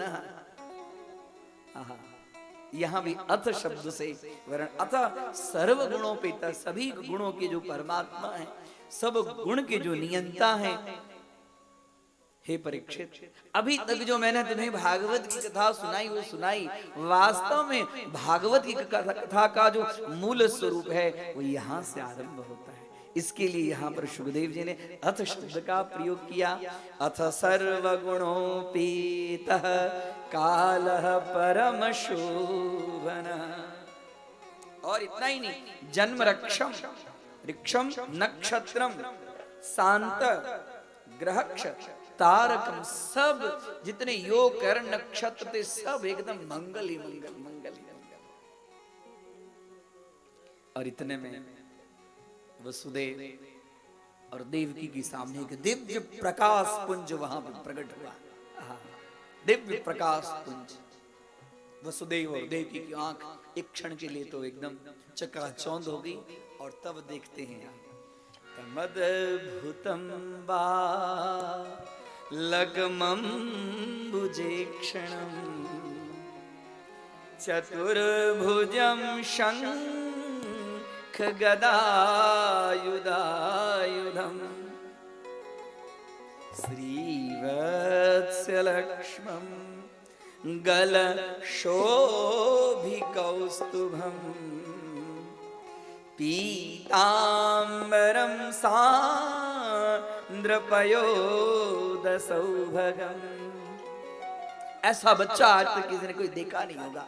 तम अद्भुतम, अद्भुतम, अद्भुत, एकदम जो किसी की कल्पना में नहीं आ सकता, ऐसे शब्द के लिए अद्भुत शब्द का प्रयोग।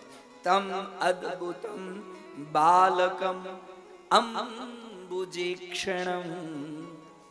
अंबुज, अंबु शब्द का अर्थ होता है कमल, और इक्ष शब्द का अर्थ होता है नयन, मतलब कमल नयनम, कमल जैसे उनके आंख, ऐसा स्वरूप। और इतना ही नहीं, और हाथ में चतुर्भुजम शंख गदायुधायुधम, हाथ में शंख चक्र गदा पद्म। भगवान तो गर्भ में एक निमित्त है, भगवान गर्भवास करते ही नहीं, तो ज्योति पुंज स्वरूप। और इतना ही नहीं, उनके गले में श्रीवत्सलक्ष्मम् गलशोभिकौस्तुभम्, कौस्तुभ मणि दिव्य उनके शरीर के अंदर में। और उन्होंने धारण किया है पीताम्बरम सांद्र पयोदसौभगम। पयः उदः, हाँ पयोदः मेघ, मेघ वर्णम। भगवान का स्वरूप कैसा है? तो मेघ वर्ण। और पीताम्बर, पीताम्बर धारण किए हैं, एकदम सुंदर। उनके वक्षस्थल के ऊपर में कौस्तुभ मणि है। और जैसे ये उनका स्वरूप, दोनों वसुदेव और देव के हाथ जोड़कर खड़े हैं, और तुरंत कहते हैं प्रेरणा दिए मन में, ये स्वरूप दिखाए और दिखाकर बभूव शिशु। और जैसे ही ये स्वरूप देखे, हाथ जोड़े, वैसे एक बच्चे के रूप में। बोलिए कृष्ण कन्हैया लाल की जय। भगवान एक शिशु के रूप में, और शिशु के रूप में से तुरंत भगवान उनको अंतःकरण में प्रेरणा देते हैं कि हे पिताश्री, आप मुझे मस्तक ऊपर विराजमान करके मथुरा से गोकुल ले जाइए। वहीं पर बांस की टोकरी, और वसुदेव जी महाराज भगवान को मस्तक पर जैसे बिठाएं, वैसे सारी बेड़ी बंधन उनके खुल गए। जो भगवान को मस्तक पर बिठाते हैं, उसके सारे बंधन खुल जाते हैं। बोले कृष्ण कन्हैया लाल की जय। हमारे भी वसुदेव आए हैं, भगवान को अपने मस्तक ऊपर बिठाकर बोले कृष्ण कन्हैया लाल की। हाँ, सारे जितने सिपाही थे सब सो गए, योग निद्रा में लीन हो गए। और धीरे धीरे वसुदेव जी महाराज जैसे यहाँ आ रहे हैं, वैसे ही वसुदेव जी महाराज जंगल से अपने जेल से बाहर आए। और जेल से बाहर आते ही आनंद, आनंद नगरी में, आनंद भुवन में प्रवेश कर गए। बोले कृष्ण कन्हैया लाल की, वासुदेव भगवान की जय, वसुदेव महाराज की जय। सब लोग वसुदेव भगवान का स्वागत करें। भगवान बाल कृष्ण के रूप में हैं, शिशु के रूप में हैं, और धीरे धीरे धीरे धीरे आ रहे हैं। यमुना जी बढ़ रही हैं, मेघ नारायण धीरे धीरे मंद मंद अपना जल बरसा रहे हैं। और मेघ नारायण को देखकर शेषनाग भी भगवान के ऊपर में फन जैसे प्रवेश करे, जैसे यहाँ आ रहे वैसे ही आते थे। बोले कृष्ण कन्हैया लाल की जय, कृष्ण कन्हैया लाल की जय, कृष्ण कन्हैया लाल की जय, कृष्ण कन्हैया लाल की जय। वासुदेव भगवान की जय, वासुदेव भगवान की जय, वसुदेव महाराज की जय, वसुदेव महाराज की जय, वसुदेव महाराज की जय। थोड़ा इधर घूम जाए जिससे सभी को दर्शन हो। जोर से हाथ, नंद घरा नंद भयो, जय कन्हैया लाल की, कृष्ण कन्हैया लाल की जय। भगवान का सुंदर ऐसे ही भगवान भी रोते थे। भगवान भी जब टोकरी में आए थे ऐसे रो रहे थे।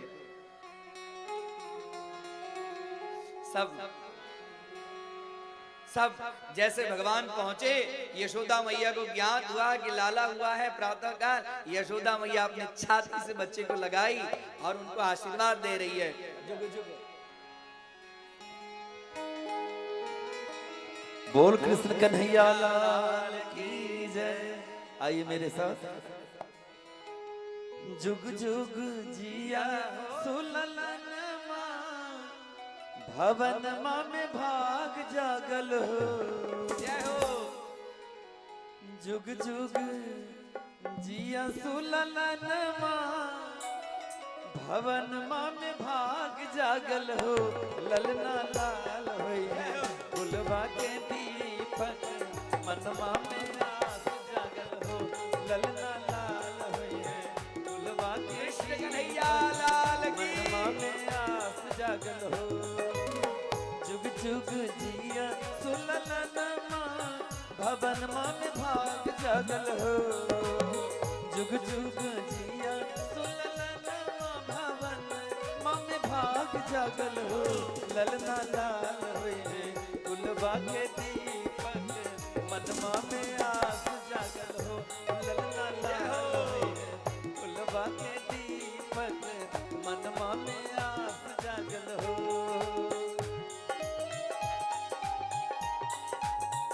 कृष्ण कन्हैया लाल की, बाल कृष्ण भगवान की।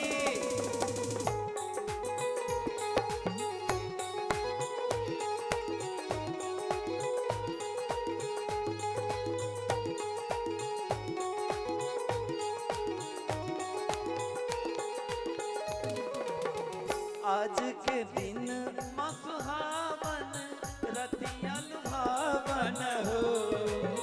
आज के दिन माँ सुहावन रतिया लुभावन हो। ललना दीदिया के होड़ीला जन्म ले होड़ीला बड़ा सुंदर हो। ललना दीदिया के होड़ीला जन्म ले होड़ीला बड़ा सुंदर हो।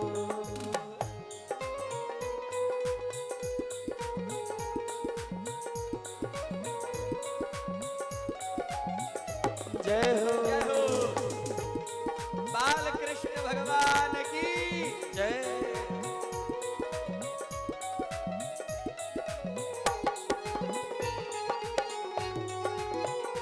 जोर से ताली हाथ पर उठाकर।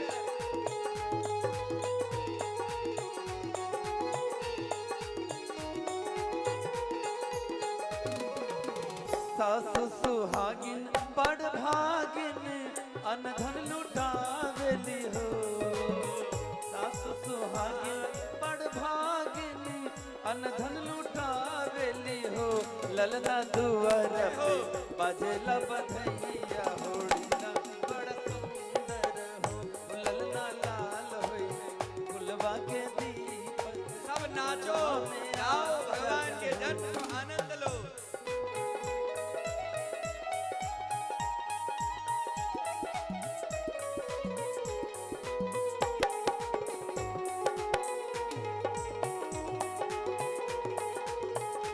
कृष्ण कन्हैया लाल की, बाल कृष्ण भगवान की।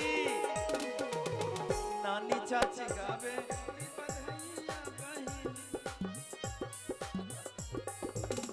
नानी चाची गावेली बहनिया ललन के खिलावेली हो।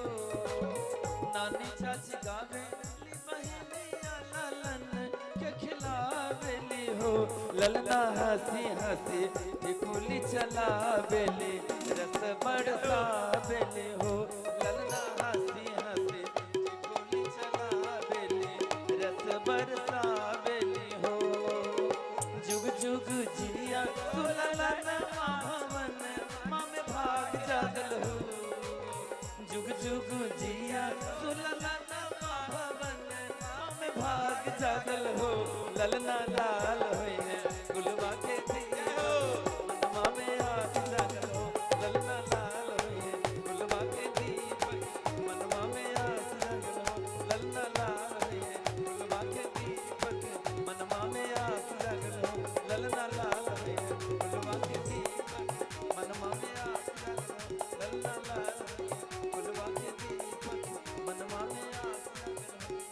लाल हुए फुलवा मनमा में आस जागल हो। बोलिए कृष्ण कन्हैया लाल की, बाल कृष्ण भगवान की।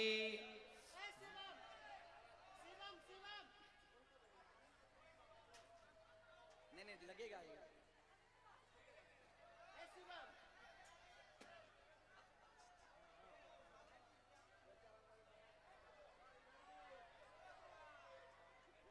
बोले कृष्ण कन्हैया लाल की।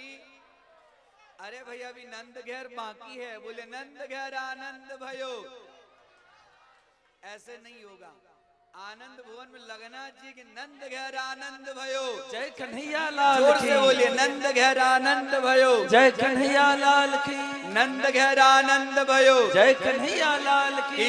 नंद घेर आनंद भयो। जय कन्हैया लाल की। आनंद उमंग भयो। जय कन्हैया लाल की। नंद घेर आनंद भयो। जय कन्हैया लाल की। नंद घेर आनंद भयो। जय कन्हैया लाल की। नंद घेर आनंद भयो। कन्हैया लाल गोकुल में आनंद भयो। जय कन्हैया लाल की। गोकुल में आनंद भयो। कन्हैया लाल की। नंद घेर आनंद भयो। जय कन्हैया लाल की। धीरज में आनंद भयो। जय कन्हैया लाल की। जय कन्हैया लाल की। मदन गोपाल की। जय कन्हैया लाल की। मदन गोपाल की। जय कन्हैया लाल की। मदन गोपाल की। नंद घेर आनंद भयो। जय कन्हैया लाल की। यशोदा को लाला भयो। जय कन्हैया लाल की। धीरज में आनंद भयो। जय कन्हैया लाल की। आनंद उमंग भयो। जय कन्हैया लाल की। जोर से गाइए नंद घेर आनंद भयो। जय कन्हैया लाल की। नंद घेर आनंद भयो। जय कन्हैया लाल की। नंद घेर आनंद भयो। जय कन्हैया लाल की। नंद घेर आनंद भयो। जय कन्हैया लाल की। नंद घेर आनंद भयो। जय कन्हैया लाल की। जय कन्हैया लाल की। मदन गोपाल की। जय कन्हैया लाल की। मदन गोपाल की। नंद घेर आनंद भयो। जय कन्हैया लाल की। नंद घेर आनंद भयो। जय कन्हैया लाल की। जय कन्हैया लाल की। मदन गोपाल की। जय कन्हैया लाल की। मदन गोपाल की। जय कन्हैया लाल की। मदन गोपाल की। नंद घेर आनंद भयो। जय कन्हैया लाल की। पूरे यशोदा मैया एकदम आनंदित हैं।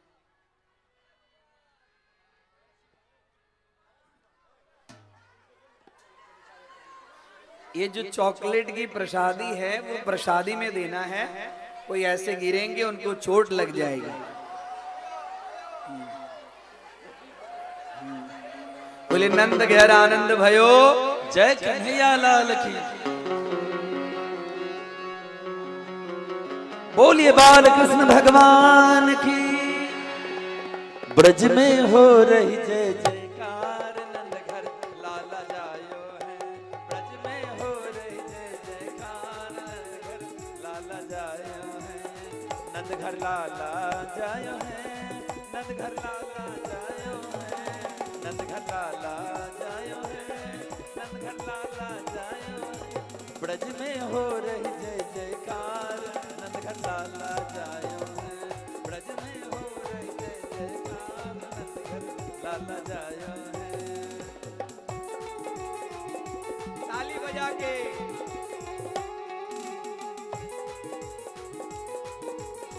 गाइए। जय हो।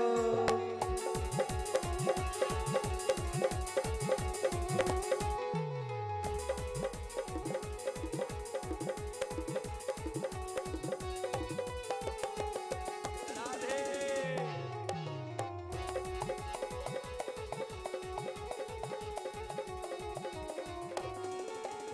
दूध के दूध नंद घर आवे। दूध के दूध नंद घर आवे। ग्वाल बाल सब हिल मिल गावे। ग्वाल बाल सब हिल मिल गावे। हाँ दूध के दूध नंद घर आवे। ग्वाल बाल सब हिल मिल। ब्रह्मानंद समान आज सुख सबने पायो है। सुख सबने पायो है। सुख सबने पायो है। सुख सबने पायो है। सुख सबने पायो है। तो ब्रज में हो रही जय हो लाला जायो है। कृष्ण कन्हैया लाल की, बाल कृष्ण भगवान की जय हो।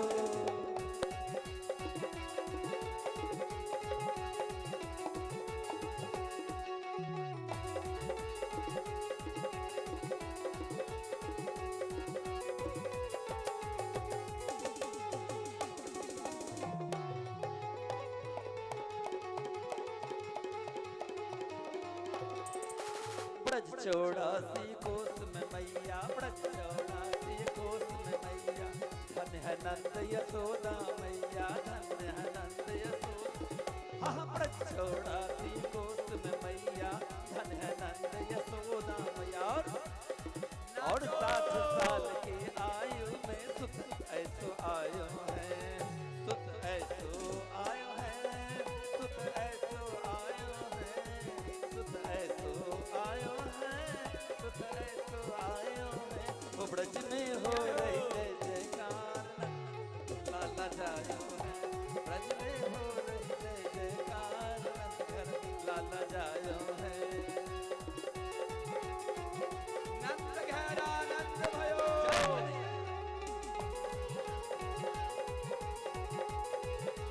राधे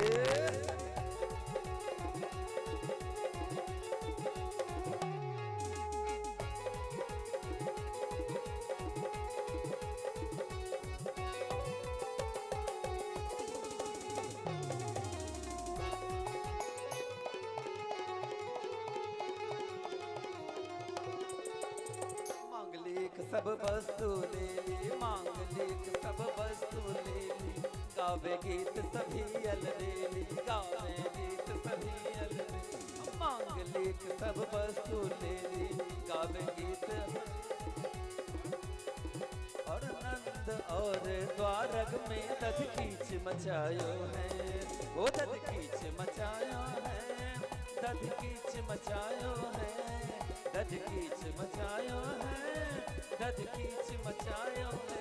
वो ब्रज में हो रही जय जयकार, नंद लाला जायो है, ब्रज में हो रही जय जयकार, नंद लाला जायो है।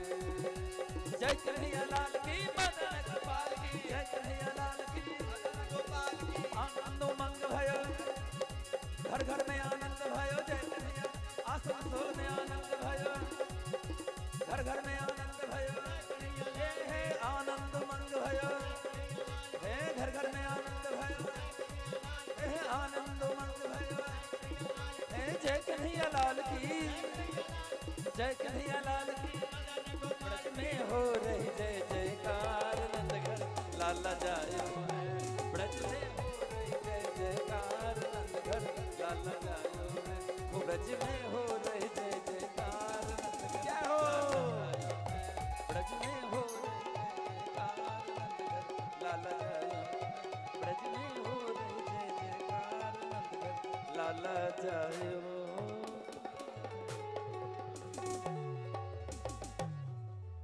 नंद घर आनंद भयो, नंद घर आनंद भयो, कन्हैया लाल की, जय कन्हैया लाल की, मदन गोपाल की, जय कन्हैया लाल की। मदन गोपाल की, नंद घर आनंद भयो, जय कन्हैया लाल की, नंद घर आनंद भयो, कन्हैया लाल की, नंद घर आनंद भयो, कन्हैया लाल, नंद घर आनंद भयो, जय कन्हैया लाल की, जय कन्हैया लाल की, मदन गोपाल की, जय कन्हैया लाल की। मदन गोपाल की, नंद घर आनंद भयो, जय कन्हैया लाल की, आनंद उमंग भयो, जय कन्हैया लाल की, आनंद उमंग भयो, जय कन्हैया लाल की, आनंद आनंद भयो, जय कन्हैया लाल की, नंद घर आनंद भयो, जय कन्हैया लाल की, यशोदा को लाला भयो, जय कन्हैया लाल की, यशोदा को जाया भयो, जय कन्हैया लाल की, नीरज में आनंद भयो, जय कन्हैया लाल की, नीरज में आनंद भयो, जय कन्हैया लाल की, नंद घर आनंद भयो, जय कन्हैया लाल की, नंद घर आनंद भयो, जय कन्हैया लाल की, नंद घर आनंद भयो, जय कन्हैया लाल की, नंद घर आनंद भयो, जय कन्हैया लाल की, जय कन्हैया लाल की, मदन गोपाल की, जय कन्हैया लाल की, मदन गोपाल की, नंद घर आनंद जय।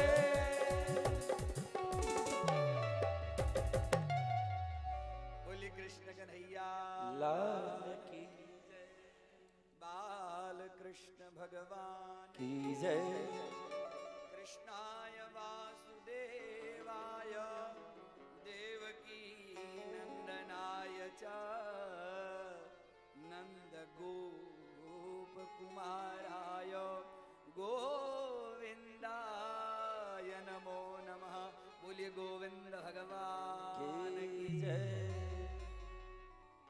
आज की कथा समय को देखते हुए यहीं तक। अब कल जो है वो बधाई होगी। अभी तो खाली नंद घेर आनंद भयो जय कन्हैया लाल की। हाँ, कल भगवान को बधाई देंगे। भगवान के जन्मोत्सव अभी तो खाली जन्म लिए हैं और कल बधाई और उसके बाद में आगे की बाल लीला की कथा कल होगी।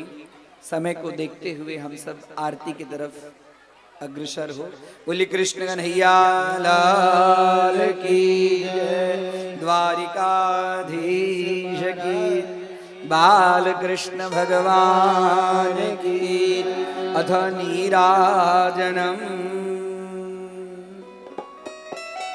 आरती के हरि ओम कर्पूर गौरम करुणावतारम संसार सारम भुजगेंद्रहारम सदा वसंतम हृदयारविंदे भवं भवानी सहितं नमः। आरती कुंज बिहारी की श्री गिरधर कृष्ण मुरारी की। आरती कुंज बिहारी की श्री गिरधर कृष्ण मुरारी की।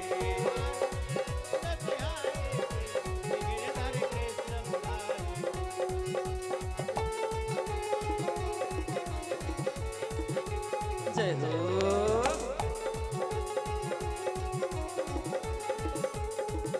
गले में बैजंती माला बजावे मोरली मधुर भाला।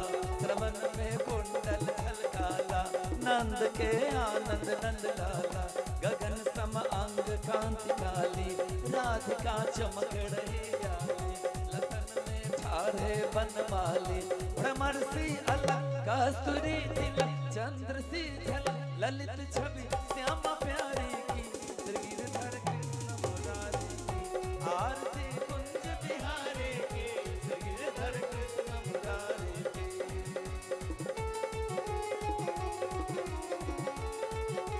जय हो।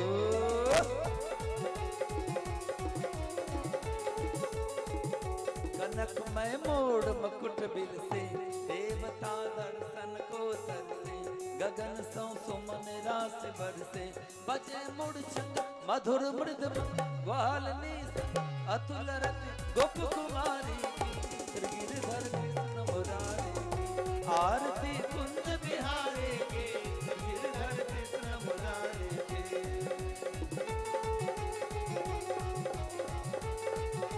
जय हो।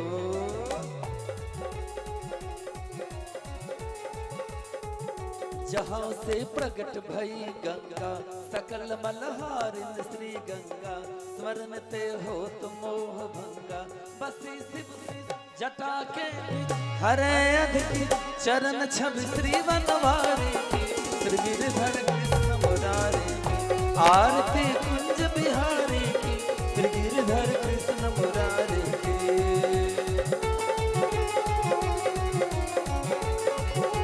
जय हो।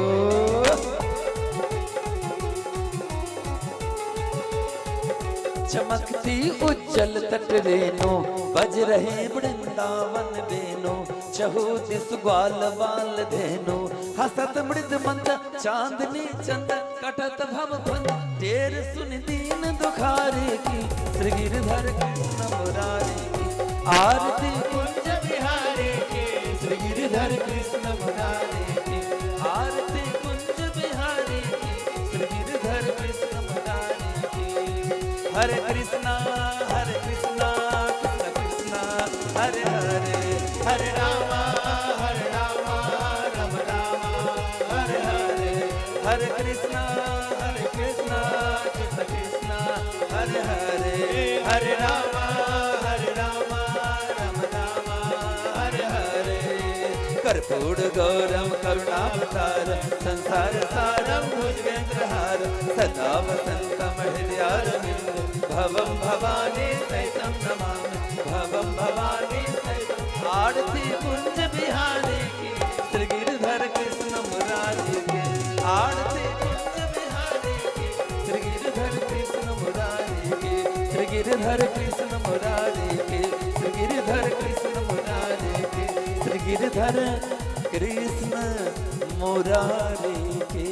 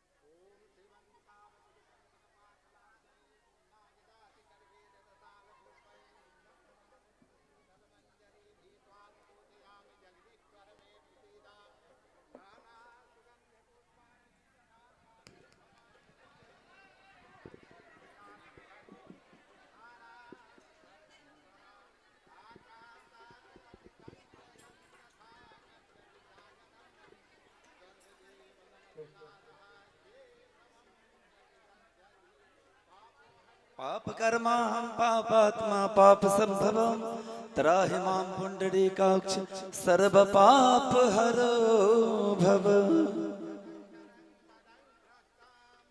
त्राहीनं च यद् भवेत् तत् सर्वं क्षम्यतां देव प्रसीद परमेश्वरी। जलि ध्यान नमः।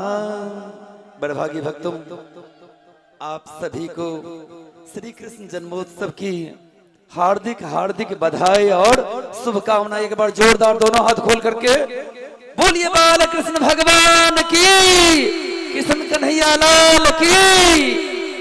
और देखिए, जैसे ही आज हम लोग बाल कृष्ण भगवान की झांकी का दर्शन किए हैं और पूरे धूमधाम से नाचे और गाए, लेकिन जो कुछ भी बाकी है तो ऐसे ही कल आप लोग ठीक दिन के 4 बजे कल आ जाइएगा।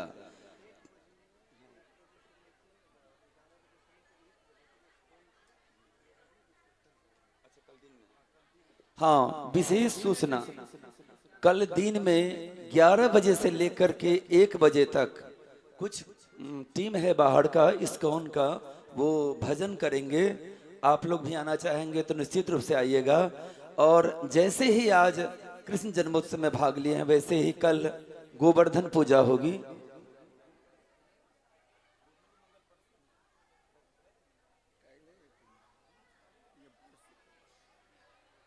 और सभी लोग अपने अपने घर से माखन मिश्री, चूंकि कन्हैया तो आ गए हैं, कन्हैया आ गए हैं तो ऐसे ही कन्हैया को रखिएगा, वो अच्छा लगेगा? नहीं अच्छा लगेगा। तो घर घर से माखन मिश्री जरूर आप लोग लाएंगे। और हम देखना चाहते, चूंकि पहली बार आपके नगर में आपके यहाँ आए हैं, वहां से लेकर के यहाँ तक प्रसाद का कटोरा पूरा भरा हुआ रहना चाहिए। वैसे जजमान की ओर से सारी व्यवस्था भंडार भरा हुआ है, लेकिन आप लोग अपने अपने घर से जरूर लाएंगे। और दूसरी बात, पूज्य श्री महाराज जी का चैनल आप लोग जानते हैं, आध्यात्म ज्ञान प्रवाह। जानते हैं कि नहीं जानते हैं? नहीं जानते हैं तो फिर से सुन लीजिए। पूज्य महाराज श्री का चैनल है आध्यात्म ज्ञान प्रवाह।